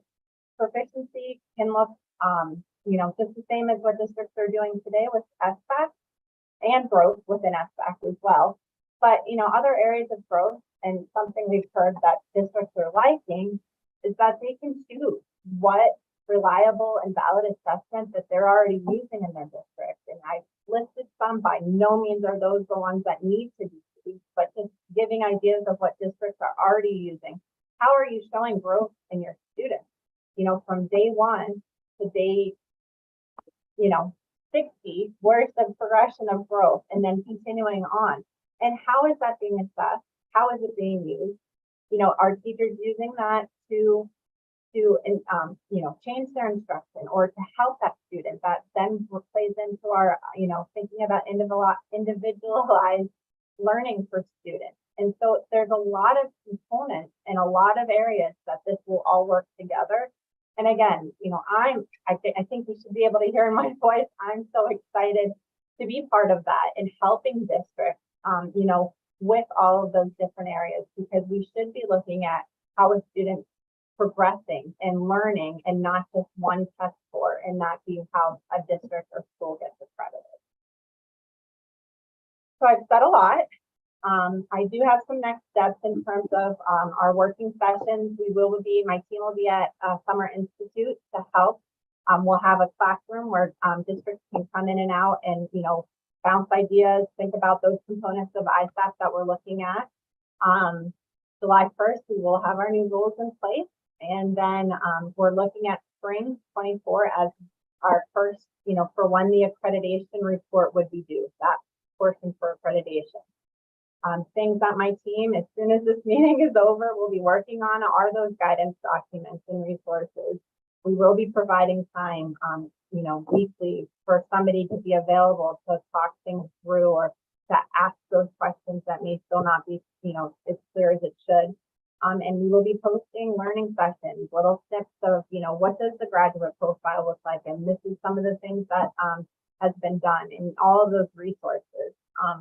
And again, that's the part of the job that I absolutely love, and just hoping that this is something that benefits districts and is a positive experience. And that's my absolute goal, is to make it such. So I hope you hear, we're listening, we're trying to see, how we can start implementing all of these changes, but in a way that a strategic way that's beneficial to districts with the guidance and support. And so I'm just going to keep talking because I am excited, but I will end there. I stand for any questions. I believe Dr. Mergel is here too, if there's any questions you have for her. But I want to thank you, and thank you for this opportunity, and can't wait to hear what you have to say.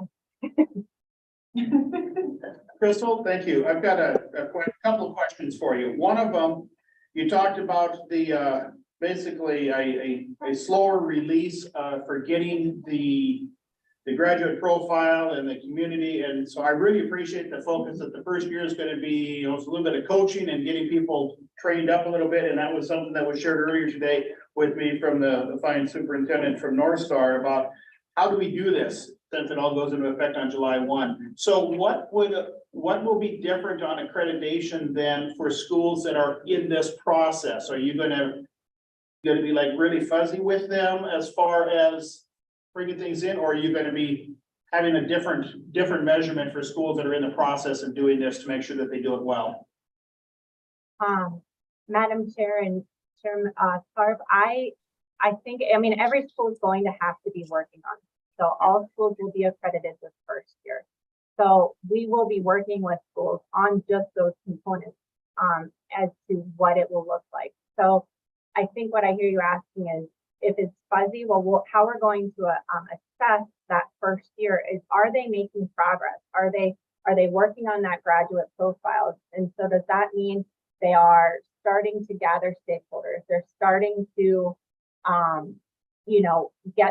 get those things rolling. So, it would be looking at, districts. And this is just me rattling off. Dr. Mergel might say something different, but I would say, like a scale of 0 to 5, 5, they're working towards it. They have these ideas. They can show evidence that they've gathered people to work on this graduate profile.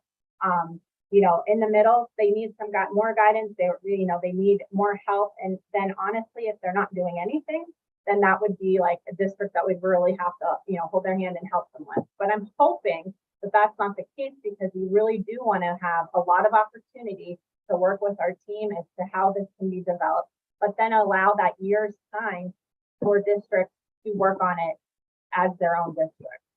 Did that answer the question? Yes. Thank you. I understand that, so as long as schools are putting forward due diligence and working toward it, there's not going to be the hammer brought down as long as they're working toward it. Okay, thank you. Second question. As county superintendent in Richmond County, I had 15 schools in my county with accreditation. Out of those 15, only 6 had regular accreditation. 9 of them ended up with deficiency status, and to the point where they had to file a corrective plan. Out of those 9, 7 of them, the corrective action plan is already resolved because they all came to licensure issues. One of the other 2 are because of a teacher working at a junior high and a high school, a 30-year veteran teacher who is teaching in a different curricular area than her area of endorsement because she came out of retirement to help her hometown out. Did I see on that you had some rubric along there with licensure, or is licensure going to be a black and white, or is there going to be rubric on that? Can you talk more about that? Because and I know that my county is not alone in just the sheer number of deficiency status of licensure issues that are already resolved by the time we got this. Madam Chair and Chair Sarb, well, you know, my other hat is licensure, so this is good for me, and a part of why I think it's important that the two are sort of married together. So you're absolutely correct. Number one, I'd like to remind you that, you know, setting our accreditation process to being due in the spring would allow for more time for those corrections and for, you know, those teachers to get licensed.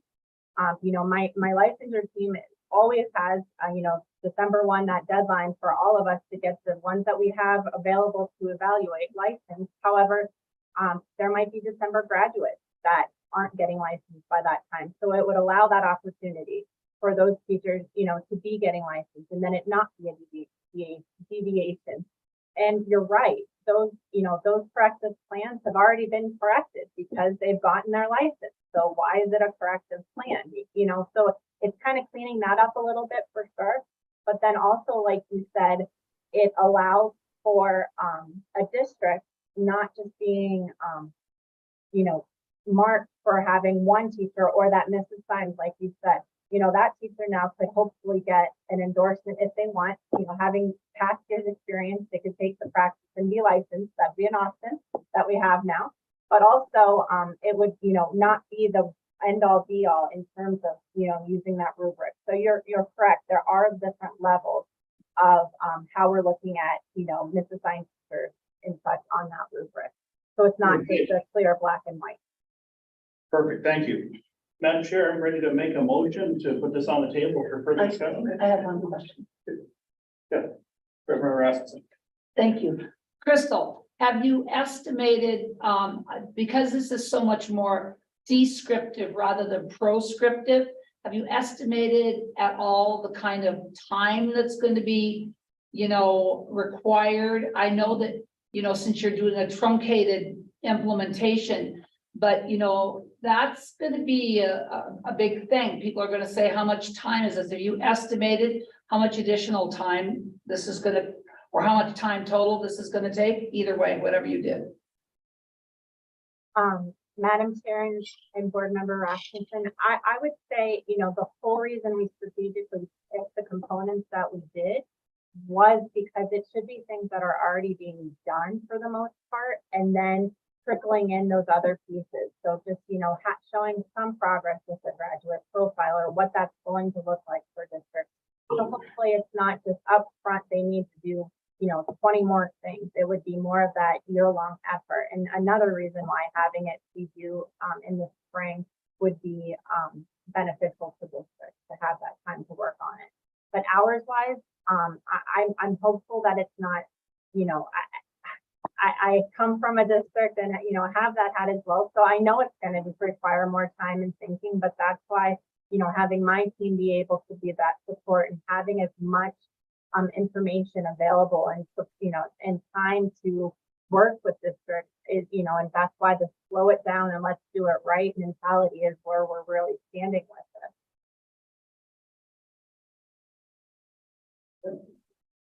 this. Back to you, Dr. Tharp for a motion. I move to approve Superintendent Arkin's recommendation for a proposed accreditation process and schedule for FY 24. Is there a second? Second. Okay, it's been moved and seconded by Board Member Tharp and moved by Board Member Neff and seconded by Board Member Slinger that we approve the accreditation process and schedule presented to us for the 2023-24 school year. Board discussion. Public comments. Oh, sorry. Just one question, if I may, Madam Chair. Crystal, I appreciate your work and your passion on this topic. And I know you are very busy. Do you have a team that's gonna help you do this support to the schools? Are you bringing on more staff for that, or what does that look like?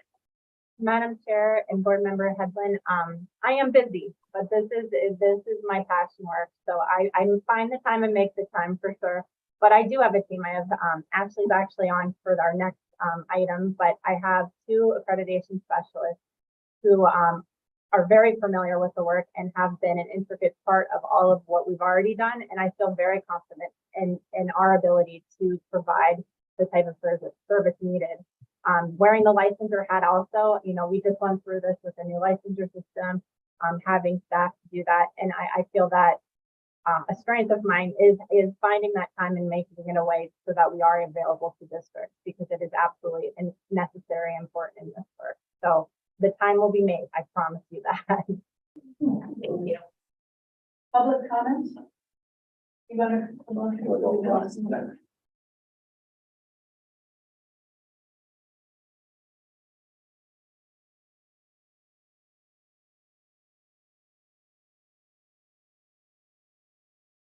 Good afternoon, board. I appreciate you giving me a chance to talk. My name is James Russell. I am the superintendent of the North Star School District, a Class C school in central Montana.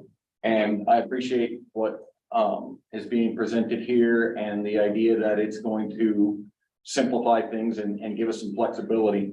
But speaking from a Class C superintendent's perspective, where I do not have an administrative team, I am the administrative team. I mean, it's just me.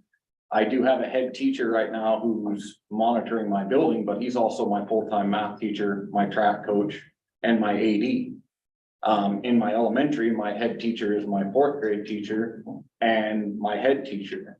And so talking about getting people to work on this and trying to find the time, I'm concerned, and I know they're talking about, you know, making progress, but as a Class C superintendent right now, I'm here because I know that this is important, but I need to find 2 elementary teachers. I'm trying to move people around in my district to fill openings that I'm going to have. I'm also trying to think about finding bus drivers and head cooks and janitors. And I'm just worried that this is going to, from the sounds of it, going to spread some of us who don't have administrative teams or principals even thinner than what we already are now. And this discussion came up at our regional meeting here last week, and one of my colleagues said, James, the best thing you could say to him is please keep in mind that we're already stretched thin. I mean, I've done janitorial stuff this year. I've substituted in classrooms this year. I'm worried about what they qualify as progress. Yeah, I'm going to do the best I can. My district's going to do the best they can. But what does that look like for us moving forward? Yeah, the team's report can be a little bit intensive, but at least I can just shut my door for a day after my clerk gets done with the total report. I can go in there in one day, and I've done it enough that I can crank it out in 6 hours and boom, here we go. And yeah, I might get a couple of phone calls because I, you know, didn't add a class here or whatever like that. But this year I was able to fix the 2 problems with my team's report in 1 5-minute phone call. I appreciate the effort of what's going into it. And yes, it does give us some flexibility as board person Bart talked about with misalignments with teachers, but I am a little bit concerned that it's going to cause some problems for Class C schools who, you know, when we're a 1-man band. So thank you very much. Any other public comments?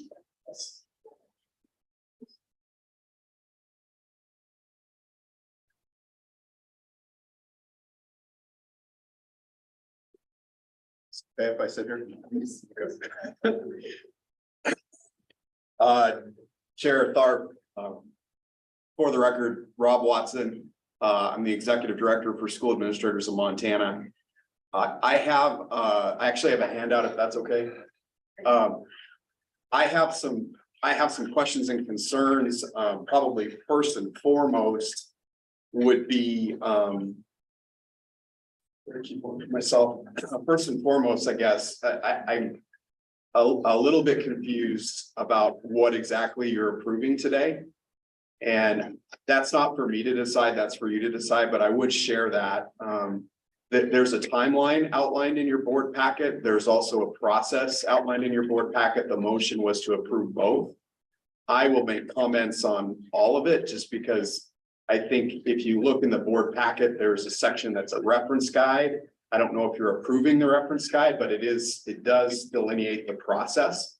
So I think it's important you know what exactly you're approving today. So that's the first thing I wanted to say. Second thing I wanted to say before I start is we really do appreciate the work that's gone into this. Crystal has done an outstanding job in getting feedback from the field. OPI made a lot of opportunities for us to provide feedback. I've got superintendent and school administrators from across the state that have asked questions about it and provided feedback. So I just wanted to say thank you to the OPI for taking that stakeholder feedback. I think it is critically important.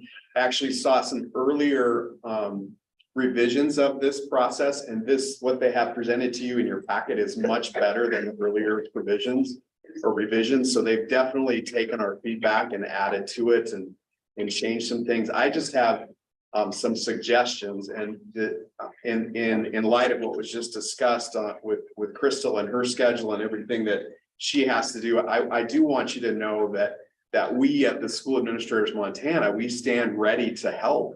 And our goal would be to make sure that the implementation process is smooth, because as you can imagine, and as was just stated, the majority of accreditation process falls on the school administrator. And so this is definitely in our wheelhouse, and we're actually here to help.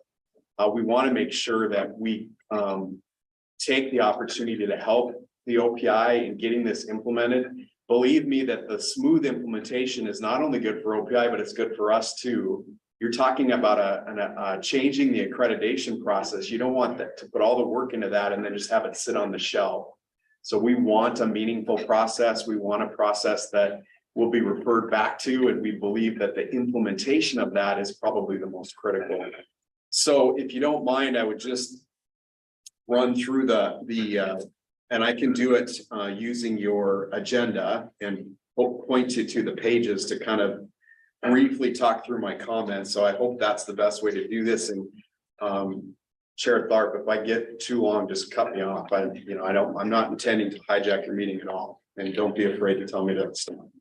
But I'll just start with the timeline, which is actually on page 160 of your document. Our only concerns about the timeline is it's too much to bite off in the first year. And I appreciate the comments that were made that, maybe some of these things will be eased in or stepped into. But if you look at the timeline that's in your agenda, which I'm assuming this is a timeline you're going to approve, that's a lot to take on in 1 year. The graduate profile was mentioned. My experience with the graduate profile, I'm happy to share with you what that actually looks like. I have an example of a graduate profile, and I can talk through the process of getting there. That took 2 years to get there, with lots of community conversations. And so the graduate profile itself is a long process, but that's just one of 4 to 5 items that has to be done in that first year. So our suggestion is to step into that. You don't have to have all of that stuff due in the first year, but you could step into it. I do understand the idea of making progress towards something, because if you put something off too long, then you're probably not going to get to it, but there's probably other ways to step into that. So that was my comment on the timeline. I already mentioned the graduate profile. One thing I would say about the graduate profile, it's very contextualized to the community. So I would hope there'd be flexibility from community to community. They all probably wouldn't look the same at the end of the day, but that's a community document that should be contextualized and should look different. So I hope that when the OPI does release that it's not like, here's what everyone should look like. Regarding the 4-point rubrics, this was mentioned, and I would just mention it to you. They actually start on let's see, page 169 of your agenda packet. You can see in the 4-point rubric, there's terms like limited, moderate, and strong. Now keep in mind, we're talking about a process that we're going to use to actually accredit schools. And so the devil is really in the details here, because there is no delineation, like what's the difference between limited evidence versus moderate evidence versus strong evidence. there's really no delineation. And I know more work will be put into that, and these terms are a huge improvement over the first revision. But still, our concern is if we're going to use this to judge schools and assign accreditation, we really need to be specific on what those mean, limited versus moderate versus strong. You can imagine that's just one rubric, and this whole thing is full of rubrics. So can you imagine, accrediting 400 schools on each one of those things, and a school being asking like, well, why did we get limited versus moderate? And that's just one rubric. So I have concerns about that. And I think that's going to take more time than we think to really get to the bottom of that one. So that's item number 3 on the handout. If you take a look at the rubric assigned to licensure, which specifically is on page 171 of your packet.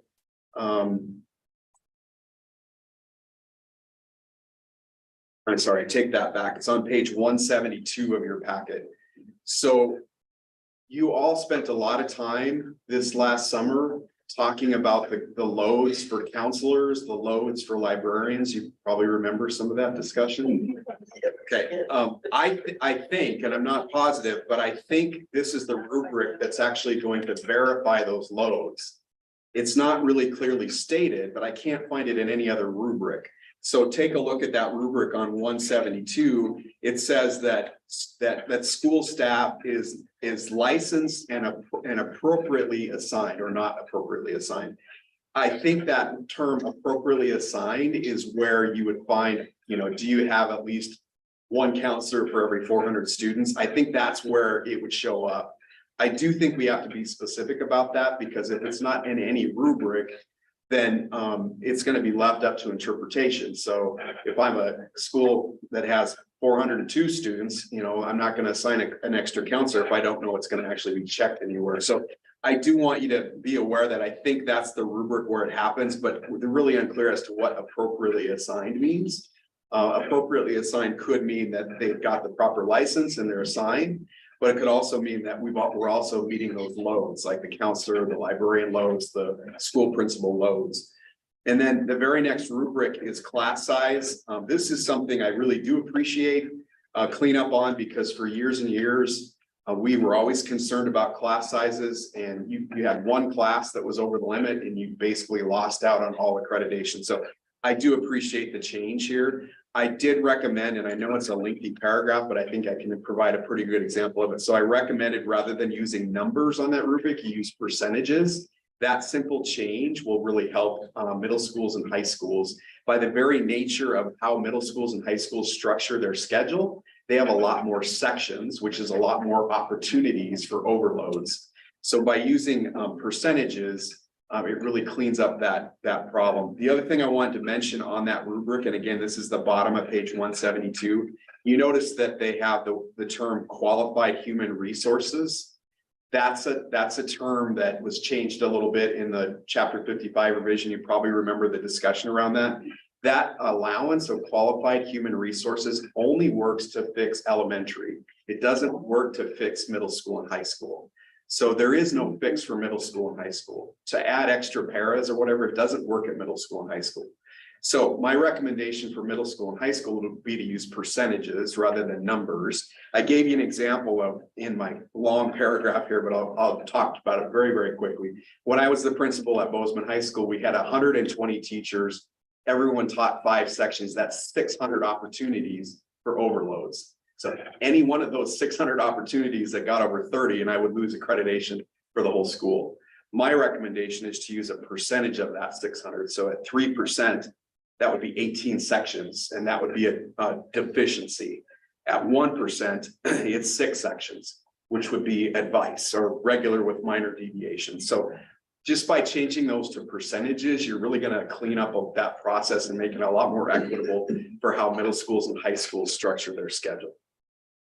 And then the performance standards starting on page 178. Couple of things on this. We got kind of confused on how they were going to judge student academic performance. But if you take a look at the rubric on 178, there's no threshold. So there's no longer like you have to have at least 40% of your students at proficient, or you have to have 60%. There is no thresholds here. And so we were confused, like, where are the thresholds? Basically, what I think I understand, and Dr. Mergel might be able to elaborate on this, but because we're in that transition year for our testing next year, that maybe we'll be looking at an alternative testing, and that the state's asking for a exemption or a waiver for SBAC, that they haven't put any percentages or thresholds in the rubric for the first year because we're in that transition.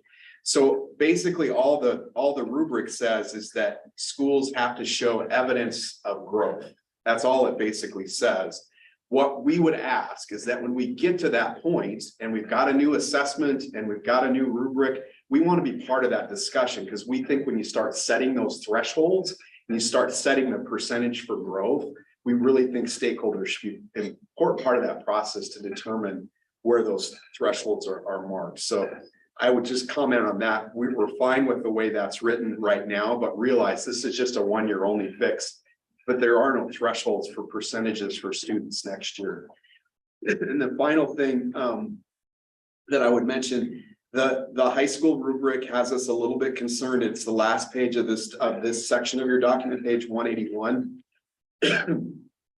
It's basically the high school is going to be judged basically on one rubric called college and career readiness. We think that that could be split up, because if you understand the way this works, you've got the assurance standards, which are 50% of the overall score, and you've got the student performance standards, which are 50% of the overall score. In the assurance standards, there's up to 48 points for high schools. In the student performance standards, there's only 4 points. There's only one rubric. So basically you're saying that 48 points is going to equal that 4 points in that student performance. So we're a little bit concerned about that. I think you could split that up into 2 different rubrics to make that a little more equitable for high schools. The last thing I would say is we appreciate the process. We know that it needed to be changed and it needs to be more current and relevant. We do appreciate that. We just want more time to step into this. And that's the overarching thing I've heard from all of my members, is we just need more time. We're happy to take a role in that. We're happy to help run informational meetings, professional development, to help superintendents step into this, but we believe it's just too much to take on in one school year, let alone the other things that that we're going to be faced with this next year, like the open enrollment bill, part-time attendance, the early literacy bill. Those are all really important things for us as well. Hopefully the health insurance will get signed off and we'll have that to tackle, as well as that health insurance trust. So these are big things that we're all trying to do next year and the year after. And so we just want this to be in reference to that, and I have some concerns on how much we're trying to tackle in 1 year. And with that, I can talk about what a graduate profile looks like if you're interested, but I don't.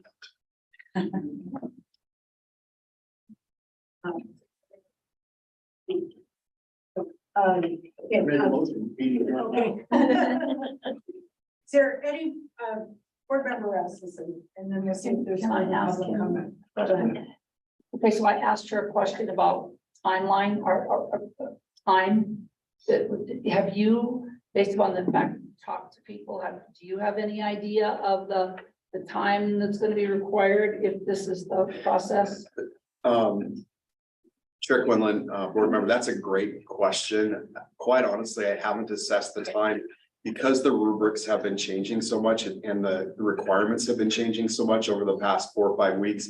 It's hard for me to nail down exactly what's going to be due next year or the year after. So I'm sorry, I don't have an answer for that. Thank you. Further public comment? Curtis. Thanks. I'm Chair, members of the board, Amanda Curtis, MFPE President. And I would just like to add that in lieu of a more formalized advisory council, the voices of the practitioners and professionals who come here to testify is now raised to a new level, and urge you to listen to the administrators that you've heard from today. And from the educator perspective, just mention that we really count on these administrators to be the educational leaders in our buildings first and foremost, and allowing them to have the time to come around and do really deep dive evaluations to help educators and classified personnel be the best we can be is, in our opinion, the best use of their time. So if they're asking for more time to get other pieces of their job accomplished, we are in support of that. Thank you.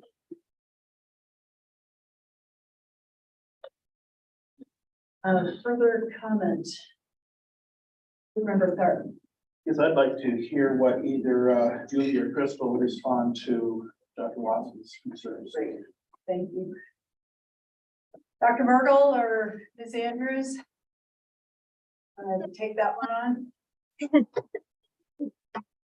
Madam Chair, Chair Tharp, I think there's some really good questions and some points that we've heard from Mr. Watson. And so when I look at this on the timeline, when he mentioned, right, and Crystal alluded to this, about the graduate profile, we recognize to do that well and to really gather stakeholder engagement, it is going to require some time. And that's why Crystal was mentioning that we're talking about making progress towards having one complete. The second piece on that, where he talked about flexibility, it does need to be unique. And we are going to ensure that this districts have the opportunity that that graduate profile meets that unique need in the districts, and there won't be a particular template. In terms of the process that we're approving, that's in your board packet is really that part that says we're approving the process and timeline on step 1, what we were doing with step 2 and step 3. A couple of other things, I think when Dr. Watson was talking about the particular rubric for licensure, and that is under the assurance rubrics, it's rubric B, is looking at, I'm sorry, I'm looking for it, you guys. It's going to be rubric B. Around the our staff appropriately licensed and assigned. And so when you look at that, you'll see on the very far left-hand column, we outline every single rule that that applies to, because the rule really delineates whether you have met that rule at that minimum standard or not. So if we're talking about what is the assignment of a superintendent, assignment of a principal, assignment of our teachers, assignment of our counselors, those rules there really dictate what that is.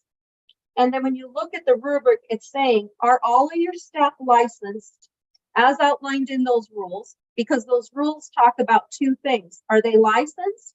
And then are they appropriately assigned? So it might be licensed as an elementary or as a teacher, but I'm not appropriately assigned because I'm not in the correct content area in which I have an endorsement. And so when you look at that piece, that's what we mean by those words, appropriately licensed and assigned, directly taken from the rule. So that then you can kind of see how that would be measured along that rubric. I think that Dr. Watson brought up a really key piece around the terminology of strong evidence, moderate evidence, limited evidence, and that it's really critical to take a look at and delineate among those terms as you're evaluating evidence. And so it's going to be important to start to even gather what I would call exemplary documents that show this is what evidence is, this is what a moderate, or this is what limited looks like, or this is what it would take to move from limited to moderate. And again, I want to reiterate what Crystal had indicated. We took those terms from the national evidence-based components from ESSA, if you would. And so I agree that there's got to be some really strong delineation of what we mean by those terms in terms of that, so that there's no question as to what that means so when schools get assessed. I would say that he is correct again in terms of what we were aiming for on student performance standards, because we recognize some of our schools are participating in the MAS pilot and some will not be participating in the MAS pilot and continuing with the SBAC. So we are in a year of transition. So when you look at that rubric, we're saying, are you using and have you identified a valid and reliable tool to measure growth? And is it leading towards outcomes? And so it has been intentional, if you will, that those thresholds have not been set yet, because we don't even have them set yet in our pilot, and that will take time to go through that process as well. So it is going to be important that when those thresholds get set, that that is not done in isolation, but done with our key stakeholders at the table. I think the last piece that I just wanted to bring up, I think the suggestion of separating out for the high schools, the components between graduation and then college and career readiness would be very doable and is a strong suggestion for that particular piece. The last piece I would address, because Board Member Rasmussen has asked this question a couple of times. What is going to be the timing, right? And I do think that's going to be important, right? We're going to have to really be kind of looking at that. We also know that we're shifting the time of how we do it. So we're not asking our districts to put things into AIM and upload that and then go do it in Teams as well, right? And so that's going to be a shift of time there that they're not going to have to do. That's also a shift of time on Crystal and her team, but that's not what they're spending their time on, is validating that data, but rather they're going to be measuring the evidence that they're provided from that AIM data to then assess on the rubric. So it's a shift in time. But I think it's a very difficult question for Member Rasmussen to answer, because even the superintendent there from North Star said he's familiar with teams, right? And so for him to go in and do it, he's probably pretty familiar and can do it really quickly. Versus the new superintendent may not be as familiar, and it's going to take a little bit more time. So I do think whenever you start something new, there is some time that it takes to get familiar because you haven't done it previously. So I think we have to acknowledge that. But the rate at which that is going to be completed, I think we have to really, kind of assess that and think about that. I would say with the ISIP, it is less some of the information as what was formerly in the CSIP. So there's some similar pieces there. So that's also a shift of time. But there's also a little additional, because we are, right, adding some components that we haven't had previously on the CSIP, like the family engagement or the graduate profile, which is why we're trying to be thoughtful that year one is not everything that is listed in ARM 1055-601 for the ISIP in the first year. So I appreciate Dr. Watson's comments and hope that I've been able to provide a little bit more information to what he has provided to us. Thanks. I have a couple of questions. Do you have follow-up ones? Go ahead. Okay, so first of all, I want to clarify that I believe based on the motion that's on the floor, we're looking at what's described in the board packet on page 160, 161, and 162.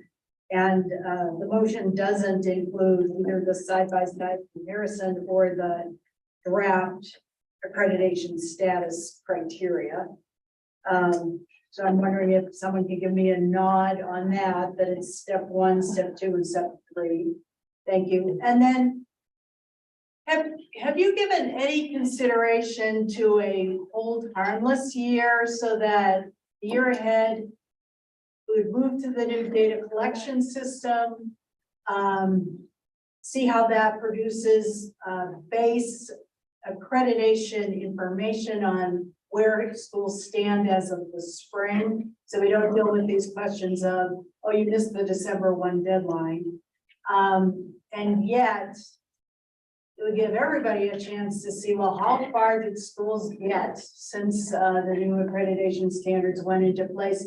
And it seems to me, most importantly, that the professional development and sort of networking opportunities to develop a district profile could have a stronger result. And so I guess I'd like to have your thoughts on that. I think you're bringing up a really critical piece. Do we want them, our leaders, right? We're thinking about their time and energy and effort.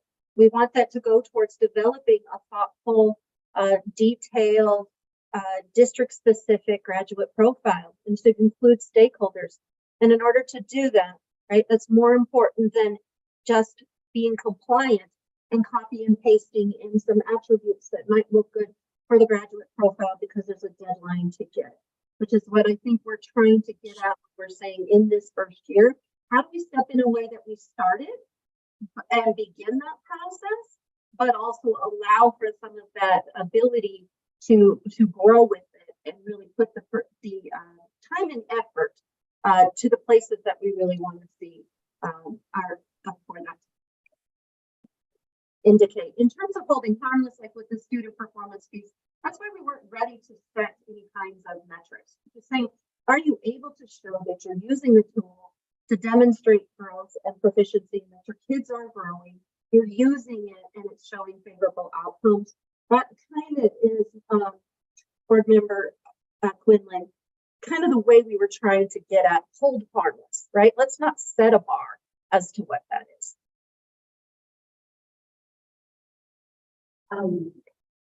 Board Member Tharp, I'm not sure whether you're thinking down these lines, but I'm wondering if we can postpone a vote on this until tomorrow and perhaps have a different motion that whether we want to endorse the process, but maybe think about this as a 2-year process where a data collection gets put in place, followed by some of the more qualitative pieces of this. And I guess I'd ask for your thoughts on that. Well, it's reflecting, it was 30 years ago this week that Dr. Watson and I graduated from MSU.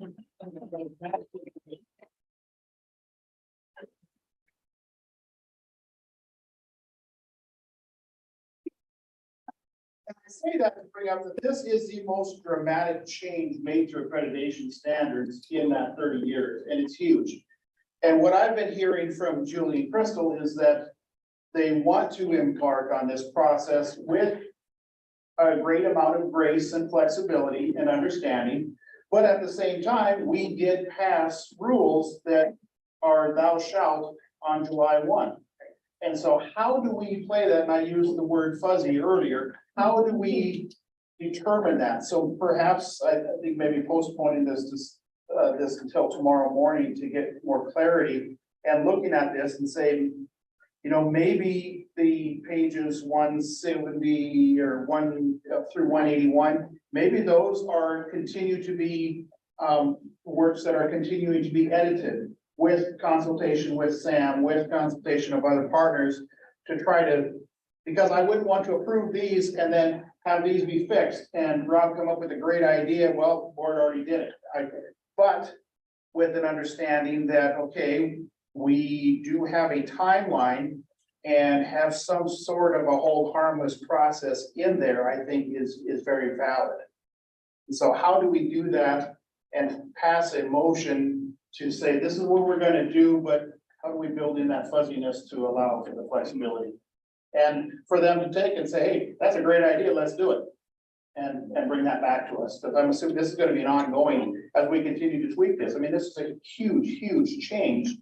And there's no, we are under no impression that we came up with the most perfect thing out there. We know it needs to be edited. We know it's a vast improvement over what we had before, but it still needs to be tweaked. So. Board Member Headley. Thank you. I guess my concern with postponing is that what we have in place right now is archaic and absolutely not working. I think we're just postponing till tomorrow.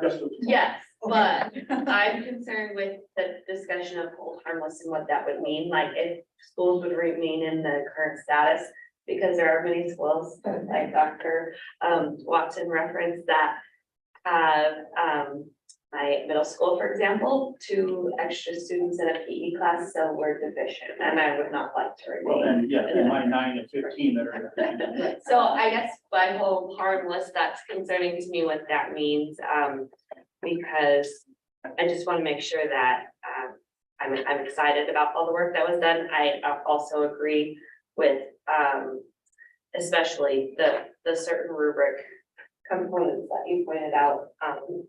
And because depending on the size of the school, 1 or 2 overloads, like you explained, all of that, just so I appreciate your detailed work, and agree that we, you know, need to take a little bit of a closer look. So I don't know if there's a way to move forward with the potential for some revisions. And Chair, can we approve the pages 160, 161, and 162 with an understanding that OPI is going to continue to tweak the rubrics and the other processes? Is that reasonable? I think it's reasonable. I guess I just hope that if we I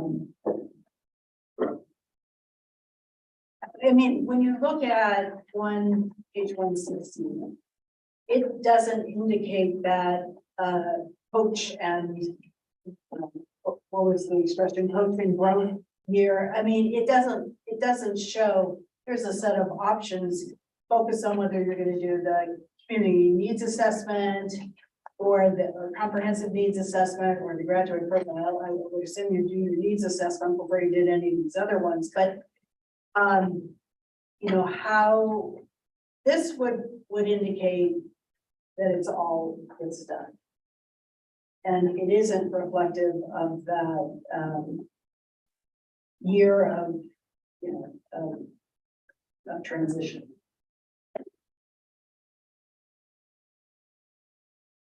And there might be some schools that are capable of that. And I think of the two districts that I'm directly responsible for, a little bit easier to get everybody rolled in, and we might be able to do this. Whereas a larger district is going to have a lot more, and also that size in the middle where you have, you know, just one administrator trying to do everything, trying to figure this out. So I don't know if there's a way to tweak this timeline, or how do we codify flexibility and growth and recognizing that there's not an intention to bring the hammer down at the end of 24, as long as you're making progress towards that. And how do we build that in so that our schools know that it's not our intention to nail it? I'm not sure any of us have the answer to that. Madam Chair, I just wanted to clarify, I wasn't stating that I think we could do something, take action right now, if we need to look at it in the morning. I just wanted to make the statement that, you know, like I said, I was concerned with the hold harmless and what that would mean for our status. In the meantime, I agree that more time for the graduate profile, or if we can make a motion that states that schools, you know, up until 2025, I know that that's a lot of us have anxiety about coming up with the graduate profile so quickly. So Board Member Slinger and then Board Member Rasmus. So I really do like the idea of the whole harmless. I would encourage it to be a whole harmless plus or a whole harmless, where there's an opportunity to correct deficiencies.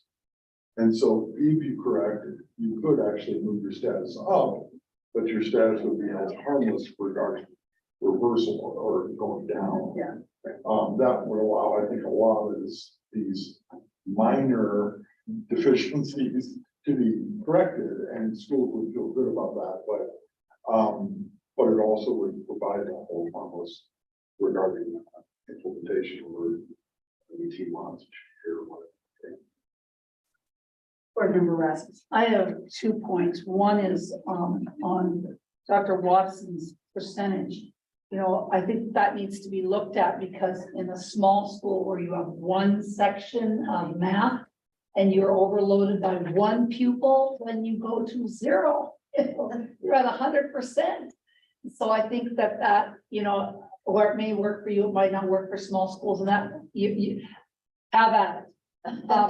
The other thing that I'm concerned about is I was just looking at the number of things you're going to start pulling from Infinite Campus. And I look at, you know, what was it, 2 years ago or 3 years ago, there was a huge turnover in clerks. I can't remember how long ago. I see some people nodding. Maybe it's still going on.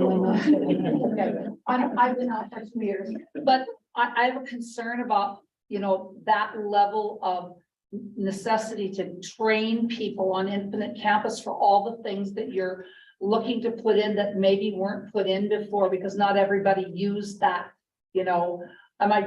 My clerk might have just given me a really cool spreadsheet and I use that and plug the numbers in, you know, rather than pull that over from Infinite Campus. So I'm really concerned about the number of people who will have to have different kinds of Infinite Campus, getting them that training and bring them up to speed so you're ready for that information to roll over. I don't know, I mean, I did most of the Infinite Campus, my principal and I did most of the Infinite Campus, just because for that reason, it's. In some ways, to be honest with you, Infinite Campus is like going back to the little blue screen before we had Teams. No. So in the interest in time, because in 2 minutes, we're supposed to be meeting with educators from the school. And we also, I think, owe it to the folks from Lockwood and East Helena to deal with the accreditation question. I don't know whether it's appropriate to withdraw the motion and make it again in the morning, or if that, are you comfortable with that? Or with our, okay, let's do that. We'll come back to this tomorrow morning. I presume the folks from the school are listening to us. We're going to be a little bit late. I think. Okay, so we're going to move on to agenda item 14 related to the accreditation of both East Helena High School and Lockwood High School. And Crystal, I'm going to, I'm sorry. Who's doing it? I know, but I am going to ask that we do this as quickly as we possibly can. So, Dr. Clark. Well, it's an honor to have this section here. I was president of MREA when we pushed and finally got the legislation to allow to open the expansion of East Helena and Lockwood into high school districts. And now today they come before us seeking full accreditation status. So Crystal, or not Crystal. Here's Crystal. Yes, So she- yes. Madam Chair and Chair Sharp, thank you. I will try to make it brief, but also I want to really highlight the amazing work that both districts are doing. So I don't want them to not have that opportunity for you to hear those things. So I'll try to do my best of doing both. So I'm going to begin with East Helena, and I see the superintendent and principal are there. Wonderful. So we, my accreditation team went to East Helena High School on March 22nd. I'm gonna ask you to recognize that the board has the written description in front of them and that we've all had a chance to read it. I appreciate that you want to recognize them, but again, I want to move as quickly as we can. There's a challenge for you. Okay, so something I would just like to highlight is that there is an overwhelming community and family support in East Helena. I had the pleasure of interviewing the stakeholder panel of the families and had at least 10 in attendance, 4 or 5 online. And the conversation was extremely positive and showcased the many ways East Helena community is involved with their school. I think it's a model that our state could see and use, and it was just phenomenal. It just made me feel so encouraged as I was sitting there with those families. The building itself was designed in such a welcoming way and student-centered. It was clear. There was a lot of thought put into that. So overall, East Helena High School has developed a wonderful learning environment for their children. My team would like to thank East Helena High School Superintendent Briskins and Principal Kessler, along with their amazing staff, students, and families for a wonderful day. And for that, I guess I'll stand for any questions. If you've read the report, I'm sorry I don't have the opportunity to share more about our experience, but I understand your time as well. Thank you. I'd like to give Representative Strong of East Helena a chance to speak to the board. That's over here. Been watching everybody else. So, for the record, my name is Dan Rispens, last name spelled R-I-S-P-E-N-S. I'm the superintendent of schools in East Helena. And Principal Kessler and I just felt it was really important for us to come up here and be here in person for this action.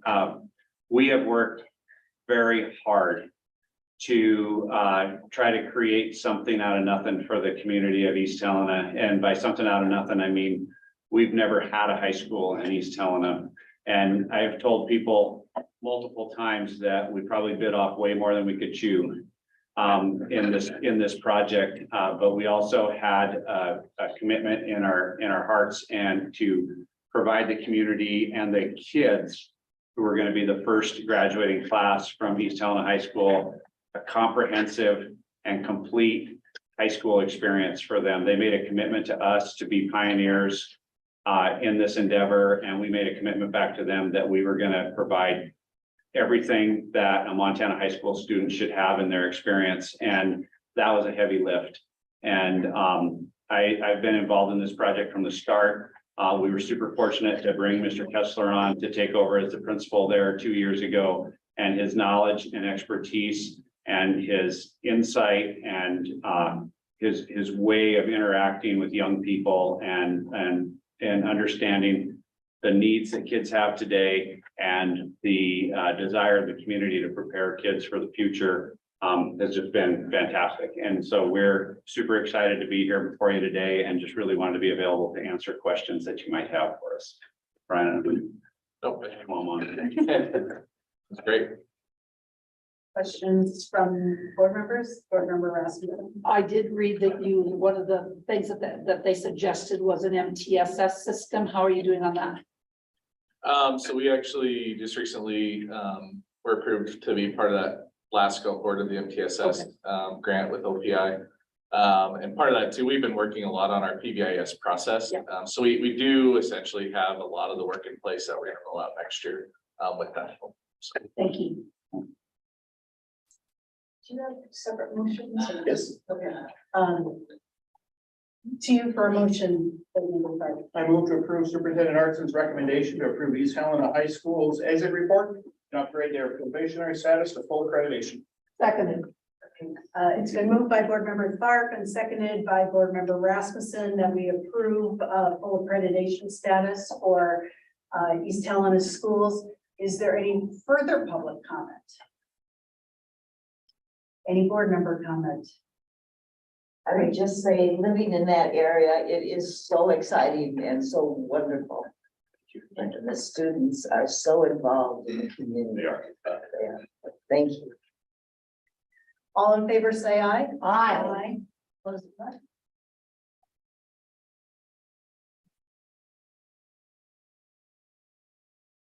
Okay. Crystal, you want to talk to us about Lockwood? Yes, and actually, Madam Chair, if you don't mind, I would like to turn it over to Ashley Repko. She was not able to join us at the last board meeting, so she is my second accreditation specialist, along with Ellery Glassler, and she will be talking through Lockwood very briefly, if that's okay with you. Thank you. Good afternoon, Madam Chair Quinlan and Chair Tharp and members of the board. As Crystal said, my name's Ashley Repko, spelled R-E-P-K-O for the record, and I am the new accreditation specialist. Ellery and I were able to visit Lockwood High School and meet mainly with Dustin Gordon at the in-person site visit. Everyone else we mainly visited with online at a different time just due to schedules.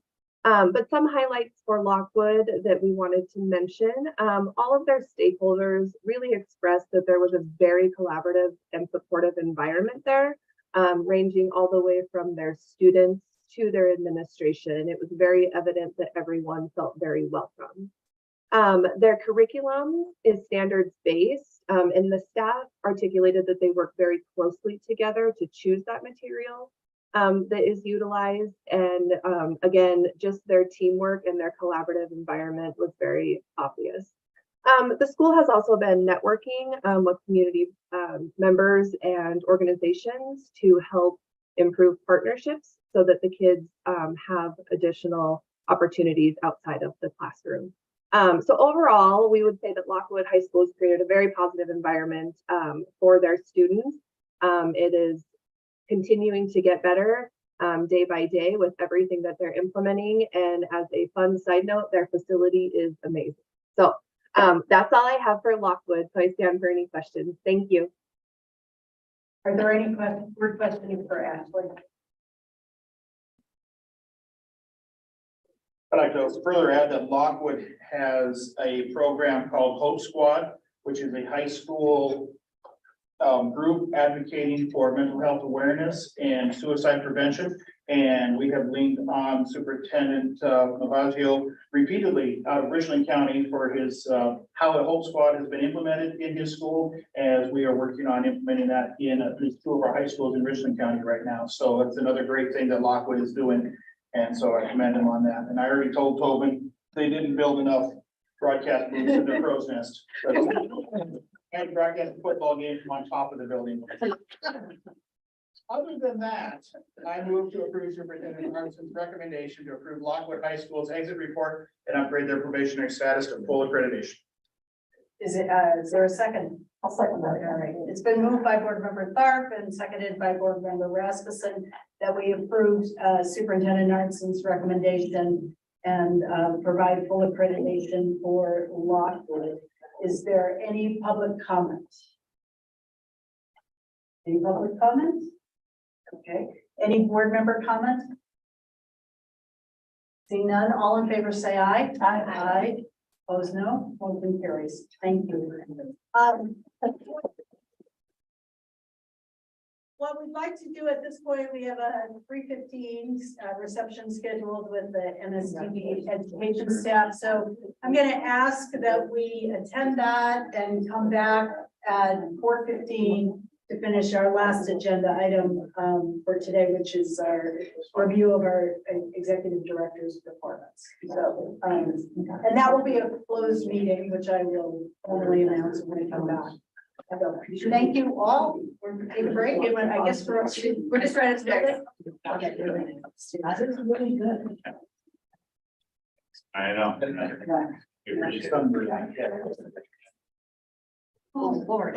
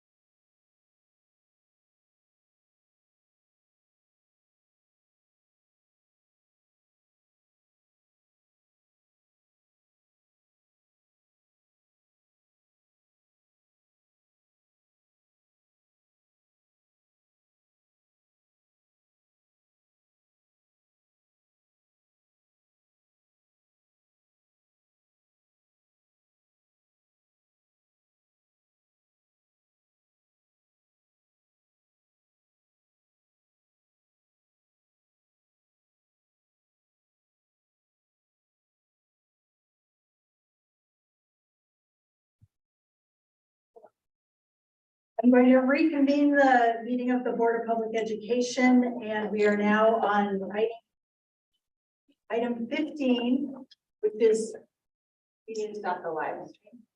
I will.